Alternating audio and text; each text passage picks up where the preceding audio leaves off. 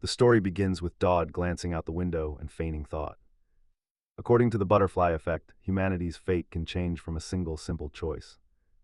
In other words, it's like a nodule phenomenon. At least to me it is, because up to now I've made quite a few regrettable choices. Just as he thought this, a girl's voice outside suddenly startled Dodd. "Honey, honey, can you hear me? I knew you were in there, so I came. You'd better open the door." I asked Ophelia, the guild housekeeper. She said you don't have any classes today. Are you planning to ignore me forever?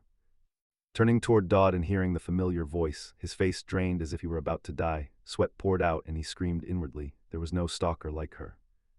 Then, as if to prove Dodd's thoughts, the girl outside thrust a sword straight through the door, as if trying to break in. "Then I'll make my own way in," she said calmly. Dodd cursed her silently. That crazy woman. Thinking that, he hurriedly reached out and shouted to stop her. "You can't do that, it's against the rules.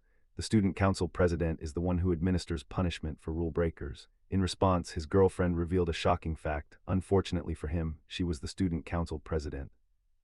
No sooner had the words fallen than the door itself split into pieces and shattered into fragments. Then the unfamiliar girl stepped into the room and scolded. "Lately you've been avoiding me a lot, exactly 32 times. You even kept count," Dodd grumbled. But the unfamiliar girl paid no mind and calmly made a proposal to the protagonist. "I have a question for you. Dodd Campbell, will you marry me?" The line came from a girl dressed in something like a uniform, with a long sword at her hip. Before the protagonist could answer, another girl's voice sounded beside him. "What are you saying, Princess Tristan? I didn't expect you'd go for a taken pot. Is that how your family behaves?" These words came from a purple-haired girl sitting by the window, who also had a pair of animal ears on her head. Seeing her, Tristan's expression turned serious and her voice cold. "Isn't that too flashy a target for an assassin? There will be many witnesses." In reply, Cirrus stuck out her tongue playfully. "Killing all the witnesses is my motto, princess." Down below, Dodd blinked and quickly interjected, "Wait, I'm extremely uncomfortable right now. I haven't even thought about marriage." No sooner had he spoken than his roof was blown apart, and a blue-haired girl landed inside. Seeing her appear, Dodd involuntarily called out, "Ruru." And sure enough, Ruru had the same goal as the others. She turned to Dodd excitedly and said, "Live with me, Dodd. The wedding preparations are done, only you're missing." Hearing this, a black-haired girl suddenly appeared with a murderous glare and swung a chain at Ruru. "How rude. What do you usually do to let half-baked women surround you like this? As your fiancé, I won't let this pass." No sooner had she spoken than a red-haired girl rode in on her flaming broom. "Can you all shut up? The jealous women, Dodd Campbell is mine." And so all the girls glared at one another with burning eyes. They all knew the other wouldn't let Dodd go easily. Without a moment's hesitation, they all charged at each other at once, and Dodd was caught in the middle of the chaos. He could only scream in despair. "Why are you all babbling to each other on your own?" So how did this all happen? Let's see. It was the survival game that put me in this situation. It's called Savior Rising, or Sorry for short, a fresh academy story aimed at spirited youth. It has a bit of a Precious World vibe, but the characters are familiar and stable. When I cleared the game and saw the ending, I found it quite fun and a little rewarding. But the next day I was sucked into the game. Sound plausible, right? Hey, it's not like I cursed the game and some divine developer targeted me, right? I wasn't even attached to the protagonist. Anyway, I ended up inhabiting the character Dodd Campbell. He doesn't have any power at all and is merely the heir of an obscure viscount. He's just a third-rate background character in that world. Agriculture is the main economy of the Campbell Viscountcy. Also, there are no dungeons there like the ones scattered across the empire. It's barely mentioned in Sari's main storyline. So the news that a Viscount's son was entering the Royal Academy became a sensational story. On the day Dodd was about to depart for the academy, his father and all the people of the Viscountcy came to send him off with unimaginable joy. His father couldn't hold back his emotion. "Finally, you're leaving. Dodd, you are the pride of our Viscountcy. Take care and don't cause trouble. Elfonte gathers the descendants of every noble in the empire. The best thing you, a Viscount's son, can do is not attract attention, understand?" His father's overly thorough reminder made Dodd give an awkward laugh. "Haha, I told you I understand." Then he checked his status panel. Status info: Dodd Campbell, strength low, agility low, stamina low, luck low, authority low, skill info none, mastery info none. No special talents, no unique gifts. Staring at his pathetic status panel, sweat poured from Dodd's face. He didn't know how he could safely graduate from the academy with such weak stats. Everything was low. Even I, a seasoned player, had never seen starting stats this bad. The system's main task for Dodd was to enroll in the academy and be assigned to a class. According to the game system, ignoring the task ends the game. because the Elfante Academy I'm about to enter will fall into chaos from the villain's brutality. I absolutely won't do anything that could threaten my life. Thinking that, Dodd gave his father a look full of confidence. Don't worry, I'll do my best not to attract anyone's attention. I won't entertain any grand dreams of raising the Viscountcy's fame. I'll keep my grades below average. With that, he said his goodbyes and boarded the train to the Royal Academy. But fate seemed to be toying with him. The events never went smoothly as he wanted. Isn't the heroine supposed to handle everything herself? Not attracting attention is what a true loner should do. My academy life officially began, so why was I on the same train as her right from the start?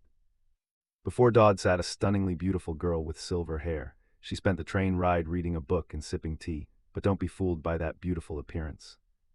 From my gaming experience, I knew exactly who she was. She was Elnor Erinarize La Tristan, the bloodthirsty, corpse-burying final boss of that world.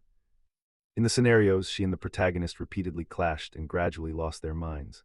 The dormant existence of the Grey Demon eventually consumed Elnor's body and turned her into the final boss. No one but the protagonist completed that final development capable of confronting her. Opposite him, Elnor, still engrossed in her book, seemed to sense Dodd starring and called out, "Do you need to see a doctor?" His face didn't look well. Hearing that, Dodd saw the female antagonist notice him. His face went pale and he hurriedly waved his hand. "Ah no, I'm fine." Elnor continued speaking, though her eyes never left the book. "My choice to sit here instead of first class was deliberate to show that our ducal family is a high-ranking noble house. Sorry for making you worried. Anyone who shares a carriage with me has that expression." Her voice was a bit cold but gave Dodd a strangely different feeling. He thought to himself that she was nothing like he remembered. Keywords used to describe Elnor were perfection-seeking and bold. So what did this sensitive side of hers mean? From Elnor's viewpoint, seeing Dodd not answer, she prompted again, "Why aren't you answering? Are you curious about something else?" In reply, Dodd awkwardly scratched his head. "Ah no, it's nothing, you're really kind." Hearing that, Elnor paused her reading, looked at Dodd and asked, "Kind? Are you hearing something, or have we met before?" Faced with this, Dodd immediately became flustered. He cursed himself silently and hurriedly explained, "Ah no, I just heard you're quite strict." Seeing his flustered state, Elnor sighed and returned her attention to the book. "You really are a strange one." At her words, Dodd could only force a crooked smile. "Yes, I've heard that a lot, heh heh." After saying that, he began to pray silently. "I'm just an extra, don't get involved, don't involve me. I should stay quiet and stare out the window." Come to think of it, the scenery looked magnificent. There was even a boulder rolling toward us. Thinking that, Dodd seemed to snap awake. His eyes bulged out, and the giant rock was already flying toward the window. With no other way to protect himself, Dodd immediately turned to beg Elnor, "Student Council President, forgive me." Saying that, he reached toward her. A second later, the giant rock slammed into the carriage, causing a massive explosion. Clouds of smoke billowed straight up. Yet despite the sudden accident, Dodd and Elnor remained safe, because they were currently protected by some kind of necklace. Dodd realized this, so he lunged and clung to Elnor to get inside the necklace's protective range. Elnor always carried that, an identification and crafting armor for a mature skeleton. With all stats being low, I wouldn't survive. Dodd clenched his teeth and silently awaited the shock of the blast to pass. Only when Elnor's prompting voice sounded did he regain himself. "Are you okay? Can you sit up? It's heavy." Her words made Dodd startle and realize his face was buried in her ample chest. He blushed and hurriedly sat up, stammering, "I'm sorry." Before Dodd could finish, Elnor cut him off. "It's fine, you did that to save me. This is the first time a man has approached me so boldly, but thanks, I get your meaning, so don't apologize." Elnor's words made Dodd's face flush with shame, because she had completely misunderstood. Mr. Dodd had dived at her only to benefit from the armor. She didn't know his true intention. Elnor sat up, adjusted her hair, and asked his name. From the protagonist's perspective, at that question he felt a sudden unease, as if answering would mean running into her all the time. What should I say? If I tell her, what will she do to me? After thinking that, he nevertheless gave his full name, Dodd Campbell. Elnor nodded. "All right, I won't forget this. I'll repay you later." No sooner had the villainess spoken than Dodd received a system notification. "You have attracted the attention of a villainous character. Conditions for receiving a special gift have been met. You have acquired the skills Desperate Survival and Lethal Charm." Seeing that message, Dodd's face went completely dumbfounded. Time passed quickly, and now a team of medics had arrived at the site of the train accident to treat the injured. Was it because this train came from Alfante? Thanks to special security measures, casualties were few. Those who had been checked were now able to go. Next, Dodd sat back in the carriage to continue his journey. While traveling, he took the chance to check the system notifications about the special gifts. The first gift, linked fate. When you receive more attention from those with villainous traits, you will receive various rewards. This system message made Dodd stroke his chin and brood. No wonder he couldn't discover the activation conditions back in his lackluster domain. Not to mention villainous traits in that carefree land, finding even a neutral person was difficult. No wonder this gift had never been triggered. Should I check what I just received? Unable to suppress his curiosity, Dodd quickly inspected his new acquisitions. First was Desperate Survival, rank unknown. Your stats increase when you enter dangerous situations. The effect scales with the level of danger. The next skill was Lethal Charm, rank unknown. It makes it easy to attract the attention of those with villainous traits. The more extreme the situation, the stronger the effect. Dodd felt conflicted about the two, relieved and worried. Desperate Survival would surely be useful in combat and help him survive. But on the other hand, Lethal Charm, could I really have something like that? Villainous traits. Villainous characters in the game included a warrior crazed by battle, a berserk sword god, one who cleaved anyone daring to enter a 3-step radius. A bloodthirsty assassin would kill anyone for the right price. A mage prodigy who had lost all sense of the world. They were all just troublemakers. But now, whatever, right? What mattered was that I got a skill to help me survive. Strangely, the skill ranks were recorded as unknown. Even as an SR-ranked veteran, I had never seen that before. What could it mean? Across from him, the doctor, seeing Dodd's face flicker with emotion, asked with concern, "Hey, are you all right? Should I do another psychological evaluation?" "Ah, no, I'm fine," Dodd replied hastily. Time passed quickly like that. The carriage had brought Dodd straight to Alfonte Academy. Cut to a large plaza inside the academy. At this moment, a professor's voice rang out as the freshmen gathered. "Although the unfortunate incident occurred, I thank you all for arriving safely. This year's freshmen are truly impressive." Back to Dodd, he paid no mind to the professor's speech. Instead, he was recalling his conversation with the doctor in the carriage. The doctor had asked, "But you're just the son of an obscure viscount with no connections, right? I was also a former student of Alfonte and come from an obscure noble family. The Tristan domain has many enemies. You'd better stay away from her from now on. If you stick around that group of high nobles, you'll get into trouble." "I'll remember," Dodd replied. At that moment, the system issued a reminder related to Elnor. Only 2 days remained until the first stage faith event. Thinking that, Dodd let out a dismal sigh. "Don't kid yourself, whether I want it or not, I'm involved with her now. At this academy, where whispers run rampant, it's nothing compared to her being a candidate to become the final boss. Just standing next to her is like signing your own death warrant." Before Dodd could think much longer, a loud shout rang out ahead. "Dodd Campbell, you bastard, why are you spacing out?" Hearing that, Dodd snapped out of his spiraling thoughts and looked toward the source of the voice.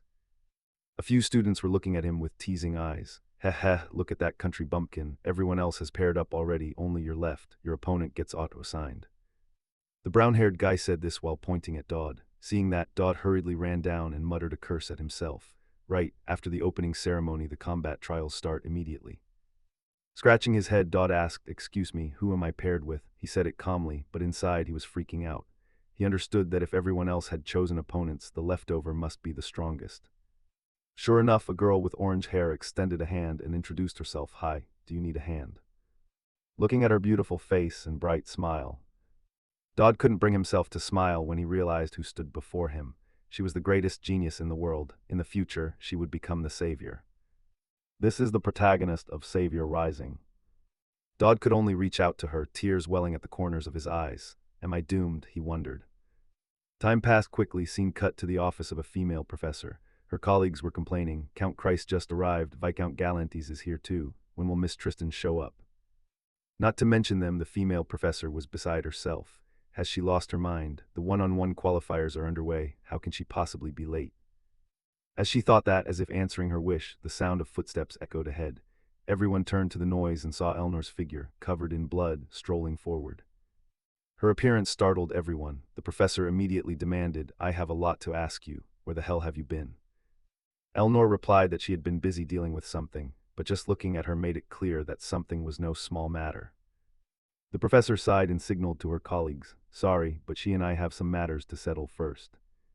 Once everyone else left the room, the professor asked, "Did anyone die?" "Not many, maybe around a dozen." Elnor shrugged and explained they were there to carry out a botched assassination. They rolled a huge boulder toward the academy's train and tried to make it look like an accident. I found out who they were and happened to be nearby, so I dealt with them. Hearing this, the professor advised her to let the school handle it. Before the professor could finish, Elnor turned and retorted, "You expect me to be fair and perfect to everyone. to forgive those who tried to kill me. Across from her, seeing Elnor's resolute expression, the professor gave up on lecturing. Fine, but change your clothes first. The one-on-one qualifiers are still going on. If you go now, you'll meet Elijah, a once-in-a-millennium genius. Elijah Chrysanax and Dodd Campbell. What the hell is this? The professor stammered, unable to pronounce the protagonist's name correctly. But the name sounded vaguely familiar to Elnor. She blurted out, Dodd Campbell. Hearing this, the professor was surprised and asked, oh, it's him.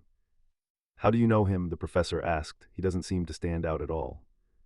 For Elnor, an image of the protagonist looking awkward began to form in her mind. She unconsciously let out a small smile and whispered that the guy was rather odd. Back with Dodd, he trembled as he gripped the wooden sword in his hands. As everyone watched his shaking form, they jeered and gossiped. Jump in, you rustic pumpkin. How many moves can he even do? Monkey tricks. He's lucky he isn't injured. Ignoring their words, Dodd understood how dire his situation was. His stats were terrible. If he took a hit from her, he might be done for. So this might actually work to my advantage. It's definitely a dangerous situation. Right, I have nothing left to lose. I'm sure the villains I'll face are among these people. If I don't die, at least I can draw their attention with my information edge and these boosted stats. Maybe I'll survive, Dodd thought to himself. Meanwhile, across from him, Elijah saw the protagonist's tense, sweating face and anxiously said, Hey. Be honest with me, you're actually really weak, aren't you? I was right. I was about to beat you senseless earlier, but if that's the case, never mind. Hearing this from the swordswoman, Dodd curiously asked, Beat me senseless? Me, why would you do that? Elijah's slightly annoyed face answered, You're the one who came with that girl Elnor, right? I hate her. Not just her, I hate the Tristan family. They're all demons. Back in Dodd's viewpoint, he now understood everything. She actually said that she's bold. Although she couldn't articulate it, the story implied she opposed the Tristan family on many issues. I get it, because of the family scandals. Thinking that, Dodd explained, I was just in the same place as her. Facing Elijah, she wouldn't accept the explanation, but you still remind me of her face. You annoy me, so I'll hurt you. But should we pretend to fight each other? Hearing that, our protagonist could only sigh bitterly. Honestly, that offer did sound tempting. But if I don't get stronger within 2 days, my life will be in danger. The only way to survive is to make the people here notice me. Thinking this, though terrified, Dodd tried to calm his trembling body and forced himself to say, I can give it my all against you.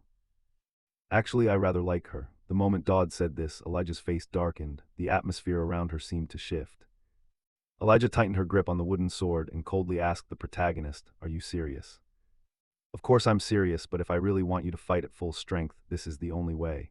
Dodd screamed inside and reaffirmed it, just as if he hated her. At the same time, the system issued a reminder, Deadly Charm activated. You are increasingly attracting villains and have added a reward to your gift bar. Back to Elijah. Upon hearing Dodd, she decided not to hold back. Is that so? Then I won't feel remorseful.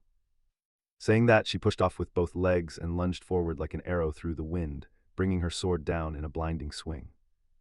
At that speed, her attack immediately cleaved Dodd's wooden sword in two. Luckily, he had kept his eyes wide to watch Elijah's movement, so he was able to jerk his head back and narrowly dodge. Although Dodd still couldn't hide the panic on his face. His evasion surprised Elijah a little. Oh, you dodged that, so you're not exactly weak after all. Then I'll go a bit harder. Saying that, the swordswoman Elijah took up an attacking stance again. This time, she was obviously more serious. Just looking at the way she held her sword made Dodd's hair stand on end.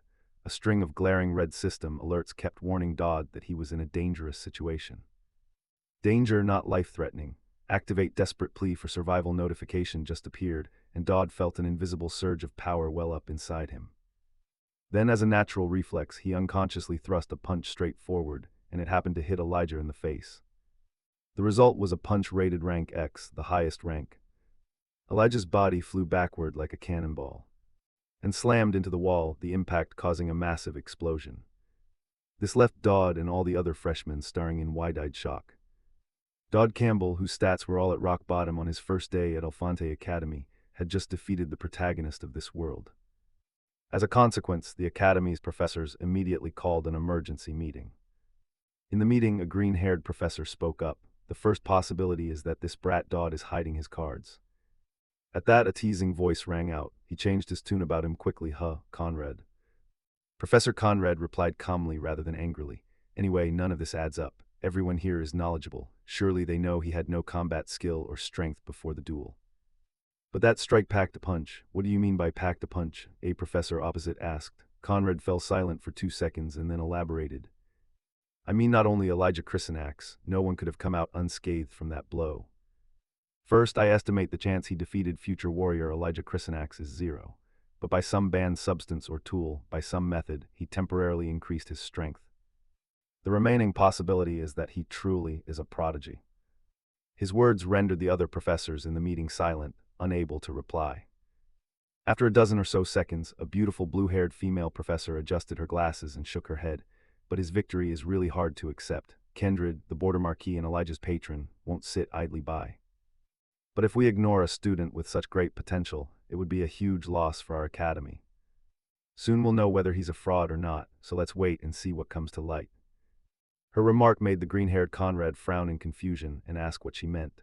The female professor replied calmly, "This year's incoming class has many interesting students. Some are so unique we must treat them specially.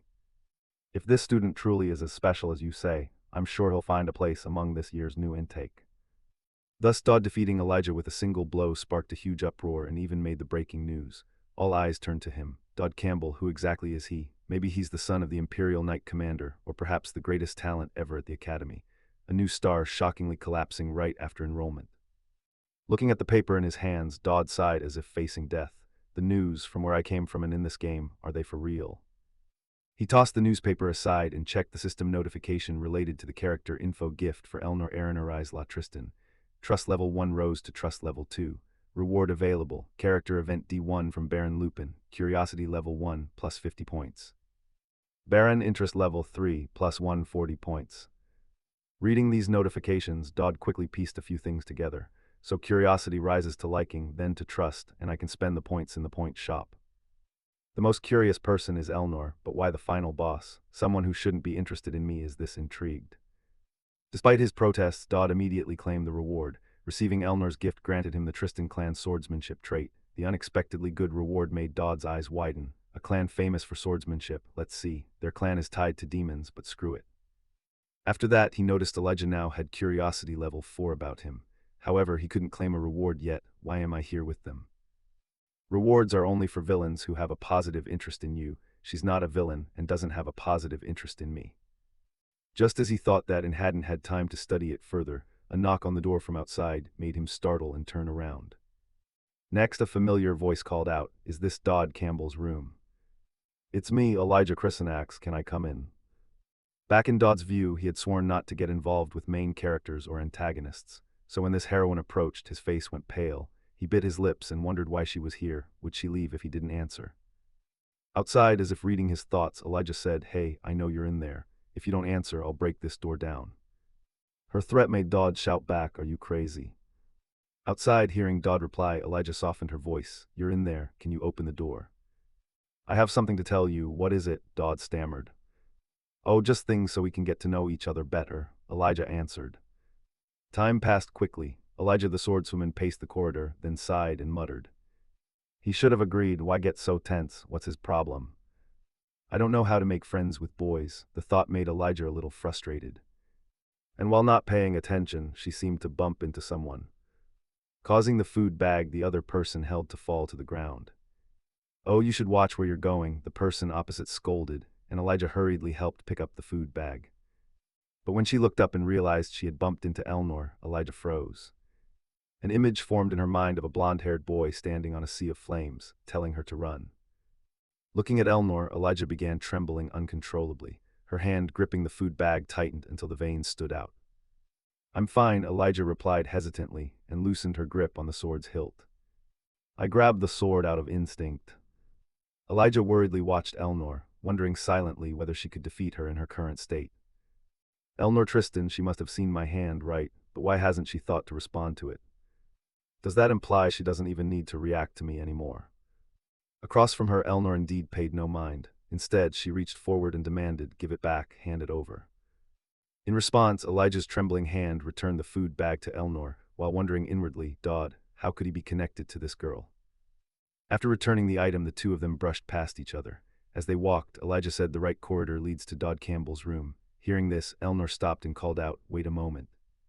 Hearing the question, Elijah looked slightly surprised and casually said, "I've been with him this whole time." Why? Elnor's face darkened at Elijah's answer as she asked, "For what reason?" Elnor's attitude shifted so quickly that Elijah was a bit puzzled. Why was she so hostile? Elijah scratched her head and said, just to make friends. Among the new students, I just want to make friends. Before the swordswoman could say another word, Elnor glared at her and warned coldly, new students are forbidden from socializing with the opposite sex. Forbidden? Elijah asked in confusion. Before she could finish, a red gleam appeared in Elnor's eyes as she said, I've just established one of those. So from now on, you must not set foot near his room. Elnor's uncompromising words made Elijah smell something suspicious. Excuse me, but what is your relationship with him? The council president asked. Elnor turned away nonchalantly and added, he's nothing to me. Still, remember what I just told you. Back in her thoughts, Elijah grew more suspicious the more Elnor spoke. There's something between those two, though it's just for gathering information. I should still keep befriending him. Time passed quickly, cutting to some massive building. Today countless freshmen had gathered because it was the day of Alfonte Academy's class cooperation exam. This test is designed to thoroughly analyze every aspect of students. Pupils are divided into teams after one-on-one matches, and because I defeated that warrior candidate, I was placed into the highest level group. Everyone looked incredibly proud, except for me. I felt worried. The biggest problem is that girl. I rejected her yesterday, and now she's on my team. That's painful. Thinking that, Dodd spat and glanced at the system screen beside him.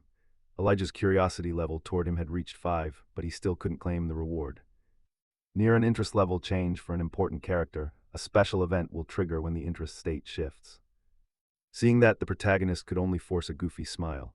Haha, she increased her interest in me again. What's going on? Thinking back to the letter and food last night, does that mean someone is watching me? Why is all this happening to me? But whatever, focus on the exam. Maybe not too much will happen this time. After all, it's part of the main arc. At the front of the group, Student Council President Elnor crossed her arms and announced, Hello everyone, I'm Elnor.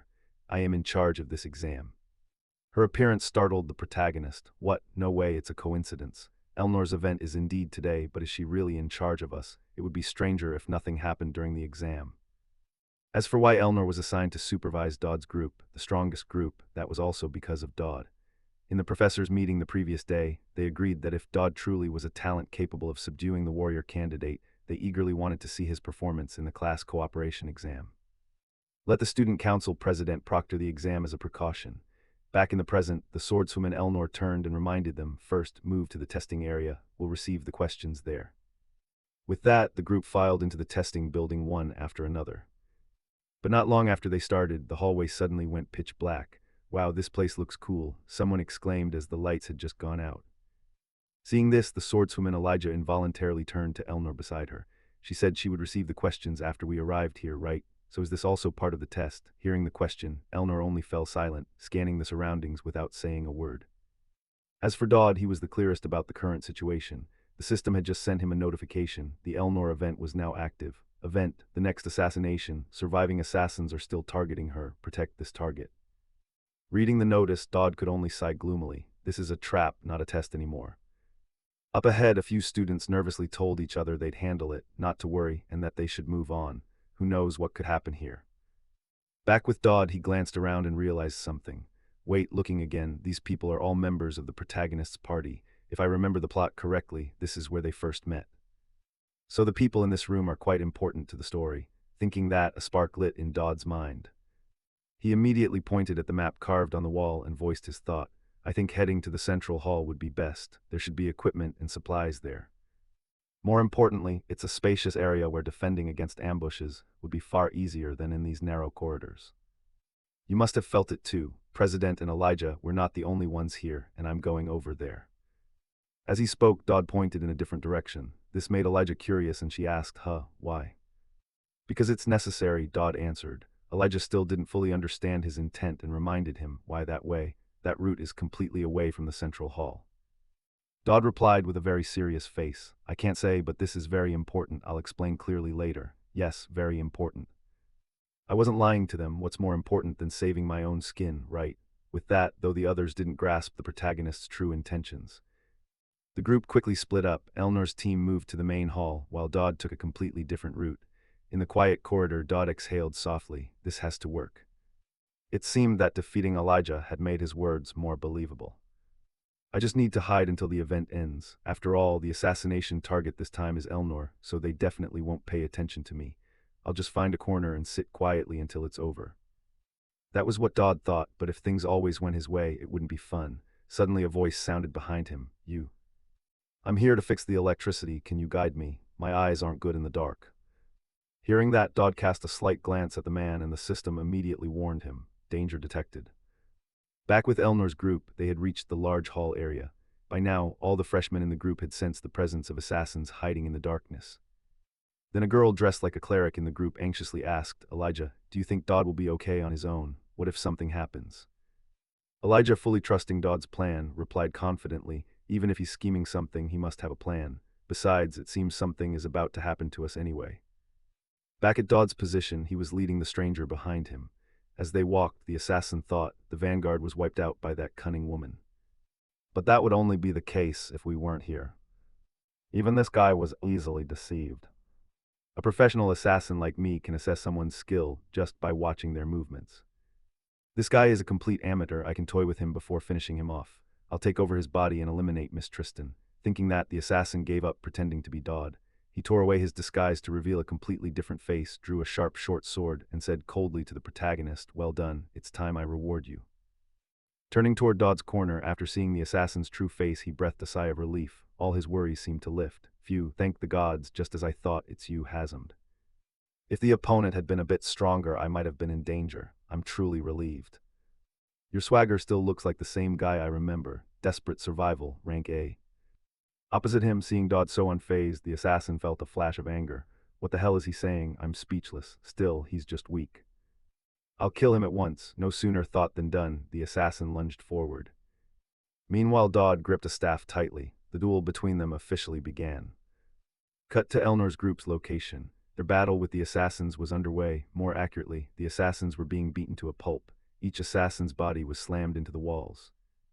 Magic, sword techniques, and spells were being used everywhere. Cries of pain and moans echoed from the assassins, as they couldn't stand against the students' overwhelming power. What is this? They're weaker than I thought, a red-haired student said. Elsewhere, the swordswoman Elijah called orders, Falkas, freeze them in place. She then glanced over at Elnor.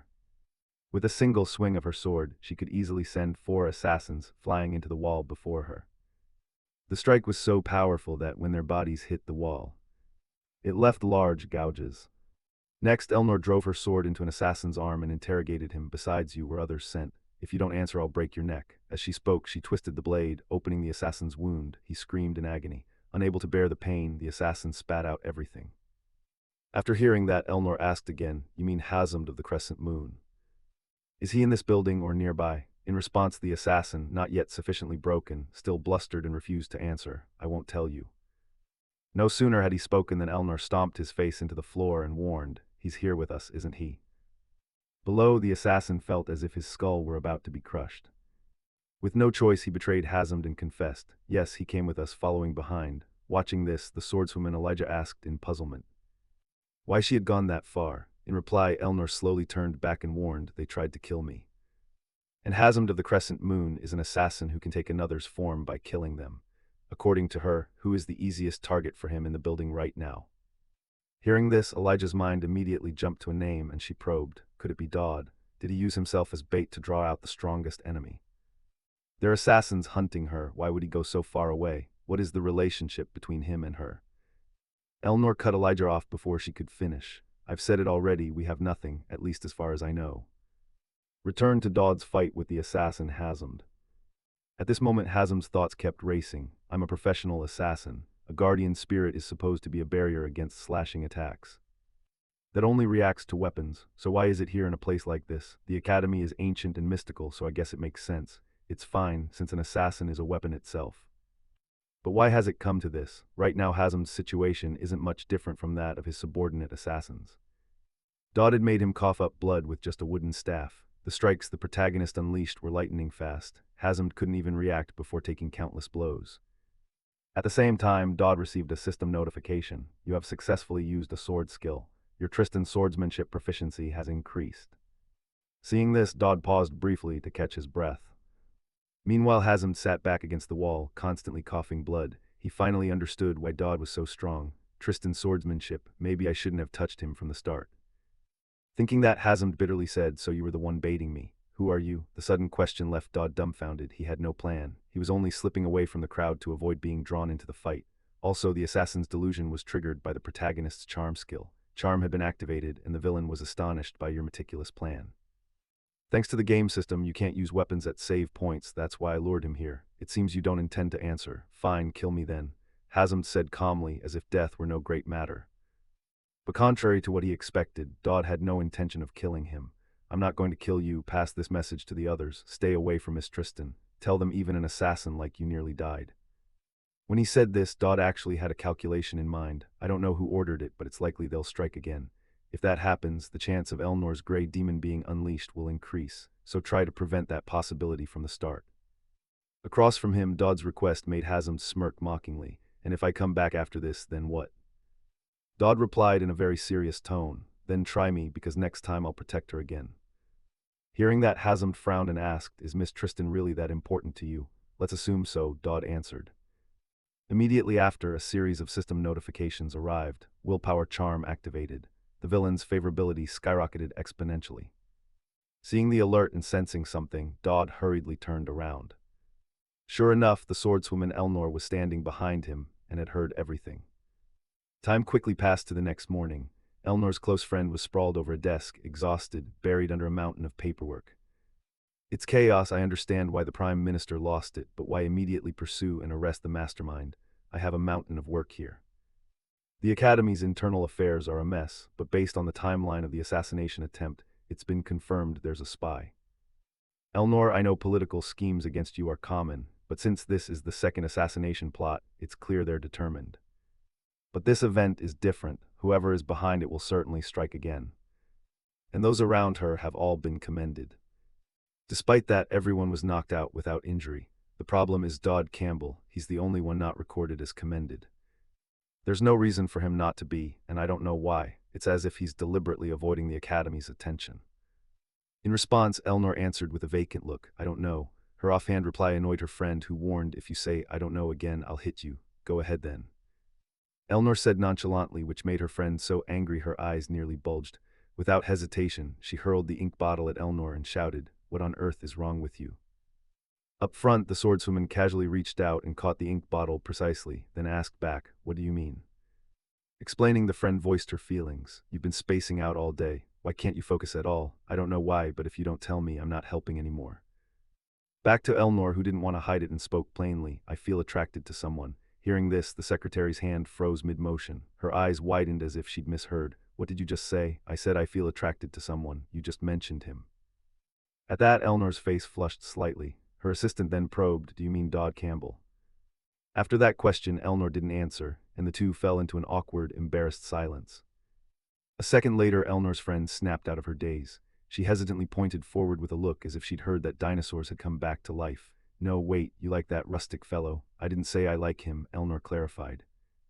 But her friend didn't believe it for a moment. She began to lecture, I don't see what's so captivating about him, but if Duke Tristan hears this, what will he say?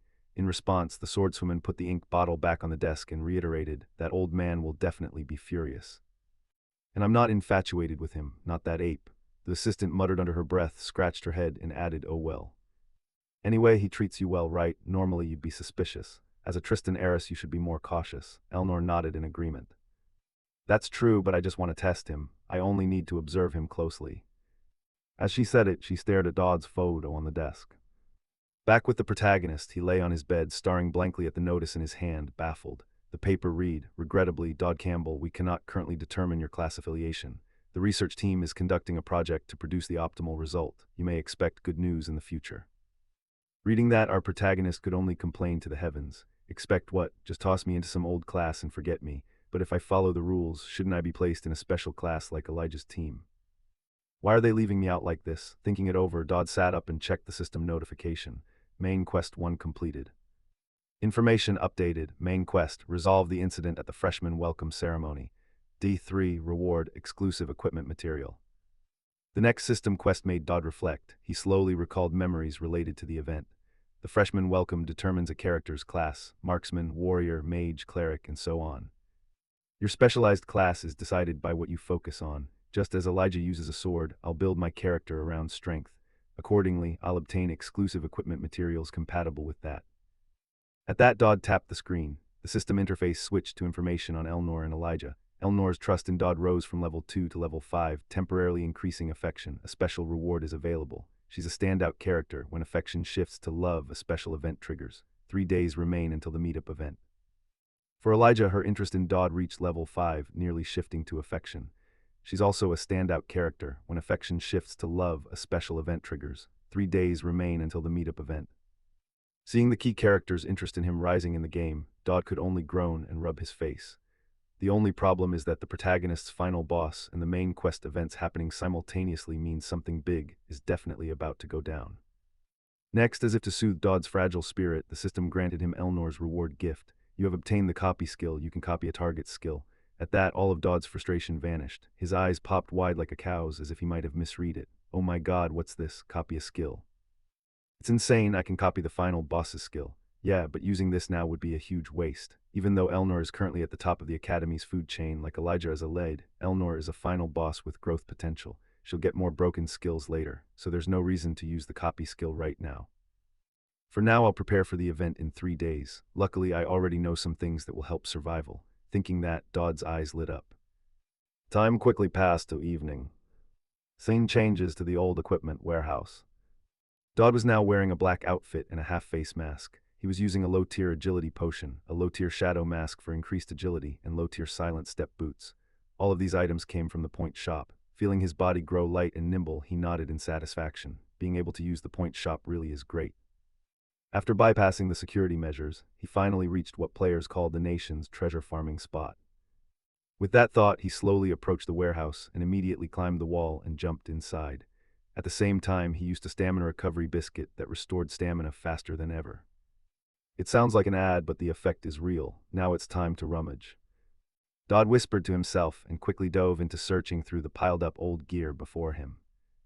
While eating the biscuit, he carefully inspected each item. I found everything else but not the most important thing. Thinking that, he gently pulled out a box and immediately found what he needed. What he was looking for was a golden censer. There it was, the pinnacle of divine artifacts, a censer housing ancient power thousands of years old. Nice, finally I have everything I need. With that, Dodd hurriedly reached to pull the censer out of the pile. However, things never go as smoothly as he thought. Although small, the censer was keeping the structure of the stacked junk stable. As soon as Dodd pulled the censer out, that stability was lost and the stack began to wobble. And of course what had to happen did. 1 second later, the entire heap of old items collapsed down, sending up a cloud of dust throughout the warehouse. And by some chance, when the dust cleared, Dodd realized he was holding a beautiful girl with glossy black hair. But our protagonist had no time to admire her beauty. He recognized who she was. She was Yuria Greyhaunter, the Chapter 2 boss, nicknamed the Cursed Sword Goddess. What he just picked up belonged to her, so she frequented this place. Thinking that, Dodd began to sweat nervously. Then Yuria's body flashed, and she immediately sprang out of the protagonist's arms. At the same time, Dodd received several glaring red notifications. Dangerous situation detected, life-threatening, desperate plea activation at S rank. Faced with the alerts, Dodd could only say awkwardly, sorry for waking you. Before his words even finished, Yuria's silhouette appeared behind the male lead. She swung the chain attached to her sword directly at Dodd with a wind-tearing whoosh. With that single swing, the blade shredded the wooden crates in front of them. Dodd had to jerk backward to dodge the strike. Faced with Yuria's storm-like, overwhelming attacks, every hair on Dodd's body stood on end. Our protagonist had no choice but to flee like a frightened duck. Yuria's attack range was enormous, so even if he wanted to counterattack, he couldn't get close to her. Last time was just a match with Elijah, now it's life or death. Even with special tier strength, his body still hurt. Thinking that, Dodd realized he couldn't run forever. To protect his little life, he raised his hands placatingly. It's a misunderstanding, I didn't mean anything, please. Opposite him, Yuria seemed not to hear his words at all.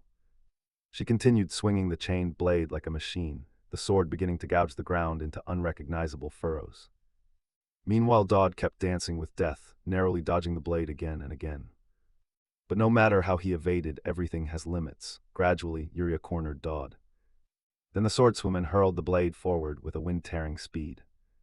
But for some reason, just before the sword stabbed straight into Dodd's face, it suddenly stopped midair and could advance no further. With no choice, Yuria had to yank the sword back toward her. In fact, Dodd had predicted this. He knew what to do to avoid being sliced apart. It was all due to a curse Yuria bore. Within a 3.5-step radius, any enemy would be killed, but conversely, she could not take another step. Such was the curse's mechanism. Yuria pointed her sword at Dodd and whispered, "Would you mind taking one step forward?" Dodd, of course, immediately understood what she meant and refused at once. "Why, so you can slash me?" "Exactly," Yuria admitted matter-of-factly. Dodd looked at the swordswoman's resolute face and nearly wet himself. Was there no way to escape? As he thought that, a strange noise came from Yuria's stomach. Gurgle, gurgle. She immediately blushed with embarrassment. But that gave our protagonist a way out. Wait, this is her area where she isolates herself from others. Even teachers rarely come here. Realizing that, Dodd tried a probe. "Hey, do you want a biscuit?" He then took out his stack of stamina recovery biscuits to tempt her. But Yuria was sharp, a bit irritated. She said, "I won't fall for a trap. Are you trying to lure me with food?" Dodd didn't waste words and immediately tossed a biscuit forward, and Yuria's body automatically opened her mouth to catch it like a little puppy. Seeing her own action, Yuria blushed and stammered. That was a mistake just now, returning to Dodd. Her behavior didn't surprise him in the least. Anyone would be hungry in that state. You can't reason with someone who's starving. After filling the swordswoman's stomach, Dodd finally breathed a sigh of relief. Phew, I was nearly done for. Behind him, Yuria asked between bites, "But anyway, who are you? Why are you here?" Our protagonist, of course, couldn't say he came to steal, so his big brain scrambled to come up with a cover. "A friend asked me to look after you. Someone I know asked me to take care of you." "Someone you know," Yuria said, eyes full of curiosity, waiting for Dodd's answer. Meanwhile, Dodd had a bit of a plan, saying that might be useful later. There's no way I'd run into Yuria this early in the game. With that thought, he continued his performance. "Oh right, don't worry, your sister is doing well in the holy nation. The Emperor won't pay attention to the two of you for a while, but you already know that. For now you must lay low, I'll return later." Saying that, a memory about the swordswoman's background flashed through his mind. Yuria originally came from the holy nation. She fled to Alphonte because of the holy emperor. Yuria's sword is notorious as an evil relic, so as its vessel she must bear the three-step curse. So it's better to tell her about the only relative she has left. She might endure a lot just for that small hope. With that, Dodd luckily took the sensor and left the warehouse safely. Time quickly passed to the next day, when the new students were assembled on some cliff. Before the group, a very pretty blonde professor smiled and said to them, "That is the school, that's the training hall, and that's the magic building.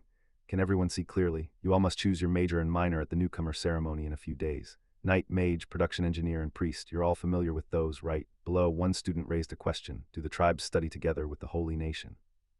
In response, the teacher nodded and explained, "Yes, that's correct. The same subjects are taught here for war and representation, so don't think you can transfer out. Heh heh, I'll explain more about majors." Dodd had already learned this information earlier, so he calmly stood with his arms crossed, thinking to himself, "This orientation provides more world info, and I can't skip it, otherwise everything I've prepared so far would be pointless." Then a brown-haired student asked a question Dodd was also curious about. "Headmistress Ophelia, that's the famous Void region, right?" At that, everyone turned their eyes forward, where they saw an area shrouded in a sheet of red light. They all looked at Ophelia with curiosity. Not making them wait long, Ophelia nodded and explained, "Yes, but that place is forbidden. Entering it will be punished." As for Dodd, he quietly observed the area ahead. It is the Void, left after the historic battle between heaven and hell. It's where God's messenger fought the warrior who received demonic power. Hundreds of years have passed, yet the clash of deathly and divine energies continues. This is the primary place where demons roam free. Therefore the Holy Nation, the Tribal Alliance, and the Empire formed a golden triangle to watch over it, including Alphonte and other academies. Nearby, the burly red-haired guy eagerly raised his hand and said his intention.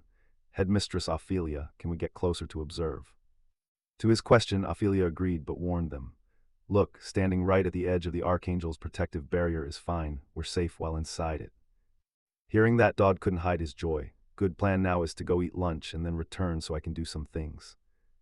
The shield was made by the angel known to leave the mortal realm and the Archangel, whose power is even greater. Thanks to it, students can survive in this dangerous place. Unaware of Dodd's thoughts, Headmistress Ophelia cheerfully said, "All right, we'll have lunch here." In response, Dodd stepped forward and asked softly, "Can I eat somewhere else? I don't feel comfortable here." Ophelia nodded and reminded the protagonist not to go too far or he'd get into trouble. "Yes, ma'am," Dodd replied and quickly left. Not far away, a few students glanced at Dodd with annoyed looks. That country bumpkin's showing off because he's getting attention. Unaware of this, after Dodd left, he quickly slipped to a secluded spot and pulled out the censer he had stolen from Yuria. He filled it with powder from a unicorn's horn, phoenix feathers, and a piece of coral, causing the censer to emit thin wisps of pale purple smoke. Dodd puffed at the censer to make it burn brighter. He thought to himself that this was the ultimate portable incense of achievements. He'd come all the way here to use it. It would let him reach things ordinary people wouldn't even dare dream of. Through Dodd's eyes, the rising purple smoke formed a swirling vortex in the air. And from inside that vortex, humanoid silhouettes slowly began to appear. They radiated such intense auras that Dodd couldn't help but shield his eyes. Then voices came from within the swirl. Where are the allied forces? No, I told you to flatten everything. You just planted the drain and left. Ah, they say it was done by a boy named Jirian. Look over there, kid. Did you think digging it up would be enough? Someone grumbled. Hey, the ground's really hard, another replied, stomping his foot to drive the spade deeper. Then the earlier voice chimed in. Isn't that spade you're planting even harder than the earth itself? Saying that, the voice suddenly trailed off as they noticed the protagonist watching them through the vortex. Wait, does that human have a problem? He's been staring at us for a while. Wouldn't it be better if he just stayed silent instead of coming over to bother us? Hearing this, the spiky-haired angel noticed his companion using the chance to rest. His face darkened as he snapped coldly. Who told you to stop? Why is your shovel idle? The curly-haired guy could only wearily resume his work and forced a smile. Ah, it's moving now. Beside him, the pointy-headed angel remained unsatisfied and shouted louder. No, spread it out evenly. Don't just keep digging, you idiot. Behind the barrier, Dodd stood silently watching the angels dig. The scene of heaven wasn't quite what he'd expected. Next, an angel pulled up in a huge truck and honked to announce to everyone. Attention, holy mud bricks have arrived, line up to unload. At that, the angels all turned to the truck and asked, how many are there in total? Infinite, the long-haired angel said as he pulled back the tarp covering the truck bed. But when a female angel saw him sneaking a cookie, she scolded, hey, why are you secretly eating cookies? The long-haired angel shot her a scornful look. You're the driver, right, and I'm not a soldier, so mind your own business and save your energy for driving, okay? Elsewhere, the pointy-headed angel kept shouting at his subordinates. Hey, don't you see the seniors are working hard? Pick up the pace. Hearing that, the curly-haired angel hurried over to volunteer for the brick molding duty. At least that seemed easier than shoveling dirt and didn't involve getting yelled at by superiors. Oh dear, top-tier merchant Elnor, leave those bricks to me. In another corner, a young angel handed a brick to his captain and asked, Captain, hasn't the food shipment arrived yet? The captain's voice sounded embarrassed in reply. Sorry, the food truck broke down on the way. They're fixing it, so it'll be a bit late. Please wait a little. Back with Dodd, witnessing the scene, he could only force a smile. So that's why angels aren't always free to descend to the mortal realm. If I had to describe these angels, I'd say they look more like military personnel, wouldn't I? They were divided into squads and ranks with chains of command, so it turns out this game's other world has its own set of rules. I can only meet angels after passing Chapter 2, and direct interaction with high-ranking angels is only possible after that. I know what they want, it's something very simple. With that in mind, Dodd laid out countless enticing food boxes before him and called out loudly, wow, thanks for the food. On the other side, the group of angels began to notice Dodd, or rather, the delicious pile of food he had brought out. That guy's still watching us. Hey, what's he holding? He's eating so heartily. Can we beg him for a bite? The curly-haired angel stammered the question, but the long-haired angel brushed him off. You're not qualified to descend yet. What are you daydreaming about? Hurry up. Dodd knew the laboring angels must be starving, so he invited them. Sir Angel, please eat well before doing heavy work. I'm afraid you might faint otherwise. Then Dodd's words seemed to trigger some rule of the world. And all the food before him was transported into the hands of the angels behind the gate. Seeing this, everyone brightened. Even the usually grumpy pointy-headed angel cheerfully told the group, this fellow. Fine, take a 10-minute break, everyone. After inspecting the food, the angels' eyes lit up. Just some rolls, their steak too, wow, a thoughtful human. Watching their delighted reactions, Dodd stroked his chin smugly. The rules of this world differ from my physical worlds, so a single serving of mine is more than enough for all of them. Time passed quickly. After they finished the food Dodd provided, the pointy-headed angel nodded and praised him. Haha, that hit the spot, perfect for folks doing manual labor like us. Bring that over here. What? Dodd asked curiously. The sensor next to you, you're doing this for something you want from us, right? Let me bless it, bring it over. Hearing that, Dodd wasted no time and rushed the sensor closer to the gate. The angel chuckled, all right, what do you want? But keep it reasonable. I'll do my best to meet your expectations. The reward from the angel startled Dodd. Things were going smoother than he'd expected. Wow, all that without negotiation. I even prepared a bargaining token. Is everything in the original story this easy? Dodd thought to himself. Before he could voice the question, the angel seemed to read his thoughts and spoke. Why wouldn't I treat you well? It's not like anyone else. You're thinking that, aren't you? I can explain. I can see you've been well informed. You possess an interesting skill, but you've failed to develop it. Even a little cultivation will yield benefits in the future. You should start nurturing it now. The angel spoke with certainty, making Dodd swallow nervously under his gaze. Is this clairvoyance, perhaps? With a single look, he seemed to know the true nature of things. Is he referring to that gift? Does he mean my attribute, the affection of evil? Ignoring Dodd's thoughts, the angel continued, that gift is far stronger than you think. How you forge and utilize it is up to you. Because of it, you'll be caught by a monster that's cruel yet strangely friendly. Hearing that, Dodd had no doubts left. Damn, I knew it. After sealing that sensor, I learned all the tactics and abilities I could use. I definitely need to find the optimal channel for survival.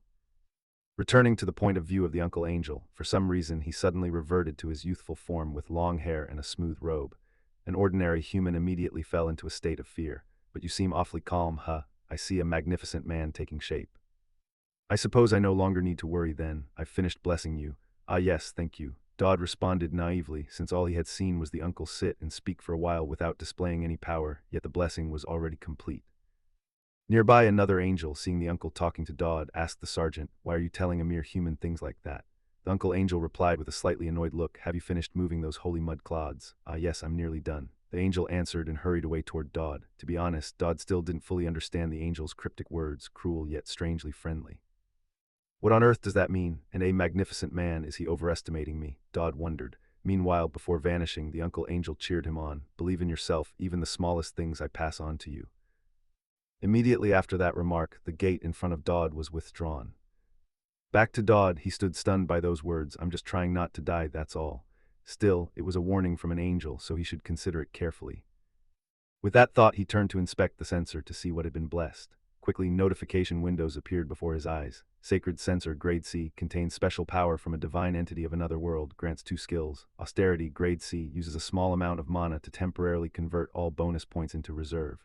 20-second cooldown, can evolve via Proof of Destiny. Protective Shield, Grade C, uses a small amount of mana to create a one-time shield and grant a beneficial effect.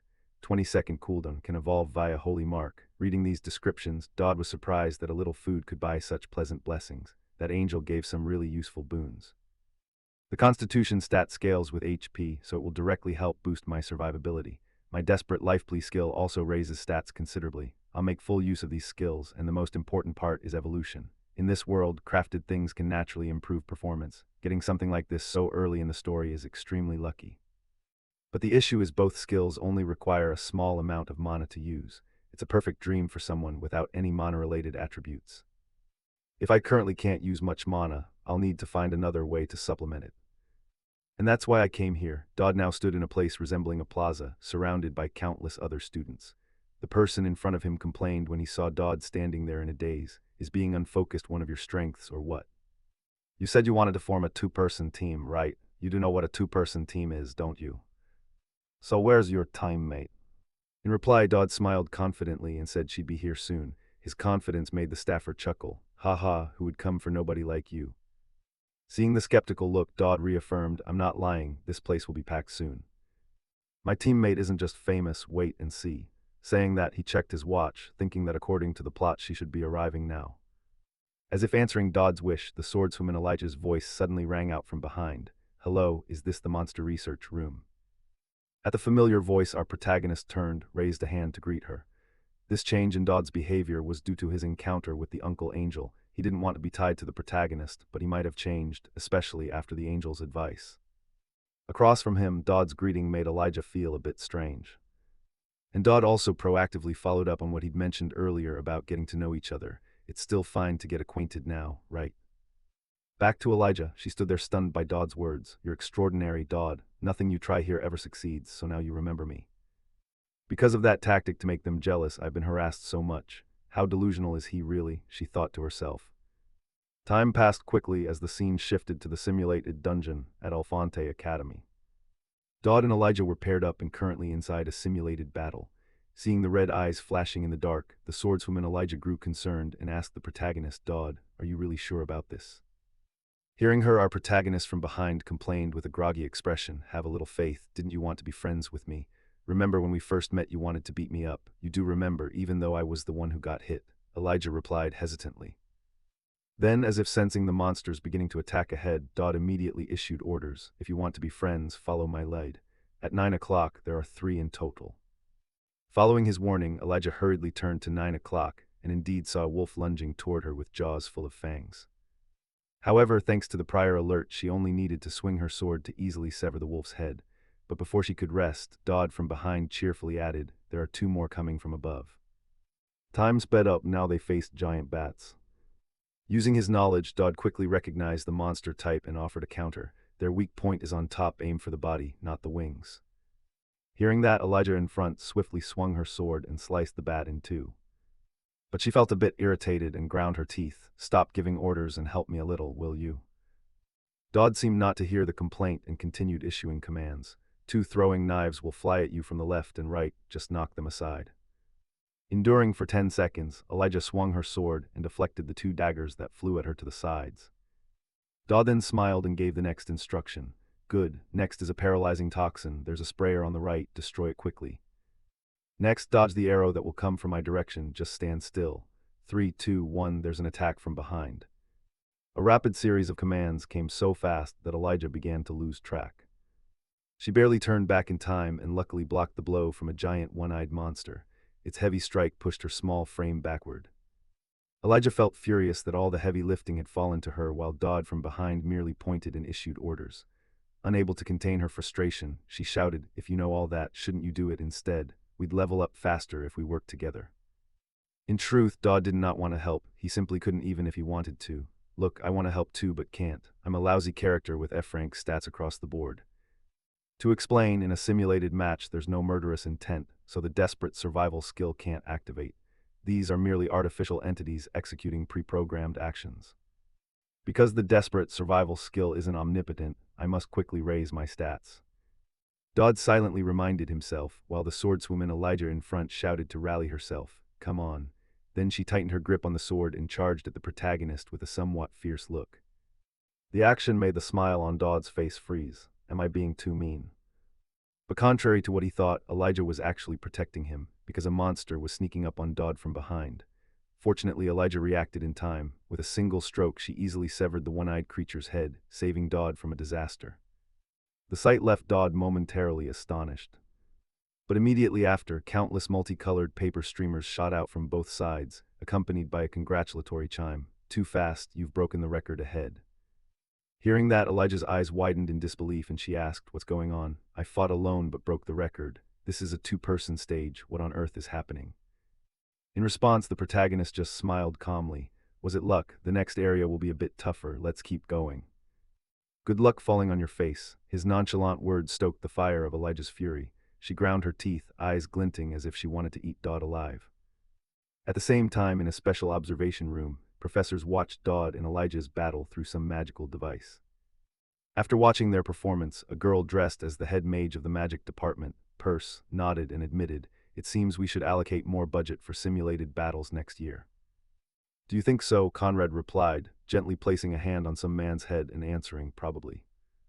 This is the department's design, right? More importantly, it seems I'm quite lucky the person I'm watching is performing it." Hearing this, Perse was a bit surprised. "You mean that girl, the candidate for the next round? They're improving extremely fast, worth paying attention to." Conrad, knowing Perse had misunderstood, clarified, "Not the girl, him, Dodd Campbell." Upon hearing that, Perse glanced at Dodd with some distaste, criticizing that island rocket, isn't he just clinging to the warrior candidate?" Conrad sighed nearby, realizing Perse knew nothing. This is the problem with pent-whirling mages like her. A warrior candidate can never break records alone. Any ordinary person would see the warrior candidate as stronger and the key figure in battle.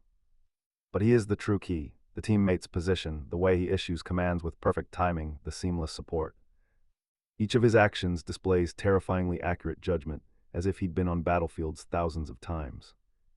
Thinking this, Conrad couldn't help but suggest, "Hey Perse, let's make a bet." Scene shift to Dodd and Elijah. Suddenly they heard Conrad's voice over the speakers. "I am Conrad Balthador of the Knights Department. After observing you two, I've become interested. The head of the magic department and I have bet. Can you two break the record we set as freshmen? If you truly succeed, I'll grant you the right to make one request of Perse. But if you feel pressured by this, I won't force you. Your current record is already an astonishing achievement." The request was nearly impossible from the start. Dodd didn't need the professor to say more. He immediately accepted. "No problem, we can do it." Dodd's quick agreement left Elijah behind him stunned. Meanwhile, Professor Perse found Dodd a bit arrogant and criticized him. "Oh, look at him." Unfazed, Conrad chimed in, "I bet you'll win. Now begin." Scene change to the training area. At this time, Elnor's close friend complained, "What's going on? I get that you came here to blow off steam, but you've been overdoing it lately. What's really happening with you?" In front, Elnor, her face drenched in sweat from training, spoke up, "There's something I want to remember. When I was little, my mother taught me this technique, but I don't remember it anymore, so I'm practicing it again from the beginning." A demon exists in Tristan bloodline. This dark rumor has two sides: extraordinary, inhuman talent they possess, and on the other hand, occasional bouts of madness, sudden violent outbursts, and the collapse of reason. That's why, although members of the Tristan family achieve extraordinary accomplishments, their later years are often filled with tragedy. As Alang drank, her close friend asked, "That isn't serious, right? Isn't it?" Elnor shook her head. "Don't worry your head about it, I don't care." "Really? Is that true?" The assistant looked skeptical, which irritated Elnor slightly.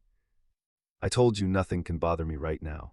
Hearing that, Elnor's friend immediately blurted out, "I'll report the information you asked for right away. I just heard from a junior. Dodd Campbell is currently paired with the next term's warrior candidate, Elijah. The girl who fought Dodd before." Elnor frowned and asked, "You mean the two of them are partnered?" The assistant nodded. "Yeah, probably because the simulated match requires two-person teams." Across from her, Elnor closed her eyes, trying to calm down, then exhaled long. "I understand. Take me there, you're the one who said you didn't care." The assistant shouted, but whether she noticed or not, the boy downstairs had been completely twisted by Elnor. Returning to Dodd's group's location. At this point, the swordswoman Elijah truly couldn't understand what was going on in our protagonist's head, that he could so easily accept Professor Conrad's challenge. She asked, "What are you going to do? I know you have skill, but is it worth challenging the all-time record?" "Yes," Dodd answered calmly without a hint of hesitation. This made Elijah look at him with suspicion. His confidence was certainly odd. Was there any reason for him to do this? For Dodd, of course, he's a veteran of this game, so this small challenge wasn't a problem. Targeting their weak points would be easier because the artificial monsters follow consistent movement patterns, but he couldn't tell her that. Dodd thought silently, then answered casually, "Because you're here with me."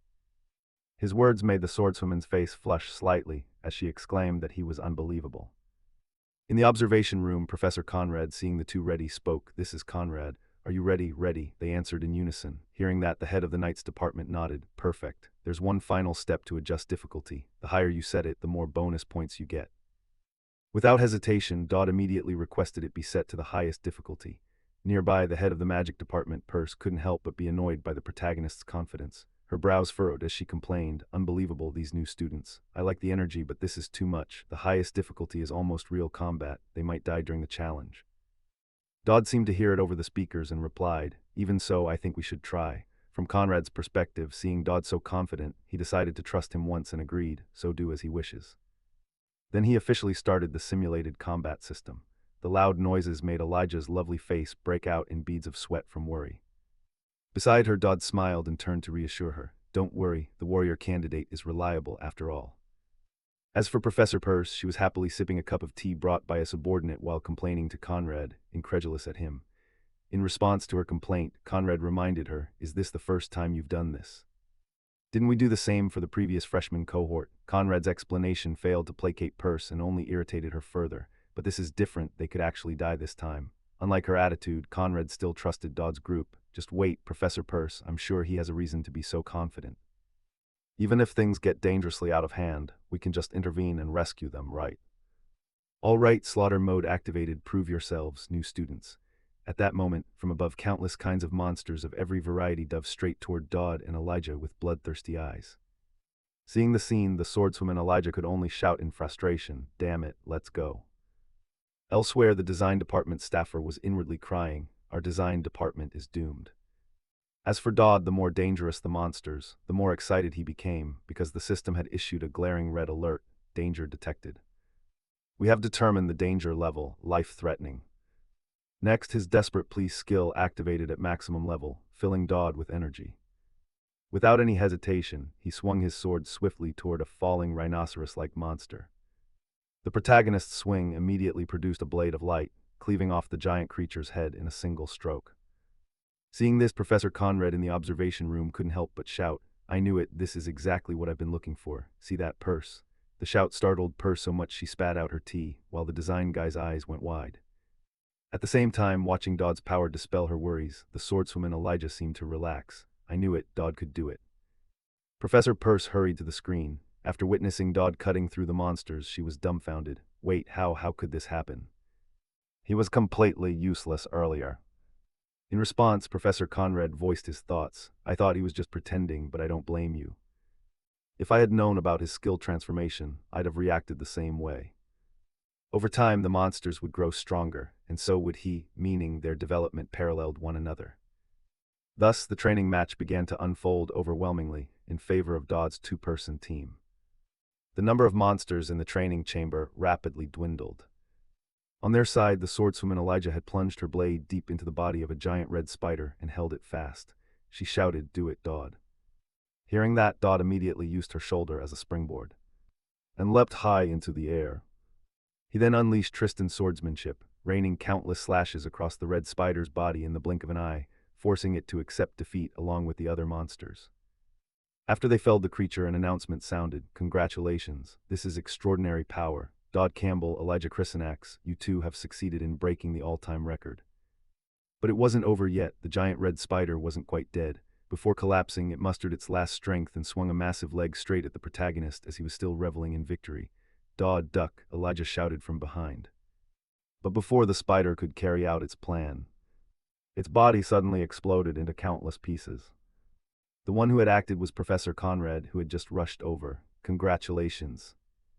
It seems you've set a record that won't be broken for years. I never expected we'd have a freshman capable of clearing Alfonte's artificial monsters as if taking a walk. Thank you for your effort, warrior candidate. Saying that, the professor sheathed his sword and teased the approaching mage Purse. I win, Purse. Enjoy that, Purse replied irritably. Next, the two received the rewards from the professors as agreed. Looking at the paper in her hand, Elijah gasped and exclaimed, permission to rent one item from the site warehouse and the right to request any favor from the head of the magic department. That's amazing. Beside her, Dodd glanced at her paper and remarked, this isn't accessible to ordinary freshmen. Are we getting the same reward? After celebrating, Elijah grew curious and asked the male lead, Hey Dodd, I've noticed. How do you always stay so calm?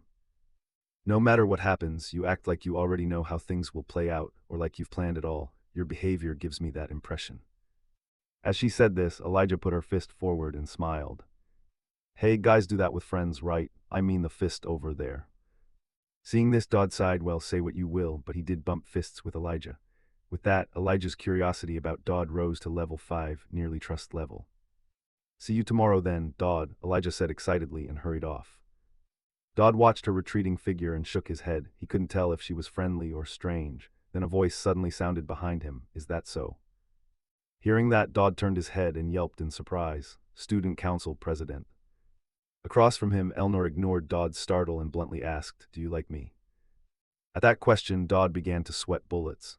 The only thing comforting him was that no red alert had appeared. His desperate plea hadn't activated. It seemed she didn't intend anything by it, but wait, wasn't this obvious? I'm not her boyfriend. When Dodd didn't answer, Elnor coldly asked again, I'll ask once more, do you like me?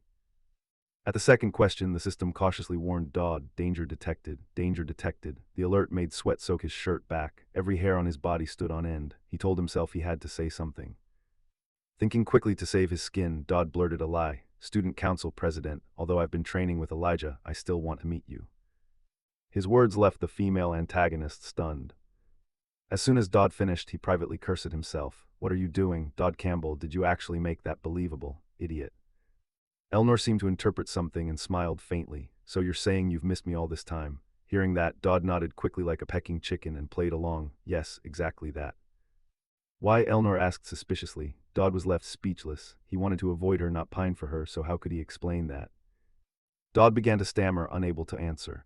Then, as if remembering something, Elnor smoothed her hair and continued, Forget it, maybe it's just one of those friendships. I get it, it's because I saved you on that ship, right? Just remember that priority list. Ahead, Dodd's face looked like someone who'd just come out of a cave, completely lost. What list is she talking about? What's going on? Dodd wondered to himself. But before he could think of an answer, Elijah handed him an invitation and said, Don't worry about that, I'm here to give you this.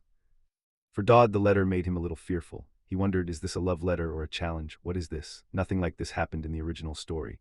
Unaware of these thoughts, Elnor looked slightly embarrassed, glanced away, and explained, I plan to give this to you tomorrow, but remember to open it when you're alone. With that, the student council president hurried off. She left Dodd behind, who mechanically accepted the invitation in a daze. Time passed quickly after returning to his private room. Dodd immediately opened and read the letter. He quickly understood Elnor's intention. So she wants me to be her companion. Tomorrow is the freshman welcome party. I forgot about that. Becoming her companion isn't a big deal. I just need to spend time with her at the welcome party. The only problem is the penalty. If I refuse her offer, not only will her favorability drop, but it could also make others hostile toward me. As he thought this, a knock sounded at the door, catching Dodd's attention. He went out and found Elijah at the door. I thought it was you, Dodd murmured. Elijah's eyes showed a hint of delight. She stroked her chin and smiled. You pick things up pretty fast. Then she handed the protagonist an invitation. This again. Dodd complained, prompting a curious look from Elijah. What do you mean? Did someone give this to you? No, what I mean is, what is this? Dodd hurriedly corrected himself. Internally, Dodd already suspected what the invitation contained and nearly died on the spot. Don't tell me she came with a request too. From Elijah's perspective, she didn't elaborate and instead said playfully, what do you think? A surprise. I decided during that simulated battle I have to run. It's all thanks to the rule set by the student council president, so read it quickly. After saying that, the heroine immediately ran off, leaving Dodd standing there stunned. In the end, he could only clutch his head and return to his room to inspect the letter. Why are there so many strange people in this world? What is this anyway? I think it might be another companion request. If it were from Elijah, it could be a challenge request, but she said it's a surprise, so I'm dead. This is the final boss companion request for the protagonist. Isn't this something that shouldn't happen under the rules? Couldn't they give me an easier choice? If I pick Elnor, I'll be viewed as the villain by the protagonist. If I pick Elijah, I'll make myself the enemy final boss and might die because of the priority list or whatever. What if I refuse both? I don't know what to do. This probably happened because both are still in the interest stage. Big problem, should I accept both? The more Dodd thought about it, the more he felt that choosing one and abandoning the other would feel like death itself calling him. Time flew until the day of the freshman welcome party. The scene shifted to an extremely luxurious grand hall, now filled with countless students. Someone's voice began to echo, hey, aren't you a student from Class A? I'm a student from Class A, Professor, they're here. Among the crowd, the radiant swordswoman Elijah fanned herself to ward off the hall's stifling heat. She complained, phew, so many people, this is like a pigsty. But anyway, thanks for coming with me, Dodd. She said this as she turned to look at the protagonist. Dodd, whose hair was parted to both sides, replied with a cold expression. Cut to some fountain, another Dodd with a different hairstyle was sitting there. To explain, the Dodd who went with Elijah was just a decoy the protagonist had created. It was a clone image worth 1,000 points that Dodd bought from the point shop. It allows creating a duplicate and the original's beneficial effects applied to the clone. At the same time, the system sent the protagonist an event notice. The pair date has decided to date both of you. Wonderful. But don't get discovered until the event ends. Failure will incur a penalty. Back with Dodd, looking at his info on the system screen, he sighed, I've had to spend all my points. Even if it's only for me, maybe it'll work. But even with many people attending, this plan could still fail horribly. If someone sees me and the clone in the same place, I'll be exposed. I'll set the clone's personality to the cold gentleman option. Before Dodd could finish his thought, a ferocious roar from some monster trapped in an iron cage sounded not far away. Making Dodd flinch, it was just an external monster. It seemed they intended to experiment on it and then it would escape. That would trigger the main event, and all I need to do is survive. With Elnor and Elijah, it shouldn't be too bad, right? Next, for some reason the system suddenly issued another reminder. Your pheromone is no longer just a boy. Purchased, applied. The notice left Dodd stunned, not understanding what was happening. Then at the same time Elnor appeared. You're here, what's that smell? Did you spray something? She frowned as she spoke. Dodd awkwardly replied, no, the flowers here have a natural fragrance. Before Dodd could finish, Elnor's face suddenly flushed bright red. She admitted, I know this scent is from you, but it's driving me crazy. Seeing Elnor's flushed, aroused face, Dodd's biological alarm blared nonstop. The warning made him flail his hands as if trying to wipe the scent off himself. What the hell are you talking about, pheromones? Please stop, he screamed inwardly. But in response to his plea came a disheartening system message. The pheromone effect has been applied to the target Elnor. The target is exerting all effort not to be attracted to you. Beside him, icy Elnor began to flirt with the protagonist and said, Dodd Campbell, I wonder why I only realized this now, but you're more masculine than I thought. Hearing this, Dodd couldn't be happy. He felt death drawing another step closer. He silently prayed, please stop. Next, to break the tension, Dodd suggested they go to the event. Shall we check out the nearby booths? Elnor saw no problem with the idea and nodded. Okay, lead the way. Back in Dodd's perspective, his offer to take Elnor out had been planned. By now, the clone and Elijah have probably met. I must make sure we don't run into them. I hope nothing happens.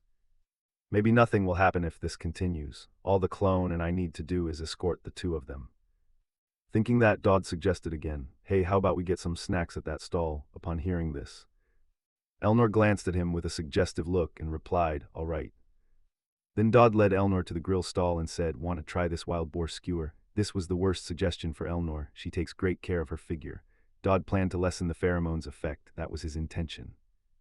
However, as if fate conspired with him and this villainess, her eyes brightened and she asked softly, "How did you know I like this? Is it just a coincidence?" Hearing that, Dodd began to scream inwardly. "Oh God, if she sees I don't like wild boar and I have to both maintain the relationship and keep my distance, I also have to make sure Elijah stays as far away as possible." After that, they went to a stall selling decorative accessories. Looking at the sparkling items, Elnor stopped and said to Dodd, "Hey, it looks like they sell accessories here. Do you need anything?" Dodd immediately declined and instead offered, "No, let me buy something for you." That was his outward words, but inwardly he thought, buy a gift for Elnor. No way, I must minimize her affection, give her the worst present. With that in mind, he eyed a button and picked it up. "This button will do, what do you think?" Normally, when a guy gives a girl a gift like this, he'd probably end up blocked. But the pheromones' effect on Elnor was stronger than Dodd expected. Even receiving such a gift, she happily accepted. "I do need a button for my new uniform." She smiled while Dodd bit his lip, thinking this was going to be difficult. Next, they paused their wandering and sat down to drink in an area nearby. Then Elnor asked, thinking back, "Have you chosen your major yet?" Dodd nodded and shared, "I've decided. I'm going into theology." The protagonist's choice made the villainess curious, and she advised, "Theology? Haven't you reconsidered? With your talent, it would be a waste not to join the Knights department." No, there's something I want to study in theology," Dodd replied, thinking there was a reason for his choice. "My life and the downfall of the Holy Knightess are necessary for my survival. They are crucial to achieving the outcome I want. It's about the secret organization's event, an event that will happen in the future. The chapter's boss is particularly weak against Holy Knights." Opposite him, Elnor grew even more curious and asked, "Something you want to study?" Dodd answered, "To protect what is precious, one must study there." Elnor asked what Dodd wanted to protect. Hearing this, Dodd turned on his acting mode. His face grew thoughtful, as if recalling something. "Since I was a child, I've wanted to protect that." Across from him, Elnor asked if it had anything to do with why he was so involved with me. "Yes, it does," Dodd nodded. Before he could explain further, Elnor interrupted him.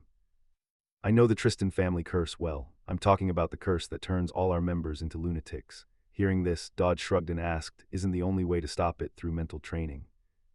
Dodd's words made Elnor's eyes grow cold. She stared at the protagonist and said in an icy voice, "You know how to deal with it?"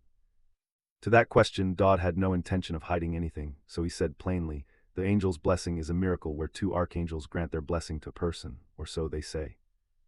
The villainess nodded in agreement with Dodd's solution. "Yes, it's that difficult, so even though the Tristan family has achieved much, we still fear it. Then how can you be so close to me? Why are you always present when someone tries to assassinate me? What are you exactly?" Back to Dodd, he fell quiet for a moment, then answered, "The thing I want to protect is you." At those words, Elnor's shoulders trembled slightly. She asked, "What am I to you that you must protect me?" Dodd replied with firm conviction, "If I can't protect you, I will die. Yes, I have no other reason." Elnor brushed her hair and forced a small laugh. "Ha, I knew it, but you really are strange." Dodd exhaled heavily and complained, "I've said it many times. I told her the whole truth without hiding anything. Hopefully this will satisfy her curiosity." Dodd prayed inwardly and at the same time elsewhere. Dodd's double and Elijah, each holding a glass of wine, descended to the basement where countless monsters used for experiments were kept. They walked in silence. For Elijah, Dodd's behavior seemed a bit different today. "Is he angry with me? Why isn't he talking?" To break the silence, Elijah spoke up, "Why are we going to the basement?" Behind her, Dodd remained silent.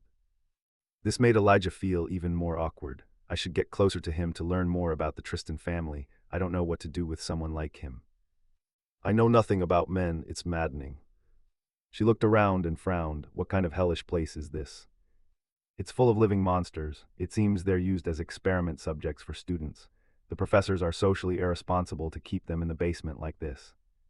Elnia complained, before she was distracted by the growl of a monster. She approached the cage holding that creature and peered inside carefully. There were larger monsters here. "What? They're not even bound." Elijah's voice was full of suspicion.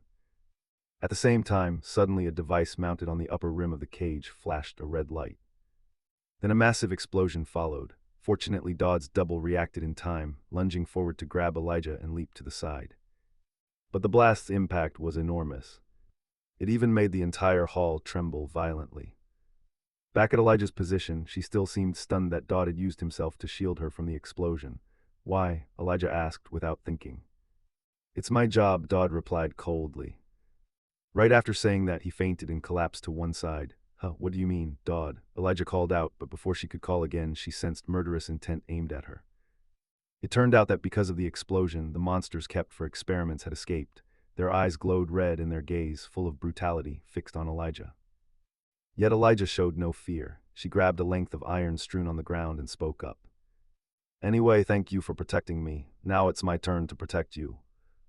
Turning to Dodd's location, he received a system alert. Main monster task has appeared. Suppress the situation quickly. If casualties are too high, you will suffer severe script penalties. Reward exclusive equipment crafting materials. Seeing this notification, Dodd didn't hesitate and stood up immediately. I have work to do, Guildmaster. I need you to find one of the wardens. Behind him, Elnor didn't yet understand why Dodd reacted that way and wanted to ask. However, our protagonist cut her off with a serious expression. Please, we have to protect the students. With that, he sprinted down toward the lower basement, recalled his double, and called to the swordswoman. Elnor, in front of the recently released monsters, asked, "Is that all there is?" Meanwhile, Elijah, armed only with an iron rod, had taken down all the monsters that attacked her without injury. Seeing Dodd approaching, she breathed a sigh of relief. You're awake, thank heavens, but I missed a big monster. It's probably somewhere on the first floor. We can stop it quickly. I think I'll rest a bit. At this, Elijah's body wavered and she had to force herself to steady her stance with the iron bar. Although she defeated the monsters, she seemed nearly exhausted. Back to Dodd's perspective. Hearing this, he deduced the escaped creature must be the bear from before. The script priority is paramount now. If we fail, I'll face heavy penalties. I must prevent that. Cut to the main banquet hall, as Dodd suspected. The escaped monster was a huge, ferocious bear. It was trying to attack the freshmen, but a man among the group quickly used his magic to form a barrier enclosing everyone. Hold out until the professors and knights arrive. Make sure the barrier doesn't break. No sooner had he finished than the giant bear roared in fury and slammed its massive paws against the barrier, creating spreading cracks in all directions. In another corner of the hall, Elnor watched the beast anxiously and said, "Currently neither the headmaster nor Professor Conrad are here." In response, the warden beside her shook his head. "Then we cannot lose the angel's blessing." His words angered Elnor, who retorted, "You call yourself a warden, there are still students here." The warden shrugged, not taking it seriously. Such remarks are heavy coming from a professor. Miss Elnor, a high-tier barrier like the angel's blessing isn't something just anyone can use. The knights will arrive soon, let's wait for them. This is why I tried to stop them experimenting on those monsters. I knew we shouldn't have given that authority to the Tristan family. Beside her, Elnor could only grit her teeth, but at that moment, Dodd suddenly darted past them both like a gust of wind. He even snatched the warden's necklace and shouted, "I'll handle this." From behind, the warden's eyes widened as he asked, "Who was that?" "Give it back at once, he's just a student. Do you even know what the angel's blessing is?" Ignoring his shouting, Dodd quickly pulled out his censer and tossed the necklace inside. The system immediately confirmed. The supreme holy relic has fused with the warden's bead chain. Skills unlocked, asceticism, holy shield. Danger detected, each threat is life-threatening. Desperate survival activated at rank S. Dodd then launched into a long slide, rushing past the giant bear toward the man casting the barrier. Seeing Dodd, the man anxiously said, "Wait, why aren't you running?" In response, Dodd urged, "I'll stall, get the students out of here." Then he turned back to face the giant bear, which was winding up a massive paw to strike him. Without hesitation, Dodd used asceticism to convert all secondary attributes into physical strength. Next, Dodd activated Holy Shield. A radiant crucifix symbol appeared before him, shining brilliantly. Then the phantom image of two pairs of wings manifested, enveloping him and forming a protective barrier. Thanks to it, the bear's heavy strike could not reach Dodd. Around them, guests witnessing the scene gasped, "Is that the angel's blessing? How can an ordinary student use that?" Elsewhere, the warden tore at his hair and cursed, "That fool. Does he know even official wardens must undergo countless prayers to use it?" Back to Elnor's viewpoint, she had been ready to charge forward with her sword, but when she saw that skill manifest, her feet suddenly stopped. After everything that's happened, I'm not surprised anymore. I've seen him hide so much, these thoughts raced through Elnor's mind. Not knowing whose side the warden was on, she heard him bitterly say, "Why couldn't that stupid monster break a simple barrier? And a student was the one maintaining it." His words annoyed Elnor, who turned and snapped, "Are you really a professor? You won't even help. What are you doing?" By Elnor's count, Elijah had just arrived after a short rest. She immediately dealt the warden a chopping strike to the neck, knocking him out. "Sorry, student council president, he was useless to us." Ignoring Elijah's action, Elnor asked, "Why were you late?" "I was unconscious in the basement. I just came up." At that, Elijah's body began to tremble as if still not fully recovered. She looked ahead and said, "Forget that, Dodd. Did he really dare to use the angel's blessing right here? He's not even a warden. They say it takes at least 10 years of training to use it. How could this happen?" Elijah's voice was full of disbelief. Elnor stood beside her, and hearing this, she recalled what Dodd had told her over tea. 10 years before holy power can be wielded. Elnor's expression grew complex. And with just a glance, Elijah seemed to guess what she was thinking and continued. Even if it was the angel's blessing that had been recorded, there should still be limits to how much he could control. "You must feel very lucky, right? He did all of this for the Tristan family and for you. Otherwise, there'd be no reason for him to do any of it." Elnor wasn't stupid, so of course she vaguely suspected something. "I've had a bad feeling about him from the start. He's really a strange one." Within Elnor's dark inner world, it seemed a ray of light was appearing. Across from them, Dodd gritted his teeth to maintain his holy shield while the giant bear treated him like a punching bag, its massive arms swinging like machinery, making Dodd sweat profusely. The poor, stupid bear, it's focusing on the protagonist without realizing who the real threat is. To everyone's astonishment, Elnor drew her sword and dashed toward the beast like a flash of lightning and plunged straight into it. The powerful strike flattened the creature's massive body to the ground, cracking the floor in countless places from the impact. But that blow only caused the giant bear tremendous pain. It wasn't enough to bring it down. Enraged, it charged at Elnor like a tank, each step shaking the ground. Opposite it, Elnor softly closed her eyes, drew her sword slowly back, then thrust forward with wind-tearing speed. Her stabbing strikes were like a burst of machine gun fire hitting the monster. Whether the giant bear had been given some stimulant or not. Despite countless wounds pouring blood, it still barreled forward crazily. Seeing this, Elnor spun and activated a skill. Her blade immediately formed a semicircular wave of energy that sliced straight at the beast, blasting its massive body backward and finally causing a huge explosion. Beside her, Dodd stood stunned. Was that Tristan's sword technique? It was completely a different class from the knockoffs. Wait, something's wrong. In the original work, Elnor was never involved in events like this. As if to confirm the situation, the system announced, "Main objective complete. Defeat the monster with no casualties. Achievement unlocked. Time until the knights arrive, 30 seconds. Ignoring the notification, Dodd studied Elnor with concern. All the professors who justified experimenting on live monsters were supporters of the Tristan family. If Elnor got involved, it would essentially be admitting her family's wrongdoing. Elnor wouldn't care about political maneuvers, so why is she helping us? I don't understand. We must finish this mission quickly. Politics can wait." Elnor gently sheathed her sword and murmured, "It's over." But things always hold surprises. At that moment, Dodd's eyes went wide and he shouted, "Princess, behind you." Following Dodd's gaze, Elnor saw the giant bear's body surge up from the flames, swinging its bony arm straight toward her. Like a natural reflex, Dodd immediately lunged in, activating his holy shield to block the blow for the villainess.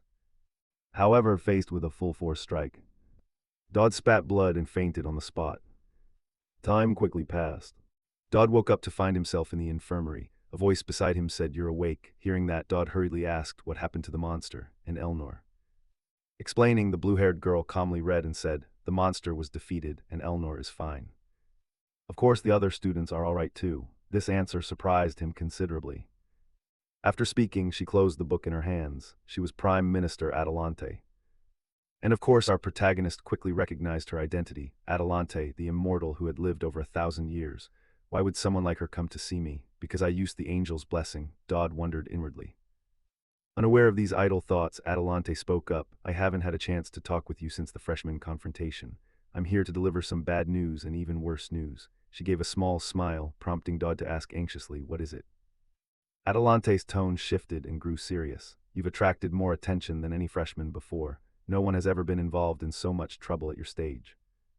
In my experience, you'll run into even more trouble in the future. As for other bad news, what do you know about demons?" At Adelante's question, Dodd's face remained calm, as if not overly surprised to hear the name mentioned.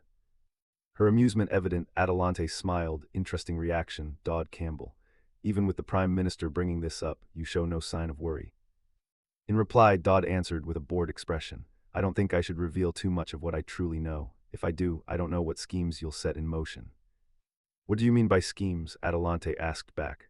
Dodd then began lamenting his own problem. He's the only one not yet assigned to a class, unable even to attend lessons. Ahead, Adelante understood why Dodd was upset. So that's it, he's frustrated by his situation. Because of recent events, I've had to deal with the fallout. Saying this, she snapped her fingers. Immediately, a pitch-black space enveloped them, ensuring no one could overhear their next conversation. Adelante's voice then grew very serious. You may not realize it, but the ruling powers currently lack strong control over our society. This is a bad time for them. They'll do anything to recruit talented individuals, even if it means dragging them up from hell. Hearing this with his gaming experience, Dodd immediately grasped what she was referring to and continued. The Tribal Alliance coup, the power shifts within the Holy Empire, and the succession to the throne. Aren't all the recent incidents caused by these? Adelante couldn't hide her surprise at how clearly Dodd spoke, yet she nodded in agreement.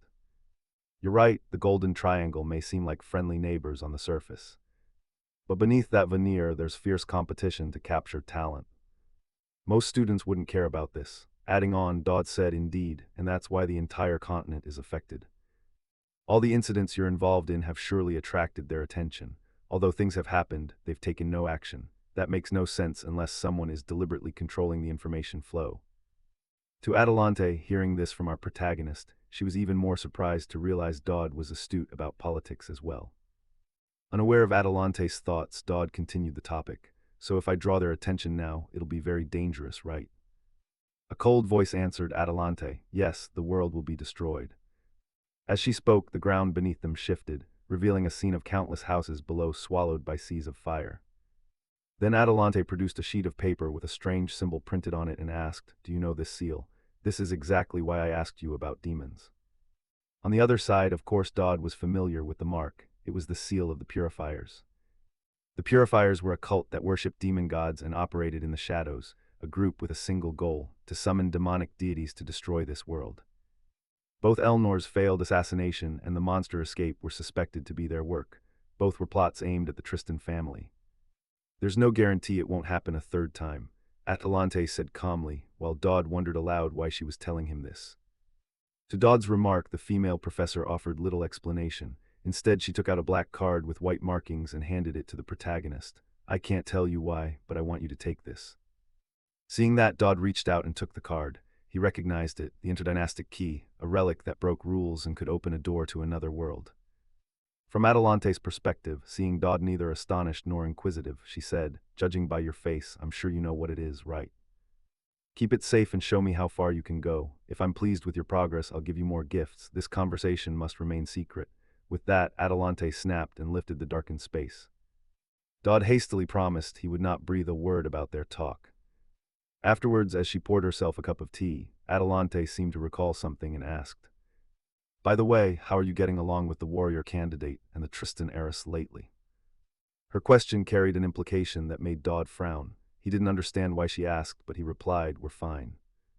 Adelante smiled back, I hope you stay that way. Why is there a reason I should? Dodd asked, curious. Adelante's smile widened until her eyes nearly closed. Yes, if you don't, the world will be destroyed. Again, why is the world so easily destroyed? Dodd shouted. Adelante burst out laughing at his reaction. Ha ha, I'm not lying. After all, the final objective of this plan can only be achieved through the three of you, she mused inwardly. Time passed quickly. Dodd looked at the black card in his hand and sighed with heavy respect. Few apocalypse, I'll think about this later. I can't believe she gave me this. This item shouldn't be obtainable by a player. Something's definitely wrong with the main script. A sense of unease began to creep into the protagonist's mind.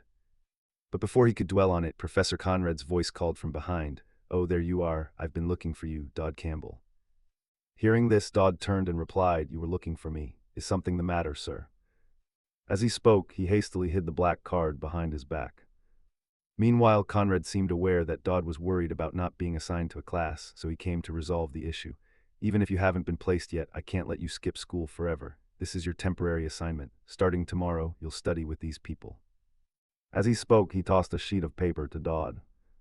After glancing at it, Dodd's eyes widened. He realized he would be placed in the same class as the two people he least wanted to be entangled with. First, Class President Elnor Aaron Arise La Tristan and Vice President Elijah Chrysanax. Seeing those two names, sweat broke out on Dodd's face immediately. "The apocalypse is coming," he shouted. Back to Dodd, he could only sigh inwardly. They'd been like this for a while, and thanks to them all the attention was on him simply because he stood between the warrior candidate and the Tristan family. Whatever, focus on my own business. He said this while checking the system screen. Elnor's trust in Dodd had shifted from trust level 5 to favor level 1. A reward was ready to claim. "Nice," Dodd shouted and hurried to check the reward. The system displayed Tristan Sword Technique Basic, 58% effectiveness, sword technique of the prestigious Swordmaster family. The user can apply this effect effectively with any weapon. Basic deep breathing technique, a breathing method that pushes the body's endurance and stamina to the limit. This skill enhances the effectiveness of Tristan's swordsmanship. Reading that, Dodd stroked his chin in thought. Both skills complement each other through physical enhancements. This might be one of the best skill combos. The only person who could combine both skills effectively was Elnor. The reason she became a boss was her extraordinary use of the 1-4 division technique. Thinking that, he glanced at the info screen for Elijah. Elijah Chrysanax's curiosity level 5 rose to interest level 1. A reward was ready to claim. "You have received Elnor's Demon Law skill. Use your influence to act against the virtuous individuals connected to you. The following individuals will be forced to accept a request from you. Keep your allies close and keep your enemies even closer. The higher your influence level with virtuous individuals, the greater the valuable rewards. If you can minimize the virtuous aspects, you may receive larger rewards." Back to Dodd, the cryptic description left him puzzled. What does this mean? Can I earn rewards by turning good people bad? He wondered. Time passed quickly and the scene shifted to some forest. At this time, Dodd's class had gathered here. Seeing everyone present, Professor Conrad raised his voice. "Welcome, you bunch of chicks. In Survival 101, we'll train essential survival skills. If you don't want to die in a dungeon or ruin, you'd better prick up those ears and listen. Today's task is simple. Go into the forest and bring back what you think will interest me. You have 10 minutes. In response, someone in the student group raised a hand and asked, "Sir, are there no grading criteria?" Answering the question, Professor Conrad smiled and shook his head. "No, it's arbitrary. The student council president and I will grade. Good luck." Up front, of course, the students couldn't accept such subjective grading. Voices of protest rose immediately. "That's unfair, sir." Hearing this, Conrad had no intention of changing his decision. He even barked at them. "Life is mainly experience. You chicks start in 5 minutes." So there was no alternative. The students split into groups and discussed what to collect for the arbitrary teacher. While they debated, Dodd withdrew to a corner and pondered the skill he received as a reward. Keep allies close and enemies closer. What does that mean? How could I turn good people into bad? Dodd wondered. But before he could think of an answer, the swordswoman Elijah approached and asked Dodd, "Do you want to team up with me?" The offer surprised the protagonist, who asked back, "Shouldn't you be teaming up with your friend?" "Come on, we're friends too. Why don't we work together?" Elijah said with a smile. Dodd inwardly grumbled, "Join the protagonist's team." "No, if that happens, I'll just be in the way." Turning to Elijah and seeing Dodd not answer, she fiddled her fingertips together and gently asked, "What's wrong? Not feeling well today?" The reply was a cold expression from the protagonist. "No, it's just that we're not that close." His words froze the smile on Elijah's face, and it vanished. Then, whether out of irritation or not, the heroine turned and walked away. "Too bad, fine."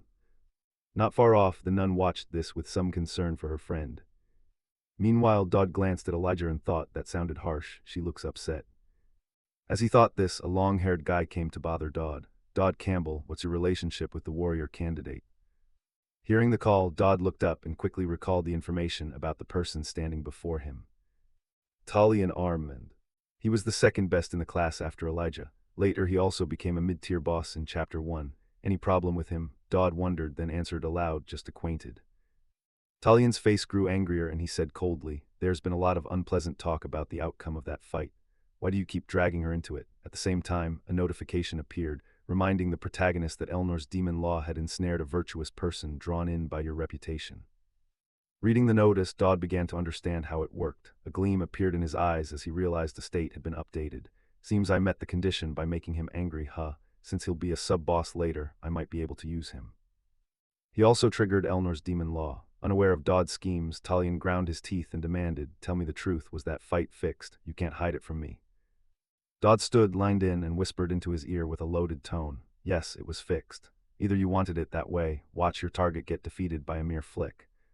Have you realized the gap between us yet? Dodd said with a mocking smile, while Talian's eyes widened in fury. Then, as if to teach Dodd a lesson, the blonde-haired Talian proposed. Then why don't we make a bet? Let's wager on who will score higher on this exercise. What do you say? Unable to refuse, Dodd accepted the challenge immediately. Fine, perfect. Back with Professor Conrad and the student council president Elnor. The professor seemed to notice something and said, "Hey, student council president, didn't I ask you to help grade? Don't you think this is a bit arbitrary?" Hearing this, the swordswoman Elnor shrugged. "I've been serious from the start." Her casual reply made the professor look at her in puzzlement. Really? Then explain why Dodd Campbell has a dark score before submitting his work. Because he deserves it, Elnor said, glancing to the side as if avoiding Conrad's gaze. Of course Conrad couldn't accept that reason. He shouted, "What did you just say?" Ahead, Elnor glanced at Conrad with an annoyed expression and replied, "It seems you're unhappy with how I grade, aren't you?" Conrad said, "Why don't you try putting yourself in my position and think about it?" Elnor shot back immediately, "Then why don't you observe him a bit to verify for yourself why he deserves a dark Dodd score? I'll go check now." Having said that, the student council president turned as if to leave, but how could Professor Conrad let her go so easily? Immediately he reached out, grabbed her shoulder and pulled her back. "Hey, wait a moment. I know you're trying to get close to him." Elnor stood there. She replied with a bored expression, "Of course not. I just don't want her alone with the warrior candidate. Something could happen between them. Let me go check." Conrad answered firmly, "Yeah, even if I won't allow you to join, I can certainly kick you out. How about that?" Hearing that, even the villainous Elnor fell silent. Cut to the nun's position, Elijah's close friend. She watched Elijah ahead with worried eyes. Today she seemed unusually different. From the nun's perspective, Elijah was fighting the monsters with fierce enthusiasm. It seemed she was using them to vent all her frustration. Not far away, the big red-haired guy exhaled and remarked, "All the strongest monsters are gathered here. Has something unusual happened recently?" In response, the blonde archer nodded and explained, "You're right, this is a rare mineral area. If we can get some gems, we might avoid low grades." Hearing that, the brown-haired friend with glasses directed, "All right, stop hunting for now. Luca, help me move those mineral deposits." Up ahead, Elijah's inner discomfort seemed to grow, causing her to unleash all her anger on the monsters. With each punch, a wolf was sent flying high. More strikingly, a dark purple-black light appeared to be gathering at Elijah's chest. The only one who could sense it was the nun behind her. It made her feel uneasy. The color of darkness, thick emotions, I can see it all. Though not shown outwardly, she was certainly very angry. Thinking this, the nun couldn't let it continue and spoke up, "Hey Elijah, how have you been lately?" Elijah relaxed her frown and replied, "These days nothing special." Hearing this, the nun couldn't hide her worry and added, "Even so, if something is bothering you, I can help." Elijah refused the concern. "What are you talking about? Nothing's wrong." Behind them, the nun found the situation hard to handle. Even if he says that, I'm worried his emotions could overwhelm his reason. She thought to herself and continued, "I know something is troubling you." Opposite her, Elijah sat down at the tree root and sighed, admitting, Is it that obvious? I can never lie to you, Trisha." Then the nun Trisha quickly grasped the story about Dodd Campbell. "He keeps his distance from you. Does he just want to be friends with Dodd?" Beside Elijah, she replied with some annoyance, "Even though we've been through a lot together lately, I don't think there's any need to create such a boundary between us." Given the situation, Trisha asked with some doubt, "Could it be that Dodd doesn't mean it sincerely?" Hearing that, Elijah glanced over and said, "Not sincere. What do you mean by that?" To answer, Trisha voiced her thought, "He's just a boy from a minor noble family, and you're a warrior candidate. Being seen with him will certainly make people gossip." Hearing this, Elijah's small face changed slightly and she asked in alarm, "Is that how he's trying to help me?" Although Trisha didn't know if it was true, she agreed for now to reassure Elijah. Yes, he might be worried he could cause unnecessary misunderstandings. Although he's keeping his distance now, once his reputation is established, he'll still regard you as an important friend. Does he really think that? Elijah stroked her chin, wondering, thinking about Dodd again. At that moment he was hauling his butt away, fleeing Talian's attack. Meanwhile, numerous necessary notifications appeared beside him. Talian's wrath was nearing its limit. You have brought him utter humiliation. Your negative influence has become permanent. You activated the demon rule and received a command reward. From behind, he gripped his spear tightly and charged forward as fast as he could. His voice and face were full of rage. "You bastard, I'll kill you. I'll skewer you into shish kebab." Saying that, he gritted his teeth and thrust the spear forward like a machine gun, making Dodd's scalp tingle. Dodd gritted his teeth and poured all his vitality into accelerating. Seeing Dodd only run and not fight back made Talion even angrier. "Don't run, fight like a real man." Why do you always steal the finishing blow after I've dealt most of the damage? Up ahead, Dodd heard this, suddenly turned and reached out to stop him. Wait, stop. His words made Talion involuntarily freeze and wait for the protagonist's next words. But once again, Talion was disappointed when what came from Dodd was only a teasing remark. If so, want to split the spoils. Looking at Dodd's infuriating face, the blonde seemed to feel he'd hit his limit. He slowly pulled the spear back and got into a throwing stance. Mana gathered at the spearhead, causing bolts of lightning to crackle outward. Then without hesitation, Talion put force into his arm and threw hard. The spearhead sliced through the air and shot forward. However, it hadn't flown far before it collided with some sword, the spearhead split in two by the blade. The surprise left Talion stunned, while the protagonist forgot all about fleeing. Turning to see who had intervened, it was none other than Elijah. "Don't touch my friend," she said coldly. Seeing Elijah appear made Talion go dumbstruck, and he greeted, "Elijah, long time no see. This must be our first meeting since the monsters ran off." In response to that well-meaning remark, Elijah lunged forward, pressing the sword at Talion's throat and warning, "Wrong, this is the first time after you lost to me." Beside her, Dodd watched this sweating, silently wondering where on earth she had come from. Back to his perspective, staring at the blade at his throat, he forced out, "Ha ha, it's so good to see you again." Elijah didn't intend to waste time on meaningless greetings and snapped, "What were you trying to do to Dodd just now? Don't tell me you were harassing him." "No, Elijah, I was just," he stammered to explain.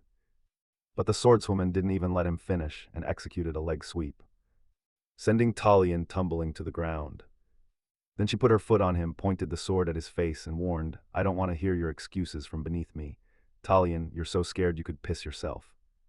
I know, I get it, but why do you keep defending him? Someone as capable as you, if he wants to give advice and Elijah doesn't want to hear it," she cuts him off. "You don't need to care who I befriend. I hate people who think they're better than others and then get angry at them." "But he's deceiving all of us," Talion shouted. Then he shook his head to deny it. "He's just doing this to teach us a lesson. He's not the cruel, unreasonable type. Dodd isn't like that." "Do you want to be taken down in one blow like last time?" Elijah said, staring at Talion with a sharp gaze.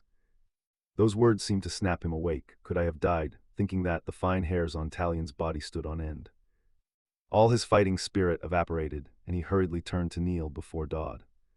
"Sorry, Dodd, I won't come near you without permission again." On this side, seeing Talion accept defeat, Elijah sheathed her sword and calmly said, "Try to get along with each other." Having said that, she left coldly, just as she had appeared. This made Dodd a bit pensive. Truly a warrior candidate, she's good at teaching people lessons. I wonder if we'll still be considered friends. Right now, I guess we're still friends, at least for now. Wait, that's not important. I still have to get my assignment graded. Time quickly passed until late afternoon. Our protagonist was now carrying a sack on his back to return and report the results to Professor Conrad. However, at that moment, Trisha blocked his way. "Wait, Dodd, we've met before, right? I'm Trisha." Hearing that, Dodd quickly recognized her and nodded. "Oh, you're Elijah's friend, I remember now." After saying that, Dodd sighed inwardly. In both the original story and now, she always prolongs the conversation. Unaware of Dodd's thoughts, Kissa got straight to the point. "Yes, I have something to ask. This might be a bit troublesome, but Elijah." At that, Trisha's voice stopped when she noticed the protagonist walking off ahead.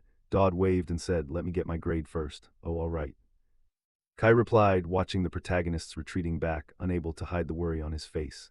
He had Elijah fight Talion. Usually she'd try to talk things out instead of drawing her sword immediately. That's the real problem, Dodd. Back to the protagonist's perspective. Just after he returned to the gathering point, he was overwhelmed by the sight before him. The ground had cracked into many pieces, while Council President Elnor lay with her arms crossed like a dead fish. This made Dodd exclaim, "What the hell happened here?" Explaining the situation, Professor Conrad said irritably, "That damn president insisted on going into the forest, so I told her she had to get past me first. As a result, I won." Seeing Elnor still motionless, he teased her. "But you're better than before. Hey, are you pretending to be dead?"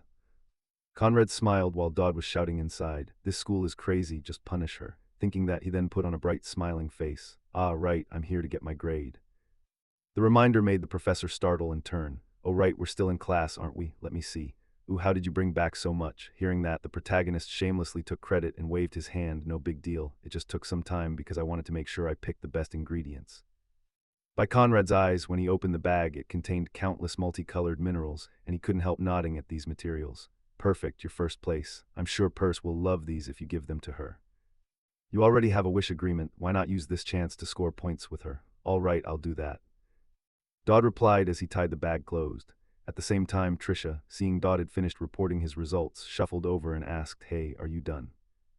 Up front, Professor Conrad stood and told the two of them, "Okay, you can go. Class is over, but Kai, please take care of her." "Yes, sir." Kai hurriedly replied, then turned to Dodd. "Dodd, please take care of Elijah, but don't be too nice to her. Whenever she mentions you, she seems to lose all reason. I'm worried things could get worse later."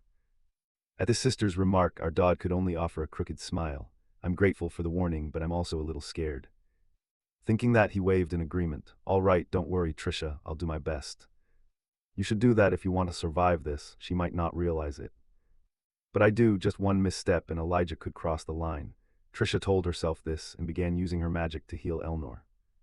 Time quickly passed, cutting to the School of Magic, where Dodd was present to meet Professor Peirce and state his request. The professor, sipping her tea, raised an eyebrow and asked, "You want to use your wish this early?" "Yes, I need something from the goddess of magic," Dodd said with a smile. Peirce asked, "You can't wait any longer?"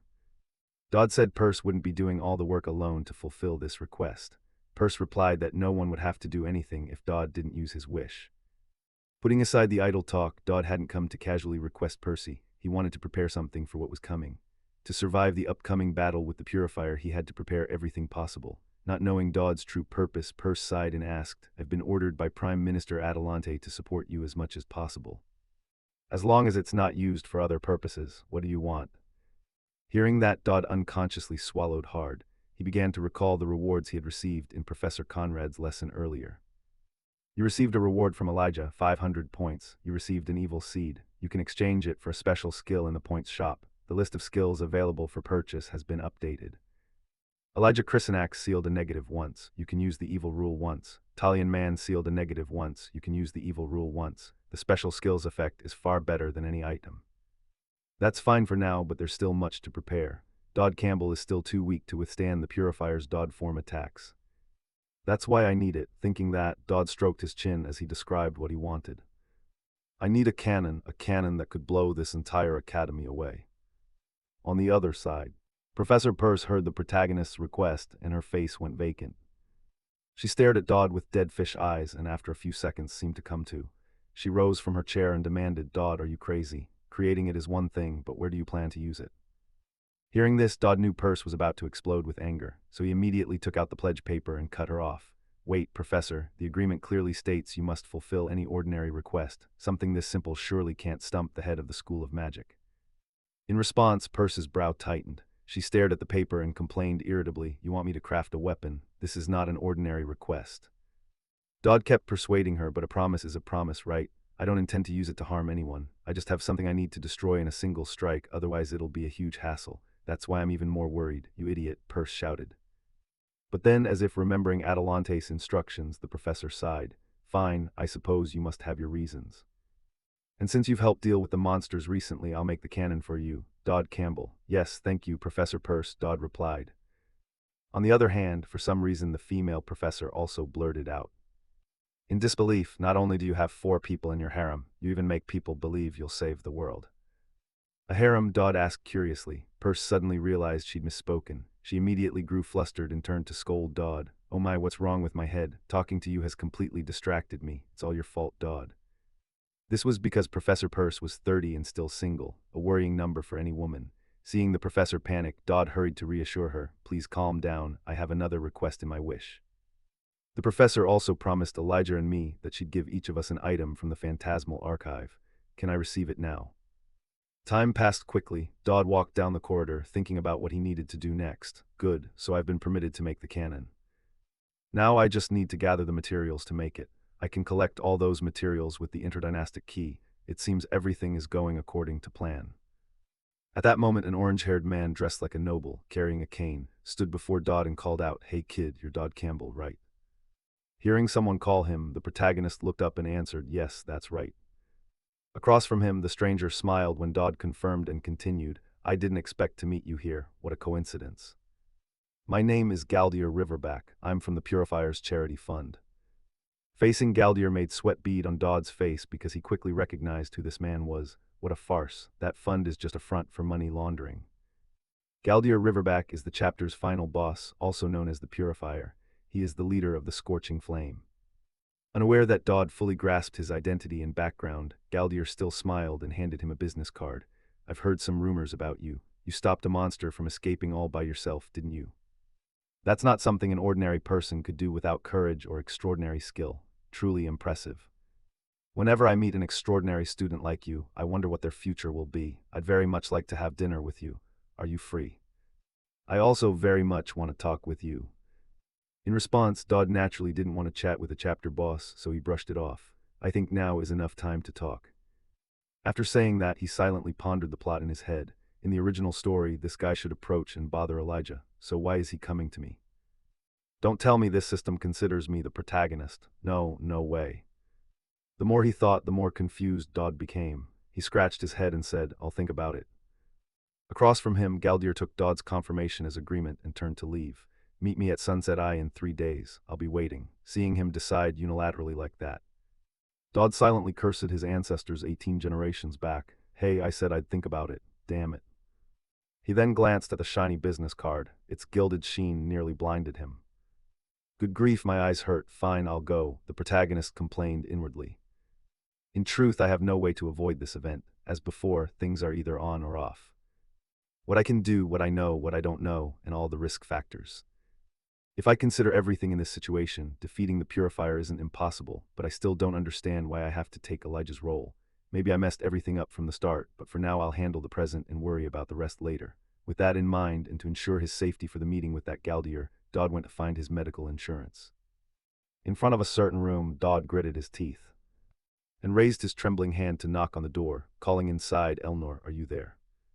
Hearing the familiar voice, Guildmaster Elnor sounded a little surprised and asked back, Dodd, what are you doing here?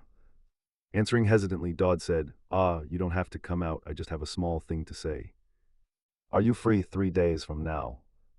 At the same time, Elnor's assistant was in the room, complaining about returning books on time to the Guildmaster. You haven't read any of them and they're just gathering dust. Did you rent them just to look at the covers? Aren't I the one who has to pay the late fees because of you? Not letting her speak further, Elnor raised a finger to cover her mouth. Unaware of this, Dodd continued with his request.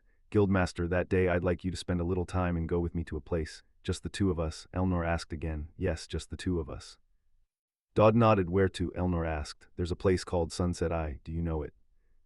Dodd named the location Galdier had arranged. The assistant in the room widened her eyes. Hey, that's a famous date spot. Before she could say more, Elnor pushed her aside and asked Dodd directly.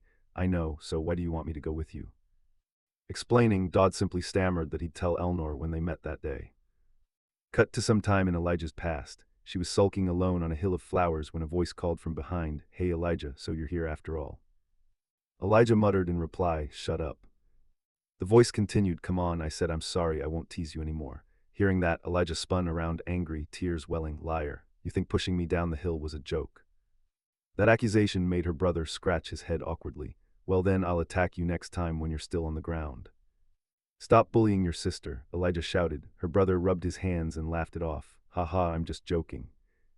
I just want you to be stronger, right? I don't want my sister to be beaten by someone. Try some cookies I brought from the Viscount's house, he said, offering a paper bag, but Elijah, still annoyed, refused. No thanks. Despite that, she snatched the bag and asked, Did you steal these? Don't say stole. I only took the leftovers, her brother hurriedly corrected. He then sat down beside Elijah and shared, Thanks to the Viscount, I'll be promoted to a squire immediately. I'll go to the battlefield, I'll have the chance to experience new things and explore this world. Who knows, maybe I'll even earn the title of a guard. Elijah ate a cookie and said with a skeptical look, Yeah, keep dreaming. A guy who bullies his sister all day can't possibly become a guard. Hey, who says people have to stay stuck in one place forever? Their brother said gently, and sensing some worry, Elijah asked, If you go to fight, will you die? If unlucky, maybe, but he's pretty good, so it probably won't happen, their brother replied calmly. Still annoyed with him, Elijah sneered, I hope you get unlucky and die. Go ahead, you're always teasing me, bothering me, never listening to our parents, always taking your sword to fight. I wish death were waiting for you. She thrust out her tongue. To that, their brother simply smiled softly and affirmed that if he became a guard, he'd always be there to protect her. Back in the present, Elijah was sleeping in her room when she was suddenly woken by someone calling. Though a bit tired, she got up, opened the door, and asked the person outside, what's the matter? The visitor was none other than Dodd. He awkwardly scratched his head, sorry. I'm from the countryside, so I'm not used to things here yet. About what I said about not being friends with you, I'm sorry, he said as he offered the bag in his hand. Ah, I brought some cookies from the kitchen, they're pretty good. This made Elijah fall a bit silent. Then she quickly grabbed the bag and shrugged, why apologize? That's not cool at all, we're friends. Anyway, go back to sleep. Before she could close the door, Dodd revealed his real purpose. Wait a moment.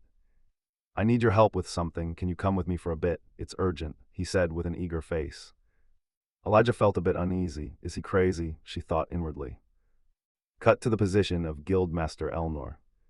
She was busy with miscellaneous paperwork while her assistant's voice kept nagging beside her. So we've processed all the teaching materials. I'll also review the fees from the clubs. The rest concerns transfer students. I heard we'll be receiving some students from the Tribal Alliance. She belongs to a sect that collapsed after a coup, surely the daughter of one of the tribal leaders. Now they're basically exiles and she'll have many retainers with her. In reality, her whole family is seeking asylum here. Her name is Ruru Garuda. Have you heard of her? They say she's rather famous, probably yes. Elnor replied with a bored expression. From her face it was hard to tell whether she'd actually heard the name Ruru before or was just humoring them. Noticing this, her friend added, and next term, a true saintess from the Holy Empire will arrive. She's coming here in person, Elnor frowned. It seems like something Elnor should pay attention to. In response, the assistant elaborated that people said a delegation would accompany her, but given how things were being handled, the rector had likely used some of his influence. Cut to Elnor's perspective. Naturally, having two important newcomers join the academy left her a bit weary, preparing to receive a saintess and the daughter of a tribal leader at that.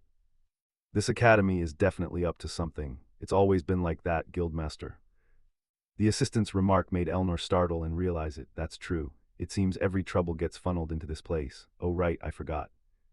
Seeing Elnor so worried, the assistant asked why she was bothered. Haven't you only been here a day or two? Elnor sighed and replied, it's just that I'm in a bad mood. Cut to Dodd and Elijah. The two of them were lying together, gazing at the moon. Who knew the school even had an observatory? The night sky is beautiful. Responding, Elijah seemed uneasy and asked Dodd, do we really have to do this right now? Dodd answered calmly, I have no other choice. This is the only way to make everything line up perfectly. All right, wait a moment, he said as he checked the controller in his hand. At the moment, both of them were lying in the cradle of something that looked like a catapult. And it truly was a catapult. With the catapult I got from the observation storage, I can reach that place. Although it's an area for high-level players, I have the secret card the rector gave me. Thinking so, he pressed the button on the controller. And immediately, the catapult flung both Dodd and Elijah high into the sky. What the? Elijah screamed, feeling betrayed at being left uninformed, but she didn't stay scared for long. Dodd loudly called out, Elijah, focus, open your eyes. Before them now hung a red spatial gate. Dodd took out the black card Adelante had given him and explained, this is the spatial link gate. We're about to step inside. Don't worry, Elijah, it might be a little dangerous. Hearing that, Elijah couldn't help but feel anxious. But an image of her brother suddenly flashed through her mind. His voice seemed to echo in her ear. Hey, why are you crying? What are you scared of? Look at me, Elijah. That memory steadied the swordswoman's expression. Then the two of them flew into the spatial gate. The gate vanished from the night sky as if it had never appeared. Inside the gate was a space with a deep purple sky. Countless large rocks floated everywhere. Dodd and Elijah stood on one such rock. Dodd warned, hey, we don't have much time. This is interrealm space. Don't touch anything. It can be very dangerous. Then Dodd leapt off his rock, startling Elijah into shouting, Dodd, what are you doing? Explaining his action as he swooped, Dodd said, don't worry, gravity here is unstable. Anyway, we need to get a little higher. Below, Elijah, curious about why Dodd risked this unstable place, asked, what are you looking for? In reply, our protagonist didn't explain much. He just gave a knowing smile and said, you'll see, just jump, the rock is being pushed back. Are you crazy? You'll die if you fall, Elijah shouted. Still, Dodd encouraged her, we won't die, just jump. Hearing that, Elijah gritted her teeth, trusted the protagonist, and leaped as he said. As a result, she fell straight downward. This left Elijah stunned and panicked because it seemed completely different from what Dodd had said. Am I falling? While terrified, an image suddenly flashed through Elijah's mind. The surroundings were a sea of flames. Little Elijah trembled, clutching a sickle and wearing her blood-stained night clothes. Ahead, her brother shouted, Elnor is in danger here. We must run out the back door and get to the granary at once. From behind, Elijah replied, trembling, "Are we going to leave mother and father behind?" Her brother answered with a resolute face, "We have to go now. I'll take care of mother and father. If you see any harbinger of the end, just run." But before he could say more, little Elijah grabbed his cloak tightly and sobbed, "What about him?" "Mother and father are gone. I'm not stupid. Mother and father are gone. It's just the two of us left. If you die too, what will I do? That's why we have to escape together." Hearing his sister's words, the brother couldn't hold back and a single tear fell. But quickly he turned forward, hiding the weakness on his face, and gently instructed, "Idiot, if I go with you, we'll be in more danger. Besides, before I'm your brother, I'm a guard. Don't overthink it, don't worry, just run as far as you can.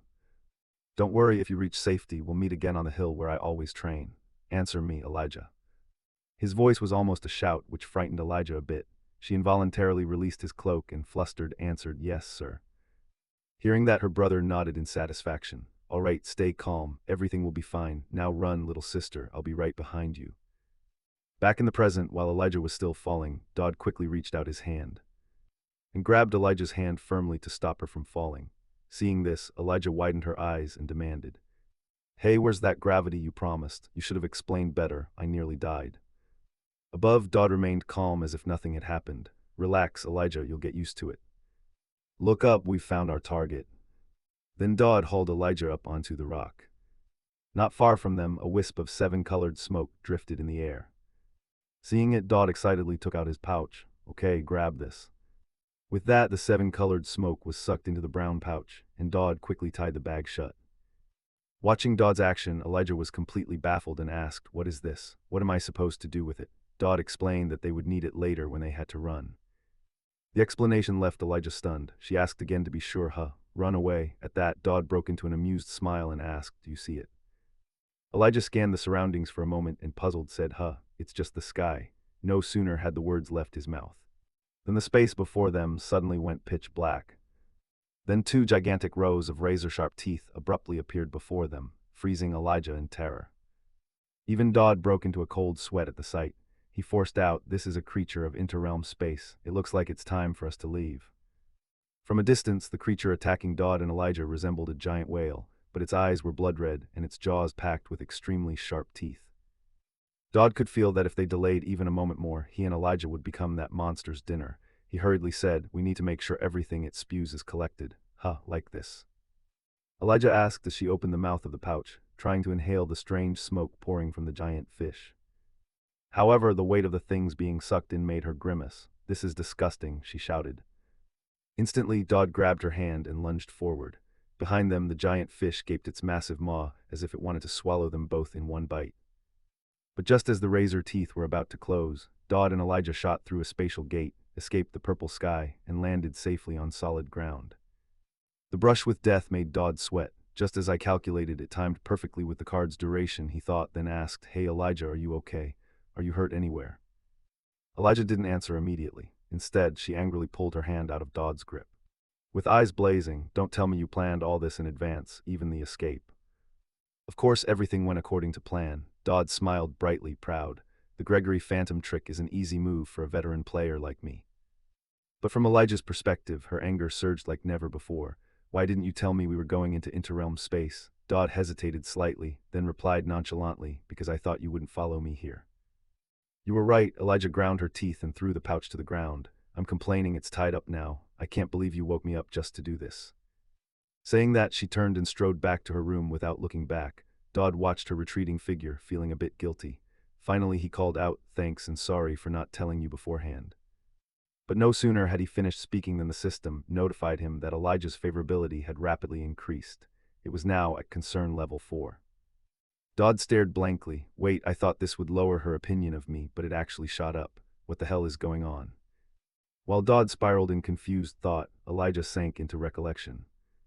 The moment Dodd gripped her hand and confidently pulled her from the monster's jaws, her heart involuntarily beat a little faster.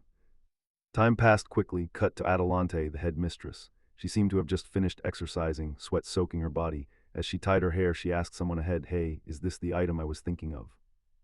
Hearing that, the person opposite replied, "I don't know what you're thinking, but this is the spiritual entity." Adelante immediately realized something and asked, "So you've been using that in inner space, right?" Hearing this, Dodd took the card, held it up, and admitted, yes, but didn't you give this to me to do exactly that? Headmistress Adelante replied with a slightly reproachful tone, I didn't expect you'd be so quick, and what's with your hair? Before her stood Dodd looking utterly disheveled, his hair all frizzed. The corners of his eyes still held a trace of tears from the harrowing experience. Ah, I just got struck on the head by department head Purse's lightning. I was on my way to deliver the spiritual entity obtained from interspace when, before I could finish, Adelante understood everything. I see, Purse must have been quite panicked. She's a powerful witch, but rather timid. Putting that aside, Dodd casually asked, is this item enough to meet your request? Headmistress Adelante, you said if I could satisfy you, you'd give an extra reward, right? Hearing that, the headmistress shrugged and replied, if it's just that item, other magic towers could buy it for me with mountains of gold, so you don't need to worry about that. Returning to the main point, Dodd knew Adelante wouldn't be fooled by such words, so he spoke bluntly, it's not really about the gift, I actually have a favor to ask. Whatever it is, a spiritual entity is the consciousness left behind in this world by great predecessors. I want you to bind it into my item, can you do that? After hearing Dodd's request, Adelante was slightly surprised and praised him.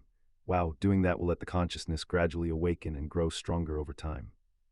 This is truly a strategic and clever choice. Dodd, which item do you want me to bind it into? Dodd answered, that item is. But before he could finish, Adelante cut in. There's something I've wanted to ask you for a long time. How are you so strong? You defeated assassins with your bare hands and knocked out a hero candidate in one blow. Lately you've even stopped demonic beasts from attacking people, now this too. Why are you so obsessed with power? She said, staring at Dodd, waiting for his answer. But our protagonist only fell into thought. The duplicates appearing in the main plot here are on par with demon lords, and the script's ending is closely tied to Elnor and Elijah. I've inadvertently been drawn into their storyline, so of course I can't tell her that. That's really troublesome, Dodd sighed inwardly. Instead of answering, he reversed the question. I have one to ask you, why do you always treat me so well? Hearing this from the protagonist, the headmistress asked with amusement, what do you mean by that?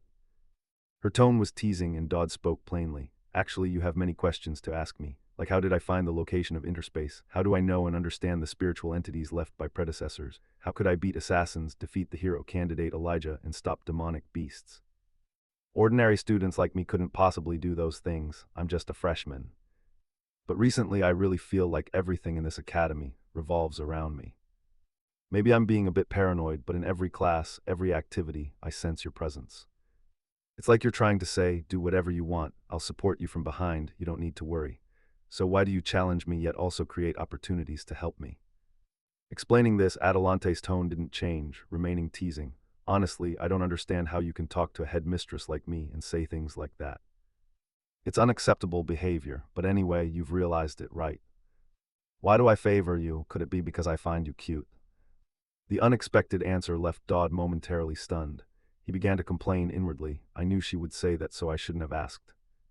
But at least she agreed to transfer the spiritual entity to me. Now I just need to nurture it to raise synchronization. The consciousness inside will awaken. If I persist in nurturing it from chapter 2 onward, it will be quite useful to me. But first I need to complete this mission. Time passed quickly into evening. The main mission was to lead a purification meeting to resolve incidents occurring at the Sunset Eye. At this time, Dodd was near the Sunset Eye restaurant area. He scanned the surroundings as if searching for someone. Just then, Elnor's familiar voice sounded beside him. You're here. Hearing the familiar voice, Dodd turned and replied. Head of the association, have you been waiting long for me? Not long, only about 6 hours, Elnor said as she casually reapplied her lipstick. She was now dressed very elegantly. Her hairstyle changed and the red dress hugged her small waist, accentuating her sultry figure. Even Dodd was momentarily stunned by her beauty. His face flushed as he thought, wait, 6 hours. So she arrived here before nightfall. Across from him, seeing Dodd's flustered expression, Elnor smoothed her hair and explained further. That's right, full moons are rare, so I wanted to prepare everything thoroughly. This is your first time going out off campus, right? Yes, the protagonist admitted, but he couldn't even look Elnor in the eye like usual from embarrassment. This amused and teased her. Why won't you look me in the eye? This is Dodd's first outing with a girl off campus. You could really call this a date. So it's understandable he's shy. Elnor reached out, took Dodd's hand, and tugged him along. Come on, we have lots of places to go and the line's long. Soon after, the two of them arrived at the Sunset Eye restaurant. However, a crowd was waiting ahead. Oh dear, don't push. Who knew it would be this crowded? Someone shouted. Seeing this, Dodd had already half expected it. As he thought, there were way too many people. Will we even get in? He wondered. At the same time, Talion, dressed as staff, checked his list and called out, "Number 27, last call. If you're not here, I'll cancel the reservation." Number 27 canceled. Next is 28. Hearing that, Dodd was surprised. "Huh, that's Talion. Why is he here?" Talion, seeing Dodd approach, came over to greet him. "Dodd, you remember me. I'm working here part-time. My family won't give me spending money, so I'm a bit short." His gaze shifted to Elnor, head of the association. "You're here too." Then Talion's tone grew hesitant, as if he had a thought. "Weird, Dodd, why are you with her? What's your relationship?" "Is it a date?" Before he could finish, Dodd quickly denied it. He also reminded himself, "Sure, walking with a head like this invites suspicion. To everyone else, this looks like a date." From Elnor's perspective, unfamiliar with Talion, she asked, "Hey staff, do I get priority as student council president?" "Of course," Talion replied cheerfully. Meanwhile, Dodd noticed something odd on Talion and asked, "Wait, Talion, are you wearing a necklace?" The blonde friend looked surprised but quickly took out a pendant and explained, "I'm wearing one the Purification Guild gave me. You know, it's run by Viscount Riverback." Back in Dodd's view, a notification popped up. The target control skill had been activated on Talion. Seeing that, Dodd quickly grasped the problem and urgently warned, "Right, but don't wear that anymore, and tell the other staff not to wear them either." Dodd's tone was serious, and though Talion didn't understand why, he nodded in agreement. "Okay, I get it." Returning to the protagonist, the fact that all the staff were affected by a control skill made him uneasy about this meeting. After raising enough favor with Elijah, the main scenario had shifted significantly. That means Viscount Riverback's attention would now turn to me. In short, I need to be more careful. If the script has changed, I must act accordingly. If he's targeting me, I need to prepare a counter and teach him a lesson. With that, Dodd and Elnor hurried inside the restaurant. As they stepped in, a familiar voice spoke up. Viscount Riverback was already waiting for them. Politely he greeted, "Pleasure to meet Miss Tristan and you as well, Dodd." Then the sly Viscount Riverback told Elnor, "Miss, let me borrow student Dodd for a moment. We have some matters to attend to." Hearing that, Elnor froze briefly, but she immediately refused. "No way, who gave you permission?" Before she could finish, Dodd hurriedly intervened from behind. He whispered into her ear, President, it's fine." Then he began to say something else to Elnor. It made her eyes narrow, and she turned to look at Dodd with a shocked expression. Unaware of this, Riverback gabbed on at the front. "Miss, you'll be escorted to a private room. Won't take long. It seems Miss Tristan and student Dodd are quite close, aren't they? After you're done talking, follow me." He smiled with his eyes nearly closed, but there was a slyness in that grin. With that, Dodd and Elnor were led to separate private rooms. And no sooner had he sat down, before he could take a sip, than the old man opposite cut straight to the chase. "Do you know why I summoned you here?" Dodd replied to him. It seemed the protagonist didn't want to waste time with these villains, so he laid his cards on the table. "Isn't it because you plan to cause chaos to resurrect a demon during the full moon? When security is lax, it's easy to slaughter many students, generating powerful malicious aura from blood and death, and release demonic beasts everywhere. Use assassins to take out the knights, create more chaos and fear to awaken the demons sleeping in the Tristan bloodline, right? From the start, the assassinations and demonic beast attacks were caused by you, but I already reported this whole plan to the headmaster, and everything has been dealt with." "So what do you intend to do?" Dodd said, staring at Riverback. Riverback's eyes widened. He had no idea how Dodd knew the details of his plan. He thought to himself, "What? Now I understand why the seer took an interest in this one. Harmless in appearance, but with a mind deeper than venomous snakes. He's no ordinary man." Thinking that, Riverback's face tightened. But thinking of what he had prepared in advance, he regained his confidence and said, "Impressive, but my men have Tristan under control already. You didn't expect that, did you?" No sooner had he finished than Elnor burst in, sword in hand, kicking the door open. Her kick shattered the door into splinters, sharp wooden shards flying everywhere. Riverback, seeing her bloodied appearance, shouted, "Impossible, Princess Tristan, how could this be?" To explain this, we must go back a few minutes to when Elnor was being escorted away by Riverback's men. Perhaps overconfident in their own strength, they made no effort to hide their arrogance as they ordered, "Princess Tristan, come with me, we have places to go." Their haughty faces reminded Tristan of the whispers Dodd had told her before. "President, the demon worshippers are about to surge in. Regarding that frenzy, have you felt uneasy lately?" She thought a little release might be good for her. With that thought, she slowly stood and said coldly to the group, "By imperial law, demon worshippers can be dealt with immediately and reported afterward without issue." Behind them, a brown-haired hunter mockingly laid a hand on her pale shoulder and sneered, "But do you have the capability to carry that out?" "All right, hurry up since we intend to capture her alive, behave." Before he finished, his face suddenly froze as a terrifying murderous aura began to radiate from Elnor. Her mental state seemed to change drastically. You think I can't do it? As she spoke, she seized his head with one hand and slammed it down so hard that the tea table shattered into pieces. Around them, the remaining hounds gritted their teeth and drew their weapons. Damn it. Do not kill her, she is the most important target in the plan. Injure her as much as you want, but do not kill her. They shouted to one another and surged forward to attack her in overwhelming numbers. But these weaklings weren't even enough to warm Elnor up. With the terrifying power of the Tristan bloodline, she began kicking each of them flying.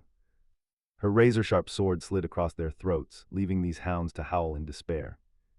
The more she fought, the redder Tristan's eyes became, making the thug's hair stand on end. In the end, they realized the person before them was not a lackey they could handle. In short, these were the events that unfolded when Riverback's men tried to abduct Elnor. Back in the present, Riverback stood dumbfounded, unable to speak. Meanwhile, the protagonist anxiously asked, "President, are you all right?" Elnor replied in a refreshed voice, wiping blood from her sword as she nodded. "Yeah, I actually feel better. But that was no stroll, come out with me again next time." At that moment, Dodd received 2 system notifications. Elnor's affection had risen to amiable. The frenzy had eased thanks to you. A private quest appeared. Gideon La Tristan has noticed you. Hearing the alerts, Dodd was startled rather than pleased. He wondered, what is this? Why would Elnor's father take notice of me? But anyway, the task was completed, he thought. However, things never go as smoothly as one hopes. Just then, old Riverback realized he had failed. To salvage the situation, he produced something that looked like a chunk of flesh and snarled, "I didn't expect I'd have to use this." His words caught Dodd's attention, and he quickly recognized the item Riverback held, demonic essence. How did that appear? Reacting fast, Dodd shouted, "President, don't let him eat that." Unfortunately, Dodd's warning came a moment too late. Riverback had already tossed the chunk into his mouth and whispered, "Receive the grace of the god." Next, from outside the Sunset Eye restaurant, a jet of ink-black energy suddenly burst forth, blowing the restaurant to pieces. Back where Dodd was, he was crawling out of the rubble of the building, battered and broken.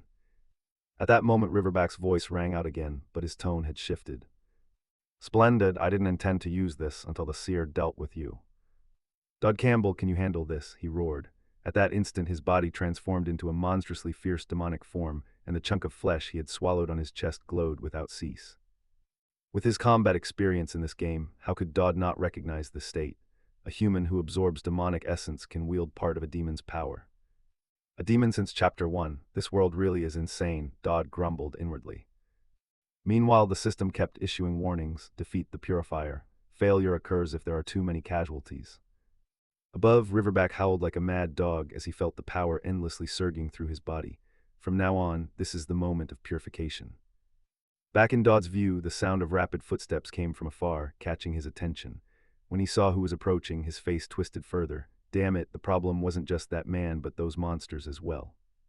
Man-eaters, the demon worshippers Elnor had dealt with, had revived. From Dodd's perspective, Riverback's hounds had also transformed into half-human, half-demon forms. Their eyes glowed blood-red as they lunged toward the protagonist. But at that moment, a shout rang out, the piercing thrust technique. With the cry, a beam of blue light shot straight at the demonic creatures, shredding their bodies to pieces. It seemed the one who struck was their friend Talion. Surveying the devastation around him, Talion wore a sheepish grin and asked, "What the hell is going on? What are those monsters? And where's Viscount Riverback? Oh, you saw my move. I'd love some feedback." In response, Dodd explained things bluntly. "They were all your teammates turned into those. If you wear that necklace, you'd become like them too." Hearing this, he began trembling uncontrollably. Then he looked at the protagonist and asked, "Could this be a situation engineered by the Viscount?" Dodd nodded and answered, "Yes. If you don't want to witness true hell, follow my orders from now on." Dodd's serious tone altered Talion's expression. He quickly nodded and asked, "Understood. But what about Dodd? What will you do?" Dodd replied, "I have to handle something else. I must protect the civilians and stop the Viscount. Now run, Talion." Talion realized staying wouldn't help Dodd or Elnor, so the young man immediately ran off. After he left, President Elnor looked at Dodd and asked, "Do you know where the Viscount went?" Dodd stroked his chin, thought for a few seconds, and replied, "Yes, I have a guess." The goal of demon worshippers is always the same. They sow despair and chaos everywhere, and bring pandemonium, the demon realm, into this world. There's only one place he'll target. Time passed quickly and the scene cut to Viscount Riverback. He had flown to a yellow energy barrier. In the distance lay the sealed land where the battle between angels and demons once took place. Staring at the massive barrier before him, Riverback wasn't confident he could destroy it completely. Even if I can't break the entire protective ward, at least I can deal some damage. Saying that, he began gathering mana in his palm, forming a black orb of energy that radiated a menacing aura. But before he could unleash it, a cold voice from behind rang out. "Okay, don't just stand there." The familiar voice startled him. Riverback couldn't hide his surprise. He turned back to Dodd and said, "Dodd, how did you know I'd come here?" Dodd answered with a mocking smile. "Too obvious, your actions are predictable. You obtained demonic power, so of course you'd head to where the demons are sealed." At that moment, Dodd was being carried piggyback by Elnor to get here faster. It was a bit humiliating, but Dodd didn't care much. High above, Riverback wasn't panicked by their arrival. He was even slightly pleased. "Thanks to you being here, I don't have to search. After I kill you, I'll capture Princess Tristan." Back in Dodd's view, he looked at the guild president and warned, "No matter what happens, we have to survive, understood?" Elnor replied with a nod, "Yeah," and inwardly she thought that the level of trust he placed in her was genuinely hard to get used to. "But I must be worthy of that trust. It's the pride of the Tristan family," she thought as she tightened her grip on the two swords in her hands. Then she drove power into her legs and stomped hard, launching her small frame into the air like a cannonball. Riverback the demon was stunned, but quickly raised both hands to his chest to block.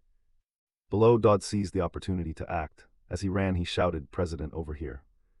Seeing this, Riverback up above, although unclear what Dodd planned, couldn't allow him to act freely. He shouted, "Don't you dare touch him." Having said that, he unleashed bolts of black lightning slamming down below. Too bad for him, Dodd's incredible dodging ability evaded them all. This made Riverback's eyes widen. "How is this possible?" he blurted, still stunned and baffled at how Dodd avoided every attack. At that moment, President Elnor's blade edge was already closing in on him. Seeing that, Riverback hurriedly swept his arm to counter. The two devastating blows collided, creating a shockwave that hurled them both apart. Meanwhile, black lightning continued to rain from above, and Dodd could only get his ass up and run as fast as he could. Riverback grew increasingly uneasy and hastily chased after Dodd from behind. "Come back and fight, don't just keep running," Riverback barked. Right behind Riverback, President Elnor kept close, not letting up. This began to irritate the Viscount. "What a nuisance, Princess." After saying this, Riverback's whole body contracted slightly and released an extremely powerful burst of energy. The blast sent both Dodd and Elnor flying like trash. However, the attack was far from over. Before Dodd could regain his footing, Riverback used a skill called Shadow Fang Claw, and fired a black arrow imbued with destructive power, aiming straight at the protagonist. He shouted, "I will finish you off." As a result, our protagonist was struck by a bolt of lightning that made him vomit bile from the pain. Finally, his body was blasted backward like discarded refuse. Above, Viscount Riverback saw Dodd's eyes roll back and laughed triumphantly. "There are more of you here than I thought. It seems your tricks are up." Hearing this, Elnor stepped in front of Dodd to protect him. "Get up and go, I'll buy you time, go now." Looking at her determined face, even Riverback was somewhat moved and spoke, "You two are stubborn, Miss Tristan. To be honest, you two are a perfect match."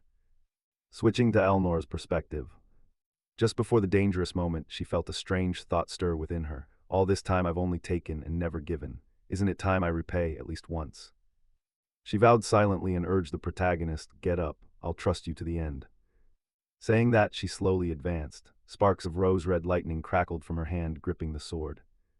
Meanwhile, Riverback sneered coldly, "How touching. So your little strategy meeting is over, is it?" In reply, Elnor asked, "Viscount Riverback, may I ask you one thing? Do you think tonight that he and I make a good couple?" The unexpected question left the monster's face blank for a few seconds.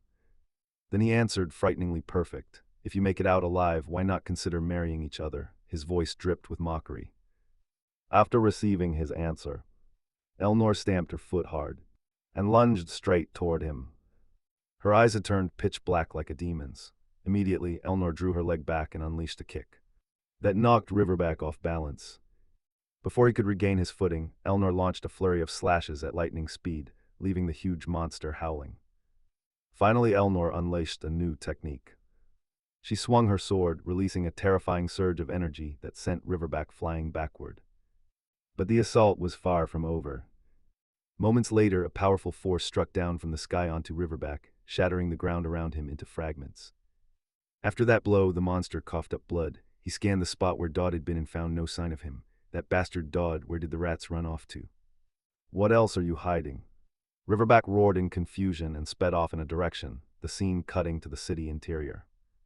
By now, the chaos Riverback's monsters caused had been eliminated by the Academy professors, who had the situation under control. Professor Conrad looked around, saw no more monsters, and nodded, "Looks like it's all cleaned up."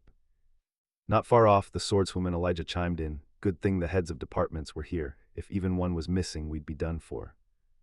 Above, Head of Magic Purse agreed, "Right, good thing we followed Dodd to follow that Roz. That guy kept telling us to just have dinner nearby. If we hadn't been present, things would have been terrible for Elnor."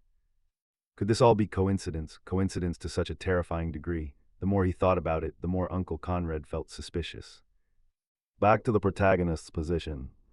His body had just recovered after the monster's attack. He thought to himself, "All right, Talion, well done. Phew, that really hurt. Elnor, hang on a bit longer." Just as he thought that, Elnor's body flew past right in front of him. Behind them, Riverback's cold voice rang out, "Miss Tristan. Student Dodd, you still have unused tricks, right? If you have nothing left, it's time to die." As he spoke, he fired a bolt of black lightning that pierced Dodd's body, causing fresh blood to spurt out. Everything happened so fast that Elnor couldn't react in time, and Dodd took the hit. In that moment, as she witnessed it, the scene seemed to collapse into stark black and white.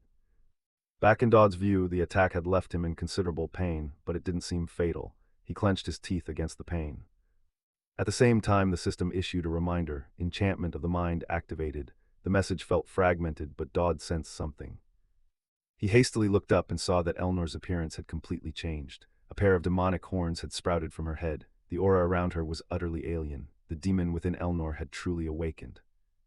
Returning to Dodd's perspective, the moment the demon manifestation within Elnor appeared, he immediately registered the situation, thinking to himself that part of the system had been disabled and some abilities were being nullified. This was an incarnation through Elnor's body, the shard of the Grey Fiend. At the same time, as if sensing Dodd hadn't been unlucky enough, the system announced, "Deadly charm easily attracts favor from those of evil inclination.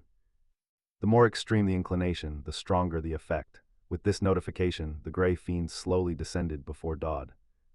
She gently raised her hand to touch the spot on his chest and murmured some strange words. Suddenly, a dark energy began to gather over the protagonist's chest. It healed his wounds while leaving a mark on his chest. The system notified, "You have received the Sate Seal, effects unknown." Seeing this, Dodd's eyes went vacant. He thought to himself that the time on the wound had been rewound. A being this powerful in the world being so friendly felt strange, no matter how the future changes. For now, he'll take whatever is necessary. The pressure was so intense it felt like his brain would short-circuit. He felt as if his flesh was burning from the connection to this entity. "I'll copy a necessary skill right now. And I'll definitely need it later." With that thought, Dodd didn't hesitate for another second.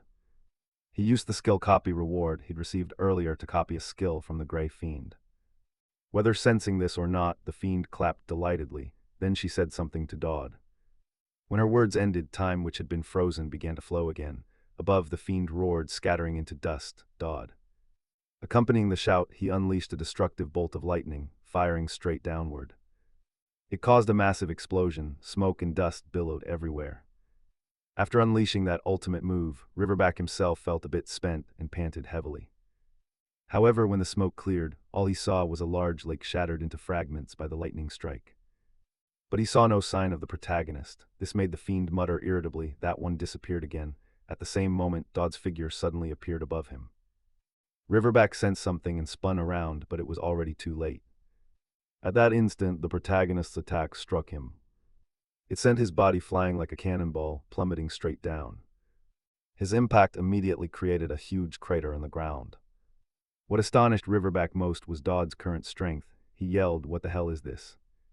When looking at the protagonist who had just descended from above, he looked like a superhero. When he faced Riverback directly, the system issued several glaring red warnings. Emergency situation. The system assessed this as a direct life-threatening danger, applying absolute emergency level X. Activated the new skill, King of Pandemonium, for 5 minutes, granting absolute advantage against all enemies with demonic attributes. At this moment, through the eyes of the vassal Riverback, Dodd was in an extremely strange state. A high-level demonic aura radiated from him, and his eyes had turned completely black. Just sensing the power Dodd emitted was enough to make this big guy break out in a sweat. He screamed like a madman. How could a maggot-like creature do that? The prophecy about this word still hadn't fully left his mouth. Dodd dashed forward like a gust of wind. He landed a punch squarely on the demon's face, sending his massive body flying far away once more. Seeing this, Dodd exhaled and said, "Round two, come on." In the distance, Count Riverback lay in a large crater where his body had collided with the ground. His face still dazed. He couldn't understand why Dodd's power had suddenly increased so much. He slowly sat up, glanced at Dodd as the aura emanated from him, and thought to himself, why? Using an upgraded version of the very skill I possess, the power I've twisted my body for years to obtain, yet that ragged nobody has mastered it so well. Unfair, truly unfair. The more Riverback thought, the more an invisible rage rose within him. Black chi flowed from his body with a terrifying killing intent, seeming to take on substance. The system issued a reminder to Dodd: the black mist releases demonic essence to amplify power. A dark blessing enhancing physique and resistance, reinforced with demonic essence.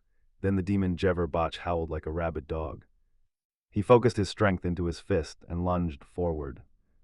Seeing that, Dodd did the same. Thus the two charged straight at each other and threw full-power punches. The instant their fists collided, a terrifying shockwave erupted, spreading in all directions. The ground cracked into many pieces as a result. Next, the demon Riverback took advantage of his long reach and reached out to grab Dodd's face to hold him while attacking with his other hand.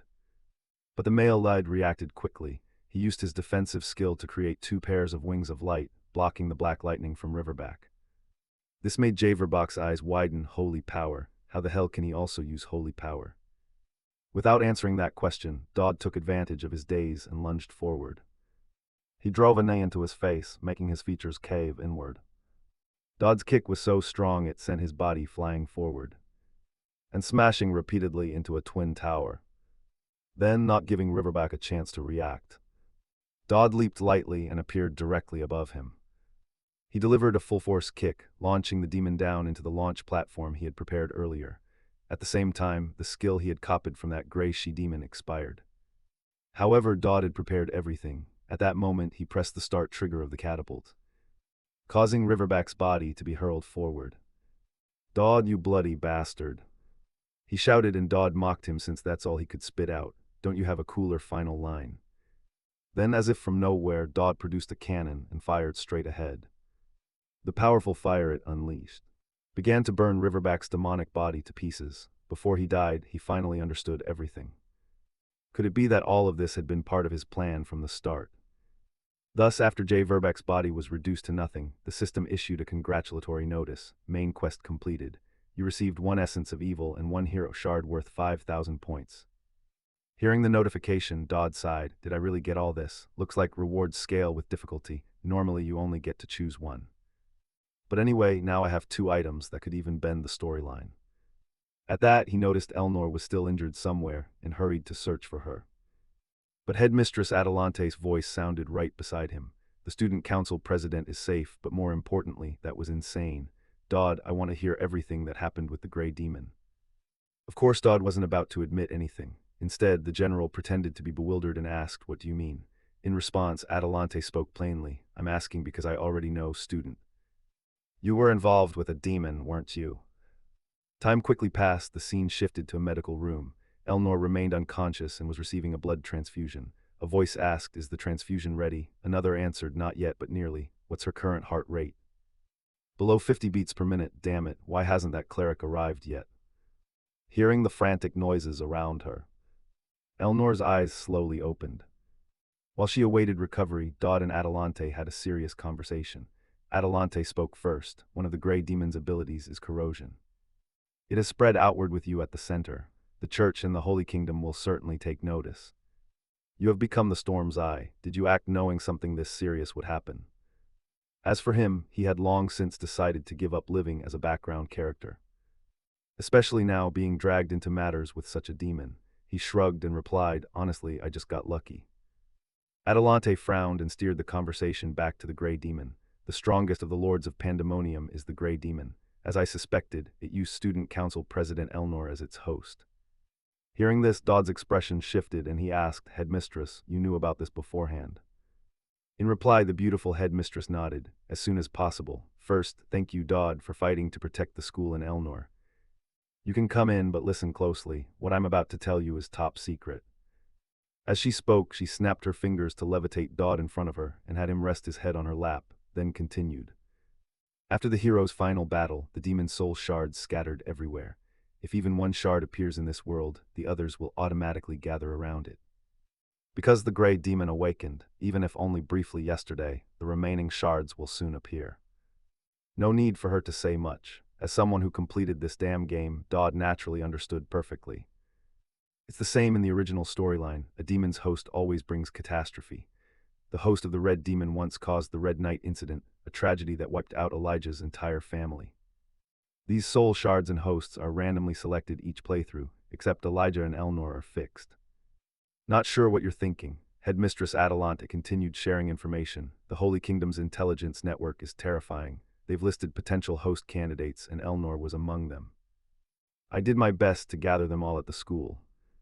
Hearing that, Dodd found a T, a N letter 1EF3S decision puzzling.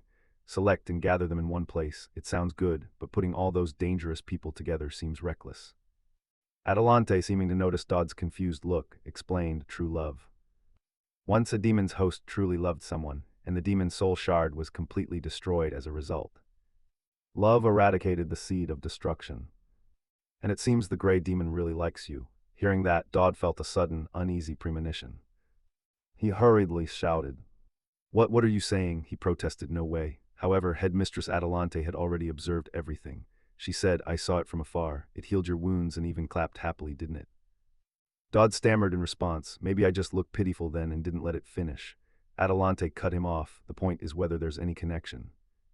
The demon seems unusually affectionate toward you. Dodd, your judgment, knowledge, and actions have been proven. So I'm honestly asking you to do one thing. Please, seduce the demon hosts. As she spoke, she brought her face close to Dodd's. The move made him flinch.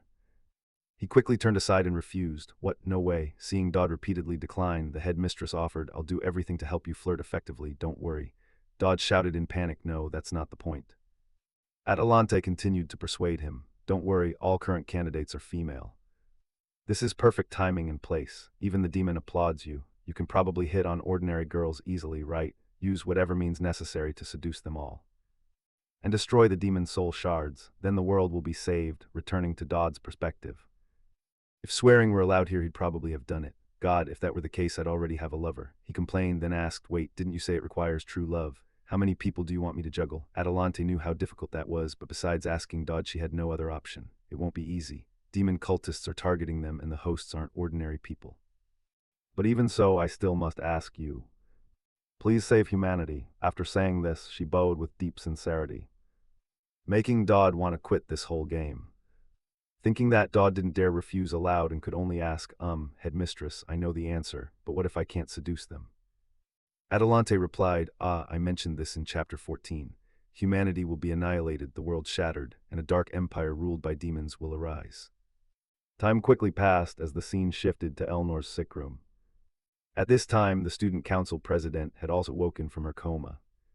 She quickly looked around, and upon realizing she was in the infirmary, she murmured, Have we won? At the same time, a voice outside scolded, You can't just barge in like that. A student replied with a groan, Come on, I was here yesterday too. I even skipped class over this. She couldn't have woken up so soon. At that moment, Elnor's assistant rushed into the room and burst into tears of joy when she found Elnor awake. She hurried over to hug her close friend and scolded, How could you do something like that? You drove me crazy. I thought you were gone for sure. What the hell was that? What kind of battle was that? Elnor, remembering Dodd who fought alongside her, asked first, calm down a bit. How is Dodd? In response, the assistant wiped her tears and explained softly, Dodd, he's been discharged. Actually, he wasn't seriously injured. The one who was badly hurt was you. We really thought you wouldn't make it this time. The words made the president uneasy, and she asked, If I'm like this and Dodd is fine, how does that make sense? The perspective returned to the secretary. At this point, she began recalling her recent conversation with Dodd. Looking at her friend still lying unconscious, she couldn't hide her worry and whispered, He hasn't woken for 2 days. If she doesn't wake up, Dodd Campbell, I'll personally deal with you. Hearing that, Dodd could be confident that Elnor wouldn't go down so easily. So he solemnly affirmed, Senior Elnor isn't someone who would die over something like this. I guarantee she'll wake within a few days. Dodd's confidence made the secretary scratch her head in bewilderment. How can you be so sure? Dodd replied with a gentle face, because I'm still alive. Someone willing to risk his life to protect another. The Chai S letter 1 EDF family has never been weak. Returning to the present, the secretary smiled and changed the subject anyway. Forget that for now, President. Since you're awake, there are a few things needing your approval. Elnor, annoyed at being put to work just after waking, complained, "Hey, I'm still a patient, you know." Ignoring that, the secretary quickly opened her notebook and handed over the tasks. Now for some unpleasant news. Two important figures are coming to meet the president. The first is the Saintess Lucian. Hearing this, Elnor stroked her chin, frowned in thought, and asked, "Isn't she due to enroll next semester?" The secretary explained, "That's true, but they've decided to enroll her next week. Because of an incident involving an ex, the Holy State and the Inquisition are beginning to take action." Well, I didn't intend to bring that up. But Lord Gideon will come to the school. At the mention of that name, Elnor's face showed surprise as she murmured, "My father is coming." Meanwhile, in a distant room, a figure looked out and said with satisfaction, "The bustling atmosphere of this city is quite pleasant." Inside the room, the Saintess Lucian, smoking, complained, "Hey, can you shut the window? The light is bothering me." Her remark almost made the stranger burst out laughing. How amusing. A saintess nowadays doesn't like the light. From behind, Lucian exhaled a plume of smoke and mocked, "If you spend most of your life in a dim prayer house, you'll be like that." Her words left the young blonde man silent for a few seconds before he replied, "Isn't that a somewhat dark twist in the story?" Saintess Lucian continued, "Close the window. Night." In response to that request, the blonde companion said, "I want to enjoy this peace a little longer." Hearing that, Lucian sarcastically questioned the notion of peace. A demon worshipper and a saintess in the same room, and you talk about peace. The blonde knight laughed, "I thought we'd grown a bit closer by now." With that, the initial tension of their meeting faded. Not letting him say more, the saintess's face turned cold as she set clear boundaries. "We're cooperating toward the same goal. Don't assume I want to be your friend. Do you think that's possible?" Her expression was full of teasing. But the blonde knight did not take offense. He said, "Those who hold the binding cord control you. Two fates are choking our lives. We're the same in that." Returning to Lucian's perspective, she exhaled another white plume of smoke. Then whispered, "Think whatever you want. At least I still have someone I must protect."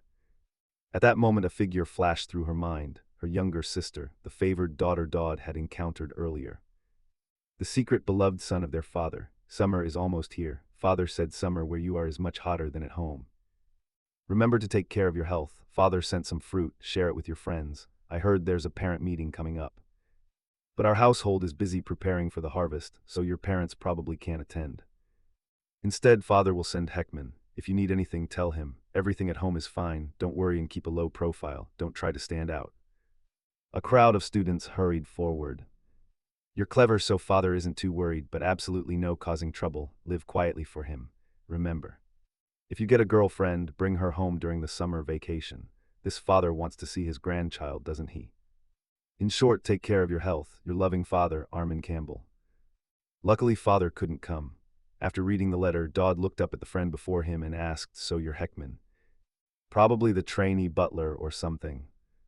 Heckman adjusted his glasses and politely replied, "Yes, that's right, sir. Master, if there's anything, please tell me at your leisure." At his words, someone chimed in, "Hey you, that attitude is a bit too obsequious."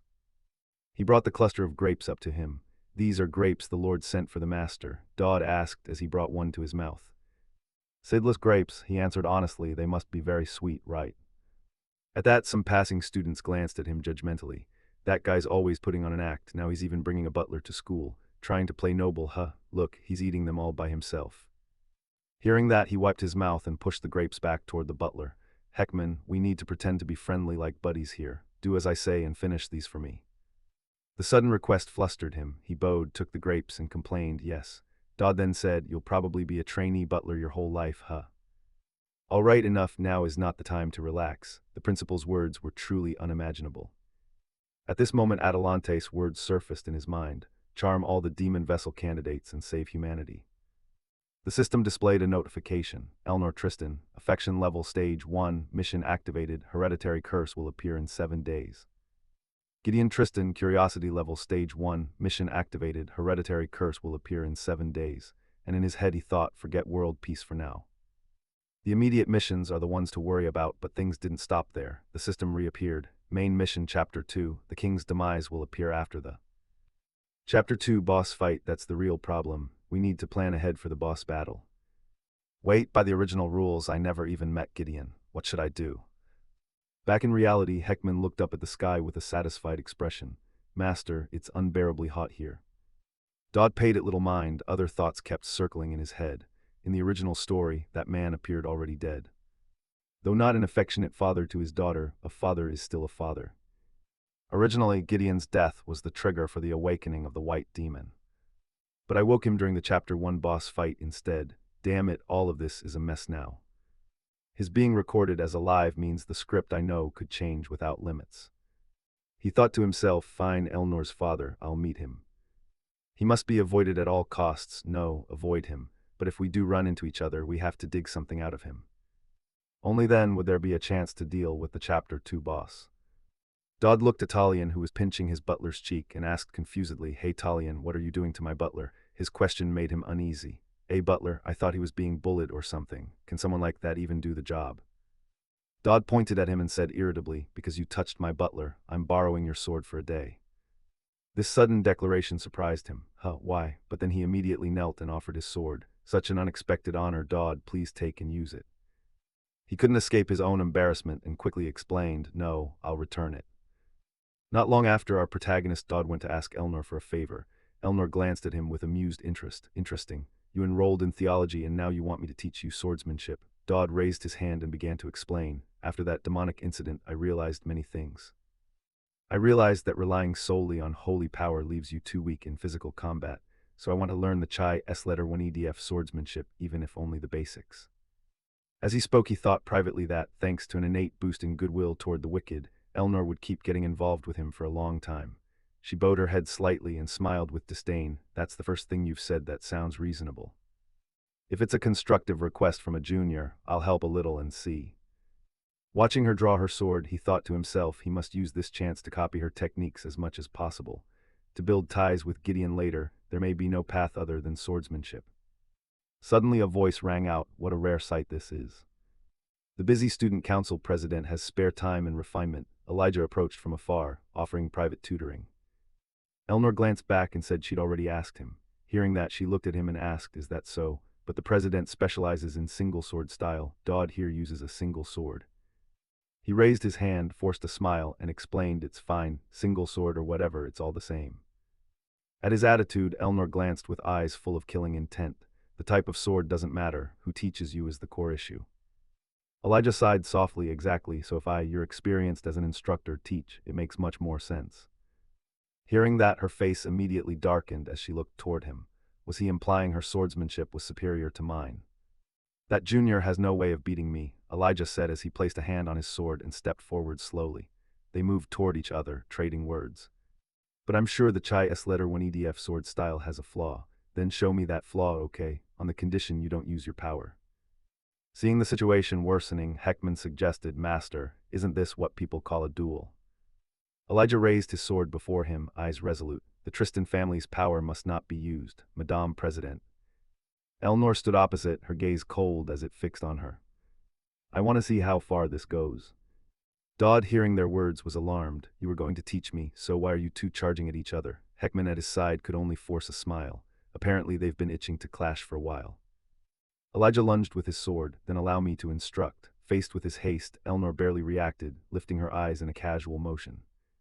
As the blade neared her throat, Elnor gave no response, only watching in silence. A cold flash lit Elijah's gaze. Unexpectedly, she raised her sword to block his strike. Elnor braced her arm, trying to hold it as firmly as she could. After gaining momentum, she quickly surged forward and shoved him away. Witnessing that power left her a bit astonished, too fast, not only fast but also very forceful. What are you doing, Elijah, letting a demon overpower you? Suddenly Elnor's eyes widened in great surprise. Elijah was no longer at a disadvantage and immediately pushed back. Elijah withdrew his sword, watching with extreme caution. Elnor feared her clan was a demon clan. No matter how noble the bloodline, sooner or later it would be seized by demons and driven mad. Whether you wanted it or not. At the same time, in her mind, She recalled the scene she had witnessed as a child. Seeing the desolation before her, Elijah looked as if he could hardly believe the reality. Returning to the present, her gaze grew cold. After all, she was merely a sacrifice to the demons. She slid her foot back to gain momentum. She unleashed her power, a blazing red flame enveloped her sword. With momentum gathered, she immediately surged forward and attacked. Seeing the streak of sparks hurtling toward them made him and his butler stare in astonishment. And a huge question mark seemed to appear in Dodd's mind. Elnor remained utterly calm, watching her movement, struggling to control what could truly be called emotion. Then she leapt in front of him, intercepting the attack. The flames seemed to subside gradually. Elijah looked at them, eyes both astonished and remorseful. Sorry, but Heckman was so terrified he foamed at the mouth and fainted on the spot. Dodd was utterly amazed, studying them. Is this human reflex faster and stronger than before? Could it be starting to fuse with the shard already? Elnor, seeing them silent, watched as Elijah tried to explain. I went too far, I'm sorry.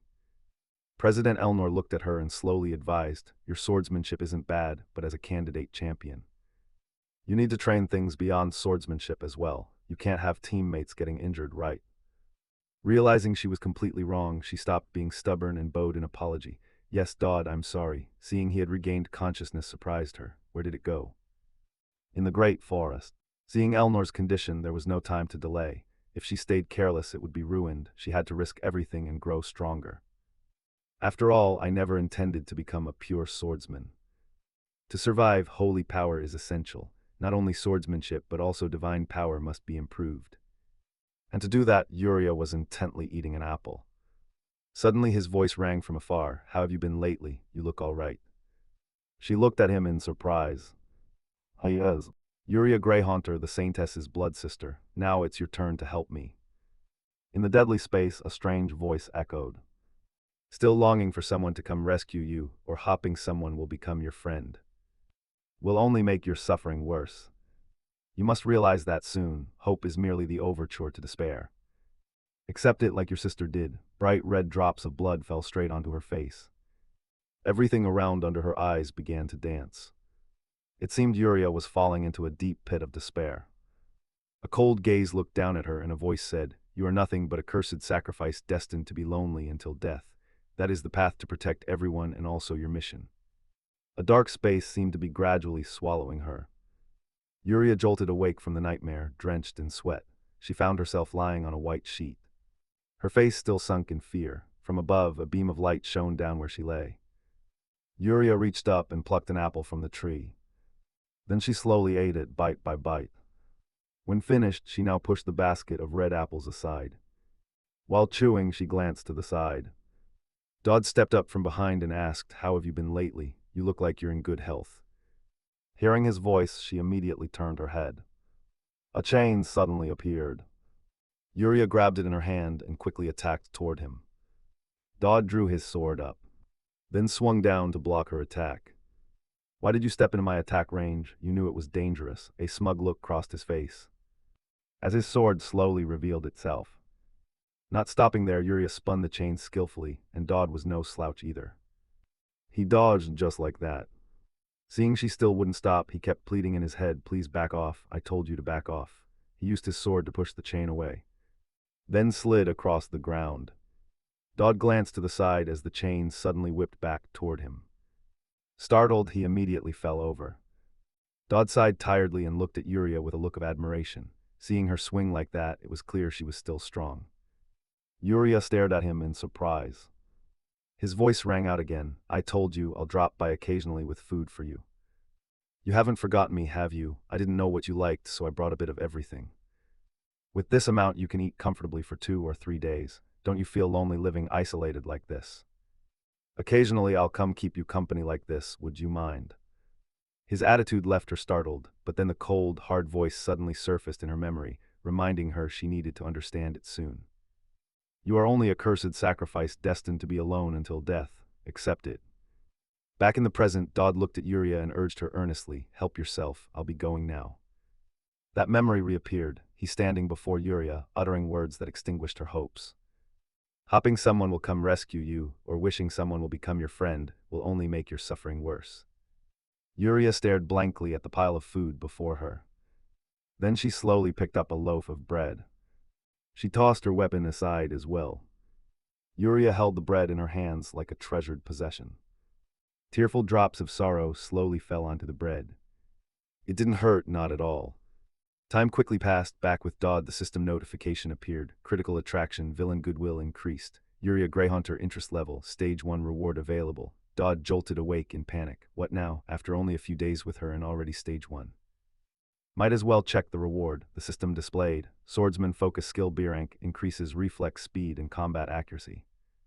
He slowly opened the tap. Not bad, combined with the 1,000-pound hair trick it would be very effective. He also thought, wait, is that brat Heckman still asleep? What a useless layabout. Parents, nobles, royalty, and merchants will all attend.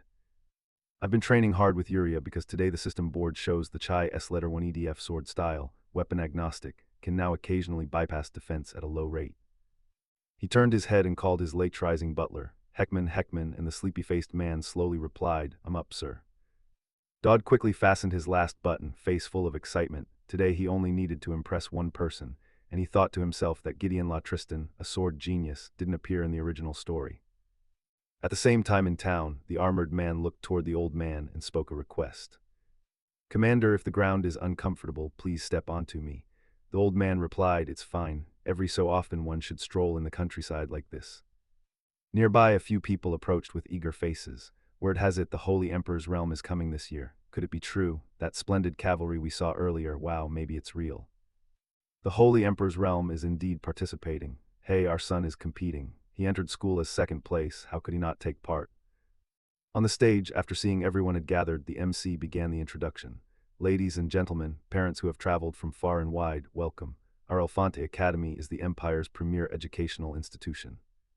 We are deeply honored to host you at this observation session. The traditional Bot T letter 185 royal welcoming event will begin soon. A man slowly stepped forward, his expression betraying surprise. Wait, could that person be?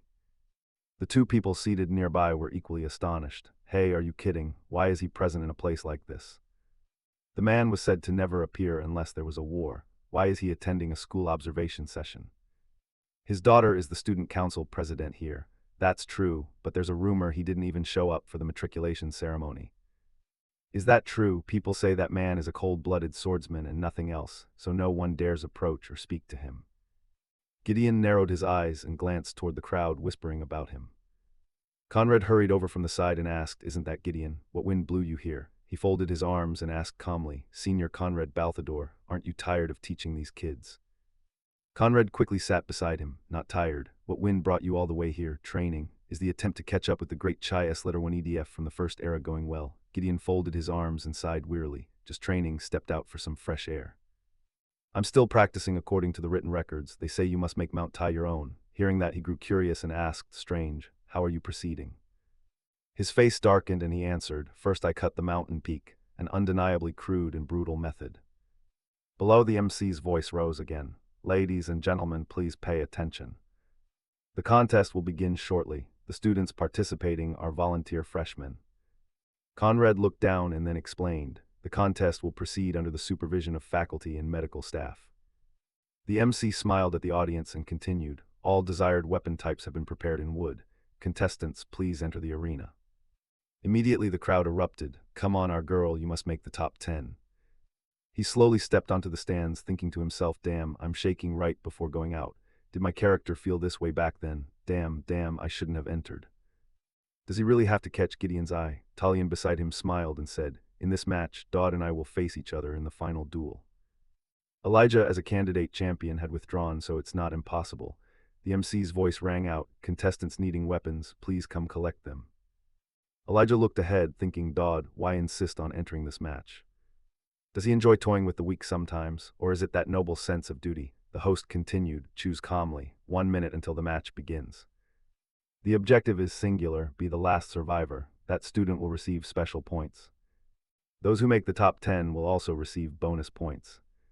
Heckman below called up to cheer. Master, I think you only need to reach the top 10. Dodd sighed to steady himself. He thought Gideon must be sitting somewhere right. Look at me, look at me.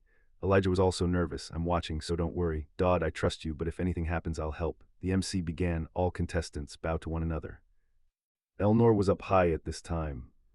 silently looking down. In the audience, Gideon looked up. She announced, "Prepare to begin." As soon as the MC's voice ended, all contestants on the arena seized their wooden weapons and charged at their opponents, attacking nonstop. Talion swung his sword at him. Dodd, I won't go easy on you." His strange behavior puzzled him. Why does this guy keep targeting only me? Still, there was no time to ponder. Dodd reacted quickly and blocked his attack. Dodd glanced over with a very pleased expression. What is this about? The brat in the stands watched silently. Dodd raised his sword, ready to strike. The man frowned slightly at the sight. Those two look amused, don't they? The system suddenly issued a danger warning.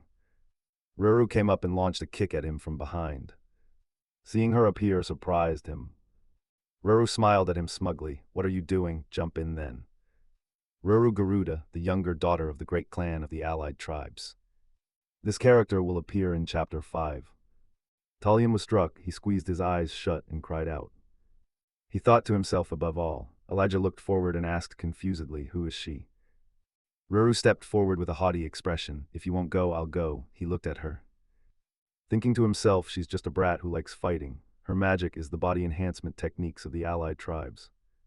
Even with my 1,000-pound hair activated, I couldn't be sure of winning. At this point, she's definitely stronger than Elnor. Talion collapsed to the ground, barely able to stand from the pain. Did the master protect this weakling? Dodd, are you shielding an opponent you're supposed to fight?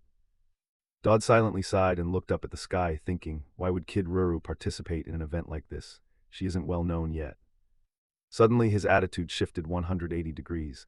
I'll definitely make you number one today. Seeing this left him helpless. If you have time for that, then run, Talion. Talion stepped forward to block him. Hey, new face, if you're aiming this way, you have to get past me first. Here I am, freshman runner-up Talion Aman. Can you swallow that? Ruru asked him, you're the runner-up, then I won't go easy. She suddenly pointed straight at his stomach. The system notification appeared, swordsman focus activated, reflex speed and accuracy increased. Dodd looked on in surprise. Ruru smiled brightly and said, don't die on me. Ruru moved like lightning. Talion's eyes widened in terror. With a single simple move, she sent him flying. Dodd planted his sword before him to brace, and several others nearby were also knocked away. Talion was hit until blood spattered. He placed his sword before him, trying his hardest to block her attack. Clearly it had taken effect, yet the impact still surged inward. Seeing this power, the stands erupted. Wow, that's a freshman. Elfante really sent her. Ruru looked at him smug. What's this? Thought she was just ordinary. You're holding back too. If you can take that hit, good, then I'll go all out. He looked at her, thinking to himself whether, with his current stats, he could win. Unexpectedly, Guy and Elnor exclaimed in unison, no way, even in a dream that's absurd. Ruru rushed in, continuously launching kicks. She switched from legs to hands, unleashing a flurry of punches at him. Dodd tried to keep his sword in a defensive stance. Now is not the time, don't act recklessly. Suddenly he cried out, wait. I forfeit. Ruru was stunned to hear that. Above, people kept murmuring, what a coward, a noble with no pride. Your classmate says you're forfeiting. He answered honestly, yes sir, I'm stepping down. Elijah nearby observed and sighed, a wise choice, Dodd. Dodd took a few slow steps down to the arena floor. What the hell are you shouting for? You dared them to come up and fight but wouldn't when called. The MC looked a bit embarrassed. Well then, it seems the winner has been decided. Isn't that so? There are still contestants on the field, so continue. Ruru seemed dissatisfied. It's only just getting interesting. She clenched her teeth, her face showing clear anger. Damn imperial bastard, who do you think you are? The system notified. Lethal charisma has sown the seeds of an explosive popularity. Dodd turned and seeing the terrifying strength she displayed when angry, breathed a sigh of relief. Running was the right call, who forbids forfeiting. Suddenly a bubble-like bag appeared from nowhere and covered his head.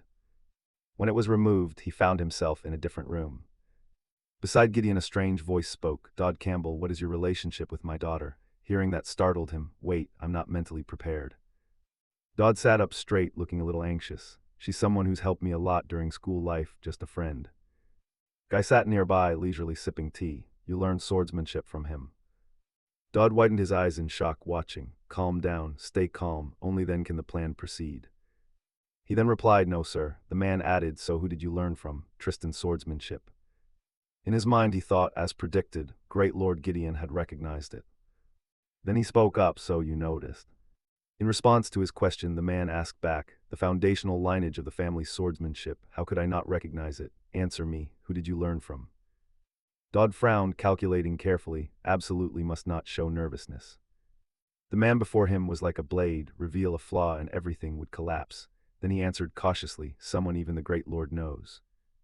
The sword emperor is so prodigious, he once visited a baronial family in our rural region. At the same time he silently prayed, please believe me. Hearing that, the man suddenly said, your master taught you, that's an interesting boast. Go on, best way to hide a tree is to make a forest. A small lie requires a bigger lie to cover it. Dodd looked at him and asserted seriously, it's the truth. He also entrusted matters and people to me. Hearing this, the man asked again, entrusted matters to someone like you? He nodded in confirmation. Yes, precisely, he assigned me a task. Great Lord Gideon La Tristan asked me to teach swordsmanship on his behalf. Gideon slowly turned his head to look at him and asked, and this was at my master's request. He answered, yes, that's correct. At his confirmation, the man's face immediately darkened. Can you be held accountable for those words? He replied without hesitation, I can. Gideon, hearing this, did not refuse and immediately agreed. Very well, very well. Can you be held responsible? I don't really know, I'll just have to trust the power of the original work. After all, this is also my first time meeting him. Among all the players, I was the only one to meet Elnor's father first. There are countless rumors, but his strength is beyond question. This person is evaluating me, and rightly so. Suddenly someone crawled out of nowhere spouting all those unreasonable claims. It's understandable.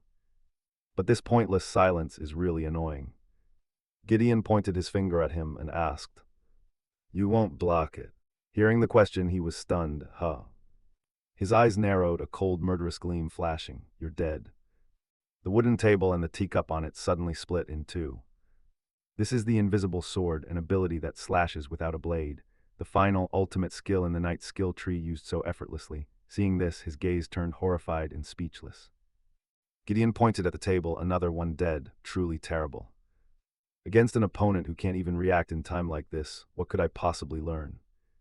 He recalled the earlier scene and thought, indeed the knight's swordsmanship is the strongest in the empire. It was said to have pierced dragon scales, but it isn't complete.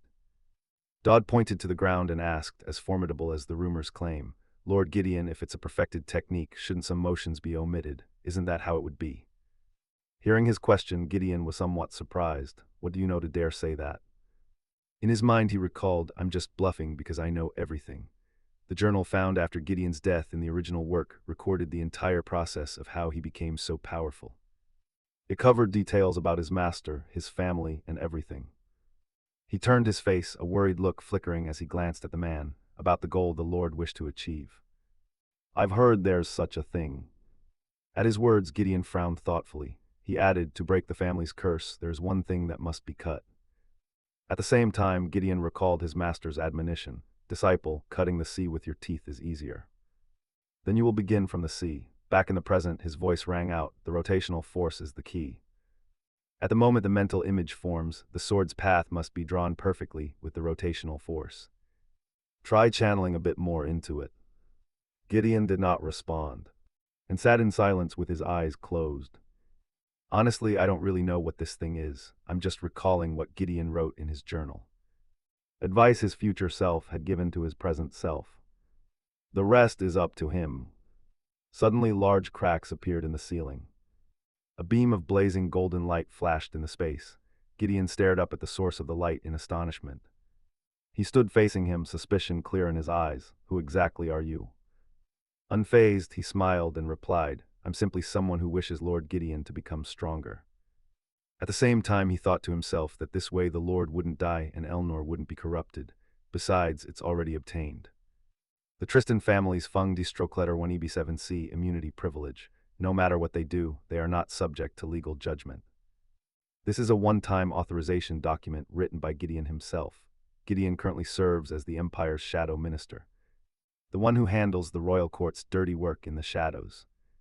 His status is no different from a dog with a collar. In any case, this pardon will be very useful for proceeding with Chapter 2. The system notified, lethal charisma, the number of villains with favorable impressions has increased. Skill enhanced, the more villainous recognition the fate attraction skill gains, the greater Dodd's rewards. In the room, Dodd pointed at the letter, eyes somewhat astonished. This can be enhanced too.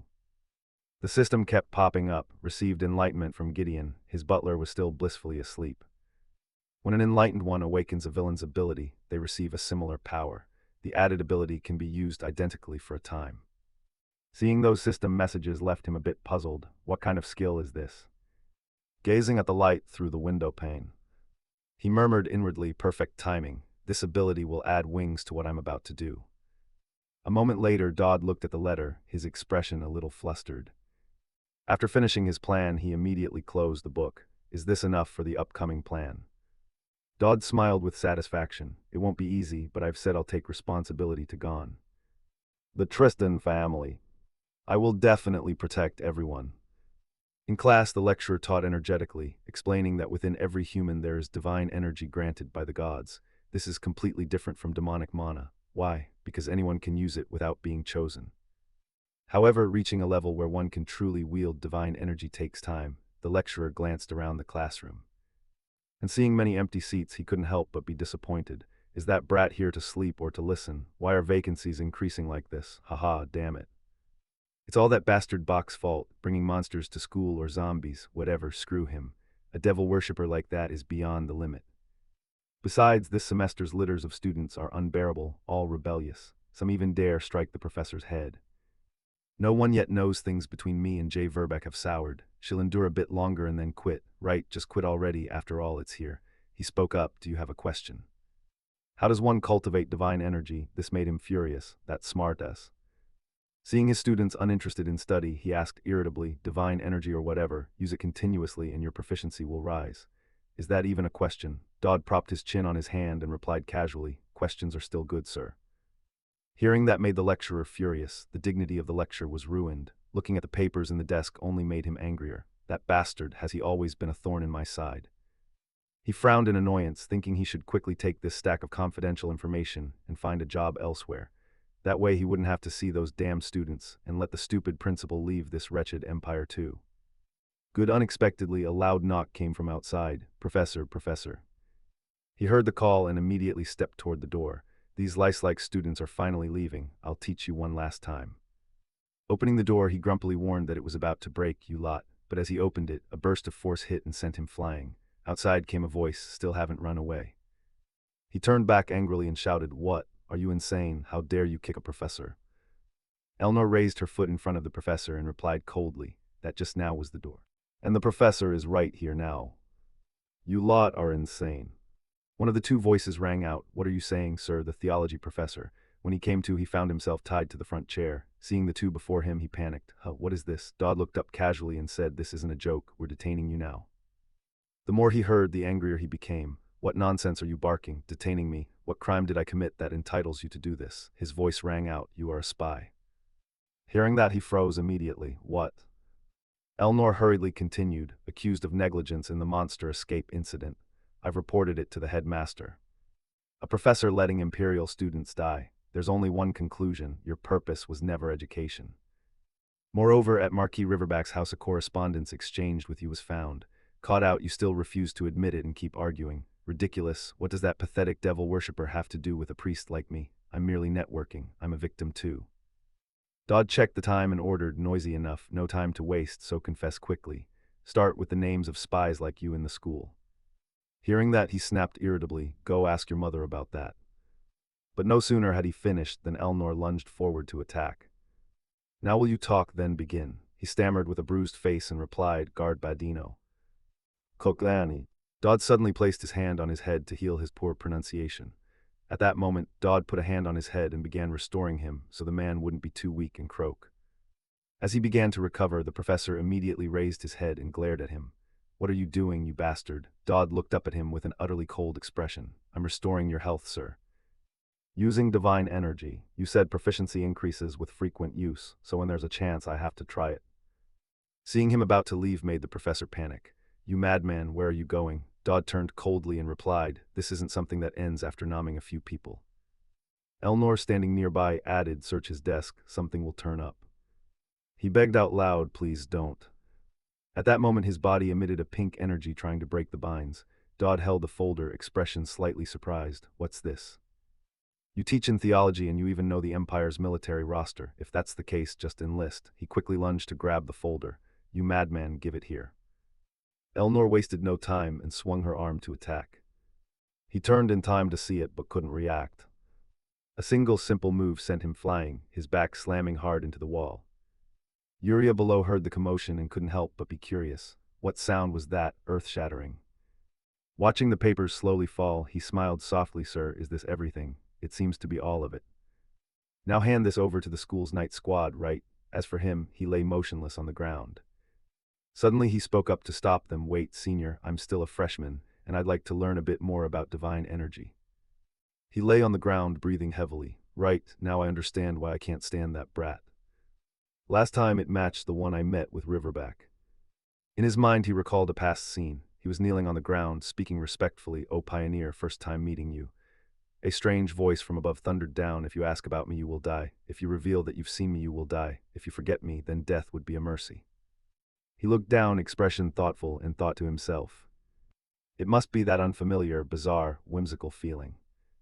One of their voices rang out. All right, begin the treatment. Sir, he looked toward him, eyes a bit startled, thinking it was as if something was ordering him to act. A voice in the house called out, thanks to you, senior. My divine energy has increased to the point it's affecting the soul seed. We've caught a rat disguised as a professor. Senior, have you managed to relieve some fatigue? Elnor, standing behind him, said, well, I don't take pleasure in torturing the elderly for fun. The system displayed a notice. Elnor's madness has shown good progress. He thought inwardly, clearly she's been venting already. Tough luck, senior. This isn't something you can reason away. Suddenly she asked, isn't there anything you want to tell me? He was staring at the keychain in his hand and replied, no. She suddenly stepped closer and asked, you met my father, didn't you? Why did you meet him? Dodd flinched, sweat beading. Me? What? She repeated, I'm asking you that. He stammered but affirmed clearly, yes, the meeting happened, but I never revealed it outside. Elnor still looked puzzled. Dodd was in a panic, trying to calm himself. Damn, a variable, think of something, that brat, she continued, questioning. Eventually Dodd came up with a story to tell. Last time in the match I used the real sword move you taught me. His Highness was just curious who the kid was and called me over, nothing major. Finally she decided to turn away, maybe that's her limit. She pulled her hood down, blushing, and warned, before you protect me, show some manners, call me guild president. Heckman followed behind, complaining, young master, did you just go out with Lady Tristan? Seriously, the Marquis told you not to attract attention. Dodd turned back cheerfully and emphasized, I only have 3 friends at this school, and one of them is Princess Kaiso from before. Heckman looked worried. Young master, isn't that a bit autistic? Dodd clarified, they're more like complicated connections than true friends. Dodd changed the subject, curious, and you're pretty conspicuous for a butler. Where did you get that? Heckman, holding a half-eaten ice cream, explained they were giving them out for free outside to cheer on the midterms. There were 31 flavors. Dodd suddenly remembered something important. Right, the midterm survival exam. When the soul seed and trial fragments and heroic divine energy shards meet fusion conditions, they can awaken a soul's consciousness. He turned and ordered Heckman, instruction, go taste the remaining 30 flavors and report back. Heckman promptly obeyed. On it, young master. He briefly wondered if that kid really wasn't a butler. Dodd sat down, lost in thought. Now he could awaken the ghost of the Gregory Manor. He recalled important details, thanks to the increase in divine energy when he healed the priest. Dodd sighed, trying to find an answer. When you awaken a ghost, a great person's spirit that helps the player grow will appear, but it's random. You never know which great spirit will show up. It's always an event. His biggest worry was not finding a suitable match. If someone incompatible appears, Dodd narrowed his eyes tensely. It's essentially a loss. Then he began the opening ritual. What's this? The damn train pass is here too. On the stands the flags fluttered alongside cheers. So cool. Dodd went pale, sweating as he examined. A knight, who is that? Weapon Master Frederick Tankard Johann. He tried to rummage through his memory. Who are they? I feel like I've seen them before. At least they don't seem evil. That's already good. Who is that? Oh, the person turned their face back. The Dawn's guardian, Caliban Chrysanax. Dodd panicked, realizing he was Elijah's brother. He was utterly helpless. This is completely over. In the desolate scene, Caliban Chrysanax stood there dazed, just standing around. Come here and help, truly hell. Elijah wept over the tragedy of the Red Night caused by the Red Demon vessel. And Elijah's brother rose up, Guardian Caliban, who sacrificed his life to prevent the Red Night disaster. Caliban Chrysanax became a great hero. He became a hero through that sacrifice. The image of his father. The image of his mother. Elijah cried endlessly. He had said he'd return. He said if she waited he would come back. From that event, Y also followed in his brother's footsteps. But all deaths were just tragedies for their family. On the day they lost all their relatives, Elijah decided to follow his brother's path and become the demon slayer who left her an orphan. The cheers rose, hitting harder. The one who ranks first among you will fight Elijah. When grown, Elijah was awarded the sole Special Class Warrior title of this National Defense Training. Give Elijah a round of applause, the Empire's official commission. The candidate warrior will also be presented. From then on, she became a champion. The teacher was announcing their exam. The midterm will be held fairly in four-person team battles. Who are the Empire's main enemies? Beastmen and demon worshippers. Right. Efante is the organization set up to fight them. Combat and survival ability are the main scoring points in the midterm. Dodd turned to ask, how is it? Caliban, your sister here is still doing well. Caliban Chrysonax seemed incredulous and asked, so you mean the girl? Yes, my sister is currently an official candidate warrior of the Empire, he reiterated. Yes, it's official. Caliban Chrysonax chuckled with pleasure. This kid was just a green-nosed child not long ago. Dodd stressed that Elijah is an adult now. Caliban suddenly uttered something strange, truly worth it. Dodd turned, puzzled. What? In Caliban Chrysonax's heart there was nothing but overflowing joy. Having been reborn as a spirit, he simply felt odd seeing his sister grown. Dodd stammered a hint. Well, after all I resurrected you, right? So, Caliban, do you mean I should cooperate? Yes, can you help me? All right, just don't tell my sister about me. Dodd respectfully replied, yes, thank you. Caliban turned and smiled brightly, and the intuition of one who had died told him, I don't know what laws you've mastered that I haven't, but I feel you're a good person. Keep an eye on my sister, please. I'm counting on you. Dodd awkwardly scratched his neck, embarrassed. For now my goal is to keep no one from dying. He called out Elijah's name. She turned around. H.M. Dodd. Dodd cleared his throat and made a suggestion about the midterm team. If you still haven't decided on a team, would you like to form a team with me? Elijah suddenly froze. Elijah looked slightly skeptical and hesitated, asking back, you want to team up with me? Dodd didn't hide it and answered, I'd really like us to be on the same squad. Elijah, surprised, exclaimed, you said you weren't that close last time. Dodd hesitated, then honestly replied, I already apologized for that, didn't I? She began calculating something again, brow slightly furrowing as she continued thoughtfully, HMPH, saying it like that, you probably plan to make me do weird things like last time, right? At the same time he stepped forward, cheerfully lifting the veil of awkwardness, baring his teeth in a big grin. Hey, just accept it. After all, that girl studies you day and night to win. He added casually, always playing teacher and student, don't you notice? Dodd heard it and could only force a smile, avoiding his gaze. Then no more politeness, lend me your teammate. From the other side she excitedly shouted in alarm, this one is asking you, please join our team.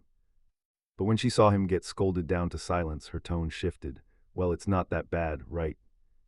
Elijah awkwardly rubbed her neck and said, but this is an opportunity for us to interact and grow. Are you really okay with leaving your friends? It should be fine. Each member of the group is quite capable. In his heart, Dodd understood one thing clearly and told himself, of course, after all, it's the protagonist's team by principle. Seeing him silent, Elijah winked and snapped her fingers toward Dodd. Then teacher and I will cooperate after so many days apart. Dodd leaned over decisively and looked at her to refuse. We're forming a team here. Hearing that, she seemed to lose all energy and languidly added, we need about one more person. A stunned sound from Dodd reached the luxurious palace outside, catching the headmaster's attention.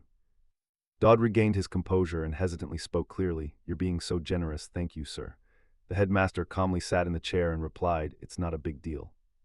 Her eyes showed no emotion as she glanced down. Strange business, the saintess arrives with a knight guardian, intentionally coming all the way here. I cannot fathom the monarch's intent. Dodd smiled naturally and answered sincerely, what intent? Lucian can't be locked up forever, right? Taking advantage of this routine diplomatic envoy. The girl stepped forward, recalling Lucian's innocent image, and the headmaster still looked somewhat pensive. The saintess also needs to learn about the world, doesn't she? Hearing Dodd, the headmaster couldn't help but ponder. Though called a saintess, according to my investigation, the more I think the more mysteries appear. She's also one of the demon vessel candidates, therefore I have quietly prepared so that one day she might come to Efante. Sending her twin sister Yuria out was the first step, and yet they proactively sent the saintess here. Then she looked back at Dodd. He kept a smile on his face but was skeptical. Why, Pope Credo? The one opposite noticed the doubt on her face and explained, Lewin is a symbolic figure for both the Empire and the Holy Republic. I should say in advance that this was a bold decision, not an easy one for us. Hearing this, the headmaster suddenly realized a hidden motive. Could this drastic action be because of the recent monster incident? Seeing she grasped part of it, Dodd happily replied, there was that incident, and an Alfonte priest was discovered to be a spy. That side cares a lot about that matter. Finally unclear how the headmaster felt, she asked, wouldn't this chaotic situation be bad for the saintess? She inwardly considered it bait to see who would take the hook, but Dodd answered opposite to what the headmaster expected. No, on the contrary, it's good. Coldness flashed in Dodd's sharp gaze. He spoke through gritted teeth. If one is truly a saintess of the Empire, she must have the courage to face justice and not flinch where evil runs rampant. Instead, we hope Alfonte will assign Lucian. And based on what the headmaster knows of Lucian, she asked further, I heard the school is in the middle of midterms. Hopefully the girl will help train the students. What do you mean? Dodd couldn't disclose everything. He closed his eyes slightly and replied, we'll convey the specific details privately later. Just understand that all of this is for the purpose of eradicating the evil spreading in Alfonte. The headmaster hesitated, studying Dodd's expression, then asked, Your Holiness, are you being sarcastic right now? A loud laugh rang out, recalling Lucian's cold gaze. The headmaster began to lose patience. She coldly reproached, Do you intend to order Lucian, no, the saintess, to do something? Can't we just refuse? Dodd showed no anger and replied calmly, If the saintess volunteers, it's a different matter, isn't it? He merely smiled softly as the image on the orb gradually disconnected. Before vanishing, he said, That girl will surely be useful. When he disappeared, the headmaster rubbed her face in fatigue and sighed with impatience. Damn, she silently cursed Dodd through several lifetimes, so inhumane. The Pope of the Holy City, that old man, is as sly as a venomous snake. Then she looked at the mirror beside her. She still couldn't believe she could meet the saintess so easily. Yet the headmaster harbored doubts about the unequal terms he offered, terms that would make her a puppet of the Empire. So I'm truly asking you to charm those demon vessels, she thought. At this moment, could Dodd really be trusted? The more she thought, the more annoyed she became. Instinctively, she took out her lipstick while inwardly snarling, Hypocrite Adelante. Now the headmaster revealed no hint of emotion, her gaze distant and unreadable. If forcing others for one's goals is needed, she is no different. Switch to a different scene. Yuria was washing a cloth by the stream. But Yuria's mind wasn't on the present. She gazed pensively, longing, why hasn't he come? Around her there were only plants and flowers. The silence felt strange, contrasting with her anxious anticipation. It's been days. Her lips pressed tight, a restless unease she couldn't describe. He usually comes around this time. In Yuria's memories there was only the image of the man with the mask, always cheerfully saying, You defended well today, good job. I'll come again tomorrow, so wait for me. What should I bring? Steak, cake. His image seemed to invade her entire mind, gradually corroding her emotions. She sadly told herself, You don't have to bother bringing food, just... It turned out that for her now, all she needed was for Dodd to come and stay with her. A silence settled in Yuria's mind. Her eyes looked hollowly ahead. The space seemed to tell her it was bored with her. Yuria bored, the answer was simple. Each word seemed to erode her will, as if she were falling into a bottomless abyss. Yuria Greyhaunter, the lone one, had betrayed the Holy Empire. Yet a familiar voice from her past when she fled with a sword rang in her mind. Weren't you mentally prepared? That damned fate must cut down anyone who approaches you. It was an answer Yuria Rhea had pasted onto herself. Haven't you been able to bear it? That voice planted resignation and hidden hatred in her head. This is the cursed life you chose, Yuria. It was a trembling feeling born of a fleeting illusion. Reality remained unchanged. Yuria's small body hung in a fixed space. Each phrase seemed to want to swallow that tiny form. Fortunately alone, it engulfed her unstable emotions. She would be alone forever. In panic, Yuria finally broke free. She clutched her chest, trying to draw in breaths. Questions kept echoing relentlessly in her head. When left alone in an empty forest like this, who will you look for and who will come to you? It broke Yuria down. Those beautiful eyes welled up. That voice kept urging in her mind. Someone who can't even call for help like you. It was trying to seize the gentle feelings Dodd had given her. It could succeed. At that moment, a familiar voice sounded. Why are you crying? It was Dodd. He looked rather tired, clearly hurried to get here. He held a packet of snacks in his hand and asked, Did something happen while I was gone? Ah, the biscuit you said wasn't sold. Seeing that, all of Dodd's previous emotions vanished, and Yuria ran joyfully toward him.